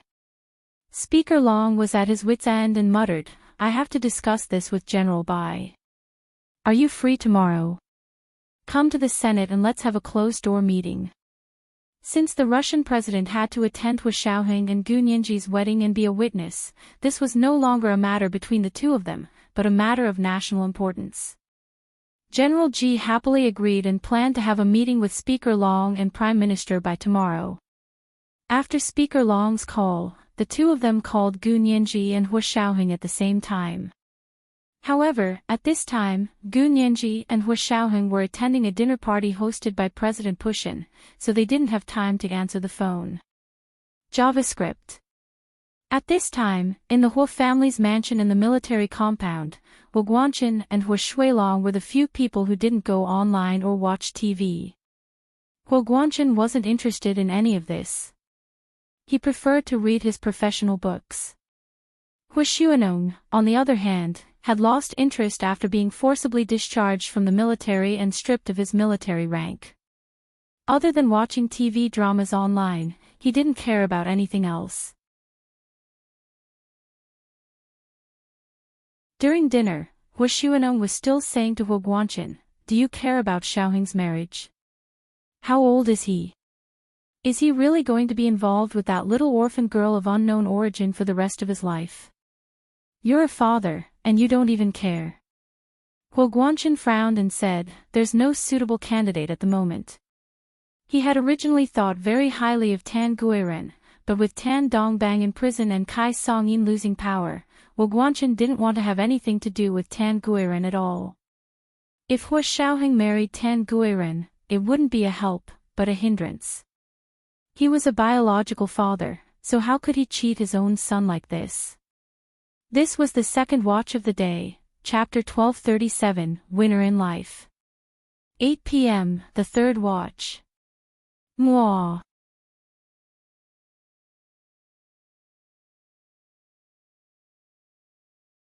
Chapter 1248. You haven't found a suitable candidate. Hua Xuanong's eyes flashed, and he changed his tone. He said regretfully, actually, I can understand Xiaoheng. The men of our Hua family are all affectionate. Since he's together with that little orphan girl of unknown origin, he won't just stand by and watch. At this moment, he thought of the head nurse, Zhang Feng, who had followed him for many years. Hua Jialan glanced at Hua Xuanong and nodded slightly. Hua Xuanong sighed and patted her hand. Then I'll have to trouble Jialan. Don't say that. It's my honor to help you and Uncle Hua. Hua Jialan said with a smile. Hua Guanchen was surprised to hear Hua Jialan call him Uncle Hua instead of uncle. Ever since Hua Xuanong's accident, Hua Jialan had been by his side for more than a year. He loved this granddaughter of his more and more. He said kindly, it's like this. Since Xiaoheng can't be separated from that little orphan girl, and we don't want this to affect Xiaoheng's future career, Jialan suggested that she could restore her identity and marry Xiaoheng. Hua Guanchen, was he retarded, or was his father retarded? Why couldn't he understand what she was saying? Hua Xuanong looked at Hua Guanchen's confused expression and continued, actually, Jialan has already changed her name. Now she's following her mother's surname, Luo, not Hua. She's also moved out of the old family's household registration. Hua Jialan was not the biological daughter of Hua Xuanong's eldest son, Hua Guanyuan, but the posthumous child of his comrade. At the time, Hua Guanyuan had been entrusted by his fallen comrade to take care of his fiancée, Luo Xinxue. Unexpectedly, Luo Xinxue was already pregnant at that time. In that era, women who got pregnant before marriage were despised. For the sake of her reputation, and for the sake of his comrade's orphan to grow up with dignity, and because Hua Guanyuan had no intention of dating or marrying another woman, he suggested to Luo Xinxue that the two of them should fake their marriage. It would kill two birds with one stone. Luo Xinxue had a family that could protect her and her child. He also had a shield, so his parents wouldn't urge him to get married again. Hua Jialan, no, Luo Jialan thought about what her mother, Luo Xinxue, had once told her, and felt very upset. She really didn't expect that her father, Hua Guanyuan, and her mother, Luo Xinxue, had been married for so many years, but they hadn't even touched her once. Of course, from Hua Guanyuan's point, there was nothing wrong with this. Luo Xinxue was his comrade's widow. He married her to cover up the fact that she was pregnant out of wedlock. If he hadn't taken advantage of her, he wouldn't have slept with her. Luo Jialan's biological father was an orphan. His parents died and he grew up with distant relatives. After his death, those distant relatives took all of his pension and inheritance. No one cared about Luo Xinxue at all. At that time, Luo Xinxue was only a fiancée that the two of them had privately agreed to marry. Legally, she had no right to inherit unless she gave birth to a child and used the child to fight for the right to inherit the estate. But Luo Xinxue was not so strong-willed and capable. If Hua Guanyuan hadn't proposed a fake marriage with Luo Xinxue to save his reputation, Hua Jialan might not have been born, or she might have lived at the bottom of society. Hua Li Luo, Gyud. Luo. The luckiest thing in her life was marrying Hua Guanyuan. Hua Guanyuan was such a good man. He had a good family background and good looks. From the photos, he looked extraordinarily handsome, only slightly less handsome than Hua Xiaoheng. He was many times better than her biological father. No wonder her mother, Luo Xinxue, couldn't help falling in love with Hua Guanyuan. Unfortunately, both of them died early. Luo Jialan lowered her eyes and said softly, "The Hua family has raised me for so many years, I have to share the responsibility for Uncle Hua and Grandpa Hua. Since Brother Hua loves Gu Nianji so much, it doesn't matter. He can be with her. As long as they don't get married, no one will gossip. Huo Guangchen still did not understand. Huo Xuanong rolled his eyes at him. What Zhelan means is that she only wants the title. It was a fake marriage to Xiaoheng, so Xiaoheng could still be with Gu Nianji. Even if they were to be together for the rest of their lives, it would be fine as long as it was hidden and no one found out. This way, he can be with the person he likes, and it won't affect his career. Isn't it the best of both worlds? Huo Guangchen finally understood and frowned. The words fake marriage reminded him of his older brother, Huo Guanyuan.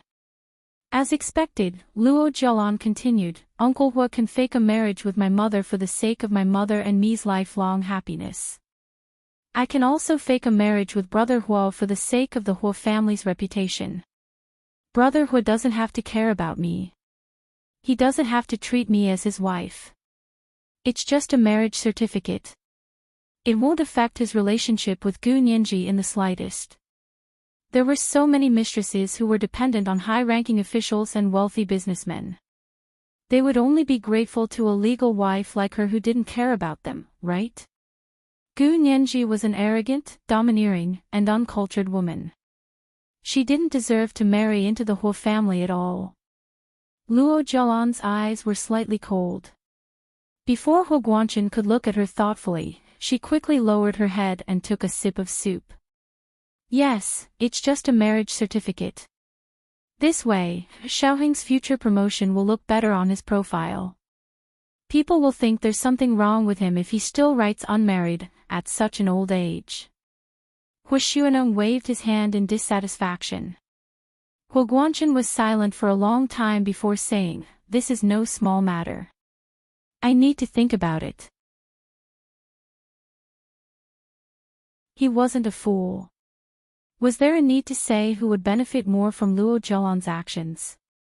His son, Huo Xiaoheng, was going to take over General Ji's position in the future. Why did he have to get himself a wife like Luo Zhelan, who had neither gratitude nor feelings for him? Even if it was a fake marriage, with his son's status, as long as she was his wife, she would enjoy the same treatment. Huo Guangchen didn't agree immediately. Luo Zhelan was a little surprised and glanced at Huo Xuanong anxiously. Huo Xuanong wasn't very satisfied either. He said to Huo Guangchen, what's there to think about? It's just a marriage certificate. I didn't ask him to really be with Zhelan. If we're talking about losing out, it's our Zhelan who's losing out. The veins on Huo Guangchen's forehead throbbed. So marrying his son was still a grievance to Luo Zhelan. The old man was getting old. Was his dementia acting up prematurely? He couldn't differentiate between close and distant, nor could he differentiate between close and distant. Now, he couldn't even differentiate between good and bad. Huo Guangchen suppressed his anger and said bluntly, this is no small matter. We need to think about it for the long term. Although I'm not very satisfied with Gu Nianji, Zhelan's situation isn't much better than Gu Nianji's. In fact, it's far worse than Gu Nianji's. Other than Luo Zhelan's biological father being a martyr, there was nothing in the family that could help Huo Xiaoheng. Moreover, although Gu Nianji's background was unknown, at least she had the skills and ability. Even Huo Guangchen couldn't deny this. What skills and ability did Luo Zhelan have? She probably only had the ability to spend money. The corners of Huo Guangchen's mouth twitched, but he didn't point it out. Luo Zhelan understood what Huo Guangchen meant and couldn't help but be furious. She was so angry that her chest rose and fell, and her hand holding the chopsticks was trembling. This was ridiculous. She actually thought that Gu Nianji was better than her. How was Gu Nianji better than her? The only thing that was better than her was that she was a straight-A student who could study. However, Gu Nianji, who grew up in the military camp, knew nothing about the ways of the world and the social interactions of the upper class. Luo Zhelan was indignant, while Huo Xuanong looked disapproving. Huo Guangchen got up and was about to leave the dining room when he suddenly heard his phone ring. He took out his phone and saw that it was a call from General Ji. He quickly picked it up and asked, "General G, have you had dinner?" General G chuckled and said, "I just finished. By the way, Guanchen, what are your plans for Xiaoheng's wedding?" Huo Guanchen was confused. Wedding? Xiaoheng doesn't even have a fiancé, so how can there be a wedding? He just got a fiancé. General G laughed. Guanchen, you haven't watched TV or gone online, have you? You can't be like this. You're out of touch with the times, and it's not good for your work.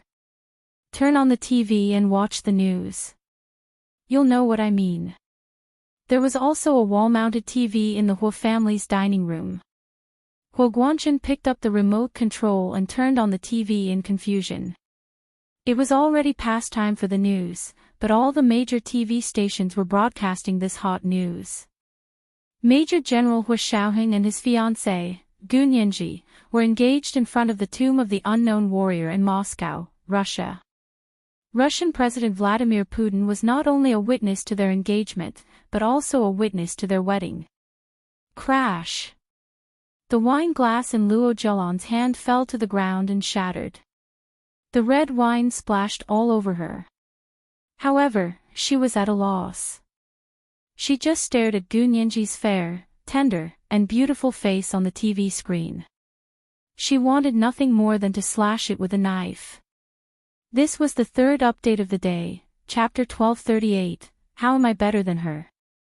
Good night, dear ones.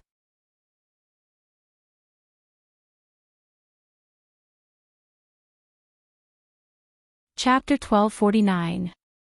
Huo Guanchen stared at the TV screen that was playing the popular video. His mouth suddenly opened wide, and his eyes almost popped out of his head in shock. Standing next to the internationally renowned Russian president, Putin, was a man in a neat and handsome major general uniform. It was his son, Huo Xiaoheng, whom he had always been proud of. And the woman standing on the other side of the president, who was graceful, had a sweet smile, and had an elegant demeanor. Could it be Gu Nianji? Huo Guanchen couldn't help blinking. When he took a closer look, it was indeed Gu Nianji. Was he supposed to look at her in a different light? In his impression, Gu Nianji was still the little girl Huo Xiaoheng had brought home for the first time for New Year's. She was eloquent, liked to nitpick, and was unforgiving.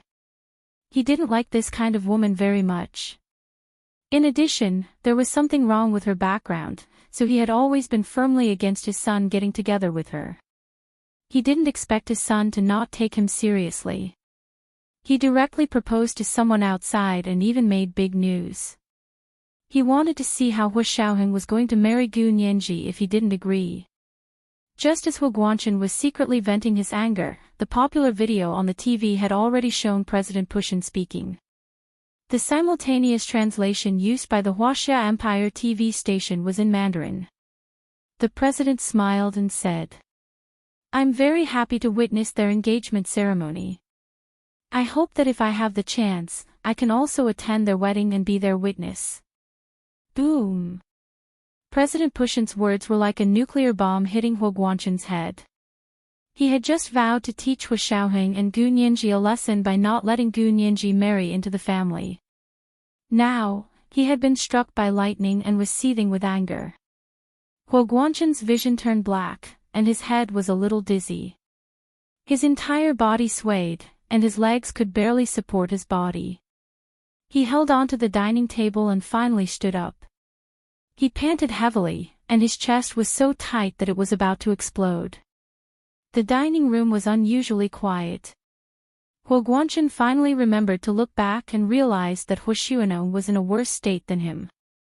Huo Xiaoheng was already over 70 years old, and his hair was white. At this moment, his eyes were staring straight at the TV, and his face was getting redder and redder, gradually turning into the color of a pig's liver. His eyes were bloodshot, and one of his hands trembled in the air. Finally, he slammed the dining table. Nonsense! What nonsense! This joke has reached the international level. Get that kid back here. I'll teach him a good lesson. The corners of Huo Guanshan's mouth twitched, and his gaze turned cold. He put his hands behind his back and looked at Huo Xuanong. He slowly asked again, "Dad, what did you say? I didn't catch what you just said. Could you repeat it?" Huo Xuanong flew into a rage out of humiliation. He pointed at Huo Guanshan's nose and yelled, "I said he's messing around. What's wrong? I can't say it. Without the consent of the elders, I'll see if he dares to marry that woman. The Russian president is the witness. Dad, do you think your words still count?" Huo Guanshan was so angry that he laughed. "Besides, as his father, I don't object to it.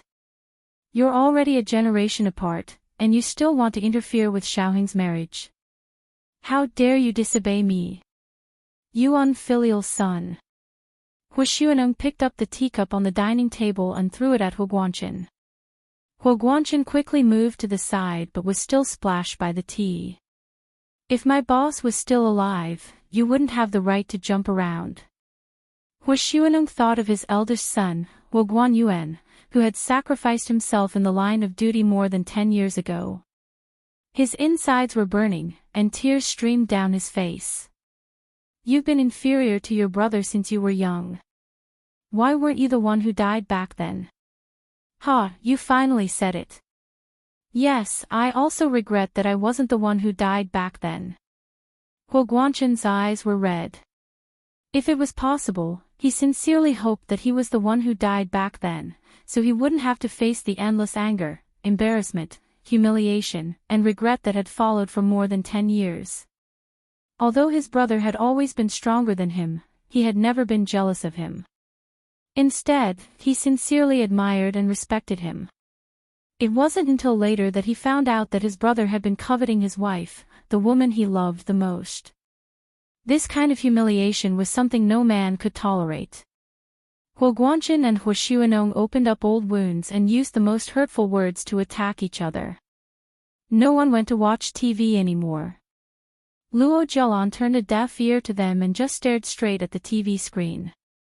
At that moment, the camera on the TV screen flashed and gave a huge high-definition close-up of the engagement ring on Gu Nianji's hand.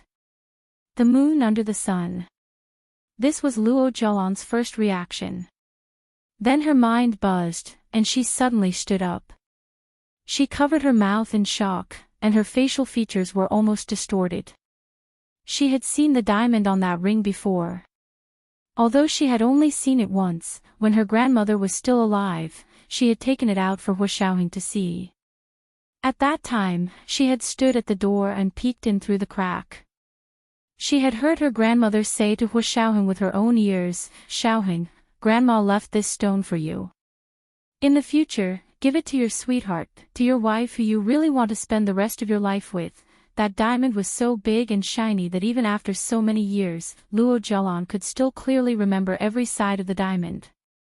That kind of gentle and restrained, but also dazzling brilliance was unforgettable to anyone who had seen it. She hadn't expected the Huo family's heirloom to fall into the hands of a woman like Gu Nianji. This diamond was clearly hers. Everything Gu Nianji was going to get was snatched away from her. Luo Zhelan's face twitched, and jealousy and hatred were like a poisonous snake coiling in her heart. She really didn't get along with someone like Gu Nianji. Luo Zhelan gradually calmed down, and an extremely vicious glint flashed across her eyes.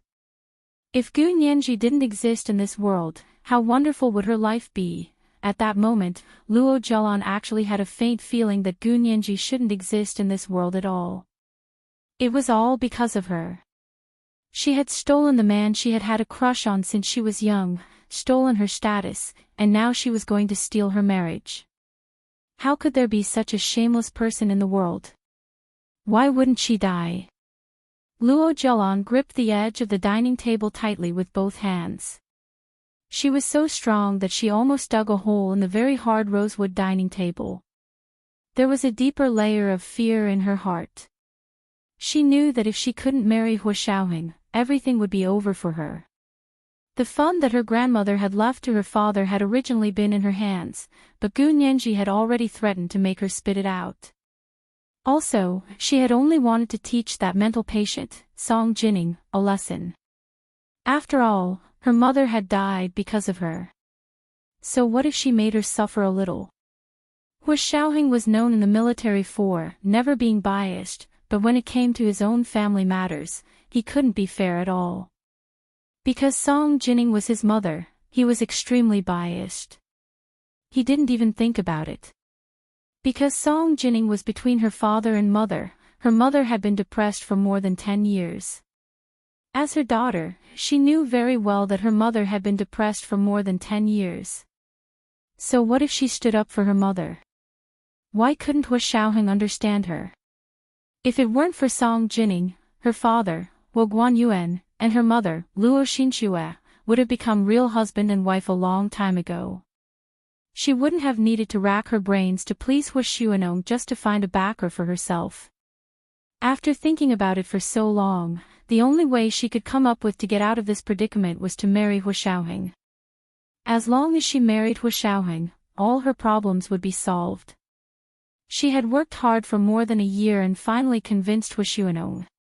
When Hu Xiaoheng had no choice but to get married, she would ask Hu Xiaoheng to convince Hu Guanchen, and she would get her marriage certificate. To her, everything else was fake. Only the marriage certificate was real.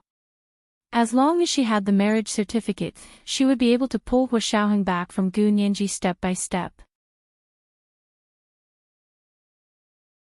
She really didn't expect that the goal she had worked hard for almost a year would be completely destroyed because of Gu Nianji's relationship with the Russian president. Her beautiful dream was shattered into pieces. She knew that she would never be happy in this lifetime. But what was the use? With Gu Nianji around, Hu Xiaoheng would never look at her twice. In fact, she had long forgotten that before Gu Nianji appeared, Hu Xiaoheng had never looked at her twice. The two of them had grown up in the same family, and Hu Xiaoheng had never treated her more than as a brother and sister. However, Luo Zhelan had long known that she wasn't Hu Guanyuan's biological daughter, so she had allowed herself to have a crush on Hu Xiaoheng for so many years. In the end, the man she had guarded for so many years had been snatched away by a little orphan girl who had appeared out of nowhere. A shameless person was truly invincible. Luo Zhelan cursed Gu Nianji in her heart. She clenched her fists and turned to leave the dining room. When Gu Nianji and Hu Xiaoheng returned to China, her good days would come to an end. She couldn't wait any longer. She couldn't wait any longer. Whether it was the fund or the lawsuit that was waiting for her to abuse Song Jining, it was the last straw that broke the camel's back. She had no choice but to cut off all means of retreat or fight with her life on the line. Luo Zhelan wasn't the only one who was shocked when Gu Nianji's blinding diamond ring appeared on the television screen in the popular video broadcast on the Huaxia Empire TV station. He Zhichu was also so surprised that he almost pounced in front of the television. He looked at the diamond ring on Gu Nianji's hand with a hint of fanaticism. He rubbed the screen with his hand and felt the ring. He had dreamed about it countless times in the middle of the night. He had wondered what Gu Nianji would look like wearing a ring inlaid with Grand Duke Joseph's diamond. The diamond belonged to her, and so did the ring. He was so familiar with the appearance of the ring that he could recite every single one of its data indicators. He had thought that he would never see Gu Nianji wearing the ring in his lifetime. He hadn't expected him to see it in the end. Although he hadn't put it on her himself. He Zhichu clenched his fists tightly and pressed them against his chest. In the depths of his heart, he felt as if someone had used a barbed knife to stab him alive and gouged him. It was so painful that he couldn't breathe. He convulsed and fell to the ground. After 4 years here, this was the first time he had an attack. There was no one at home. Without his permission, no one could step into his house. But so what if he could step into the house? He was a burden to live on. He Zhichu smiled bitterly and lay stiffly on the cold floor, unable to move. Just as he was about to give up on saving himself, his phone rang. He Ji-chu no longer had the strength to swipe open his phone to answer the call. However, he could tell that the ringtone was from his father. The ringtone rang for a long time, echoing in the empty apartment. He Ji-chu gradually closed his eyes. At that moment, the phone that had been ringing for a long time without anyone picking up flashed a few times. The built-in camera on the phone automatically turned on with a click. He Ji-chu's father, He Qingjun's face appeared on the phone screen. He called out anxiously, "Ji-chu. Ji-chu. What's wrong? Say something. Where are you?" This number was the agreement between He Qingjian and He Ji-chu. No matter where he was, no matter what he was doing, as long as He Qingjian called, He Ji-chu had to pick up within 5 minutes. Otherwise, something would have happened to him. He Ji-chu heard his father's voice and curled his lips slightly. At the last moment before he lost consciousness, he said, "Dad," then, he fell into complete darkness and unconsciousness. This was the first update of the day, chapter 1239, If I Didn't Have You. The second update was at 1:00 in the afternoon, and the third update was at 8:00 in the evening. My dear friends were anxious. You're tuning in to the LoveLore Library YouTube channel. We're so grateful for your support, and don't forget to subscribe to join us on this incredible journey through captivating stories. Your generosity through donations truly makes a world of difference, as it's the primary source of revenue that allows me to expand and enhance this channel for you. Thank you from the bottom of my heart for being a part of this adventure.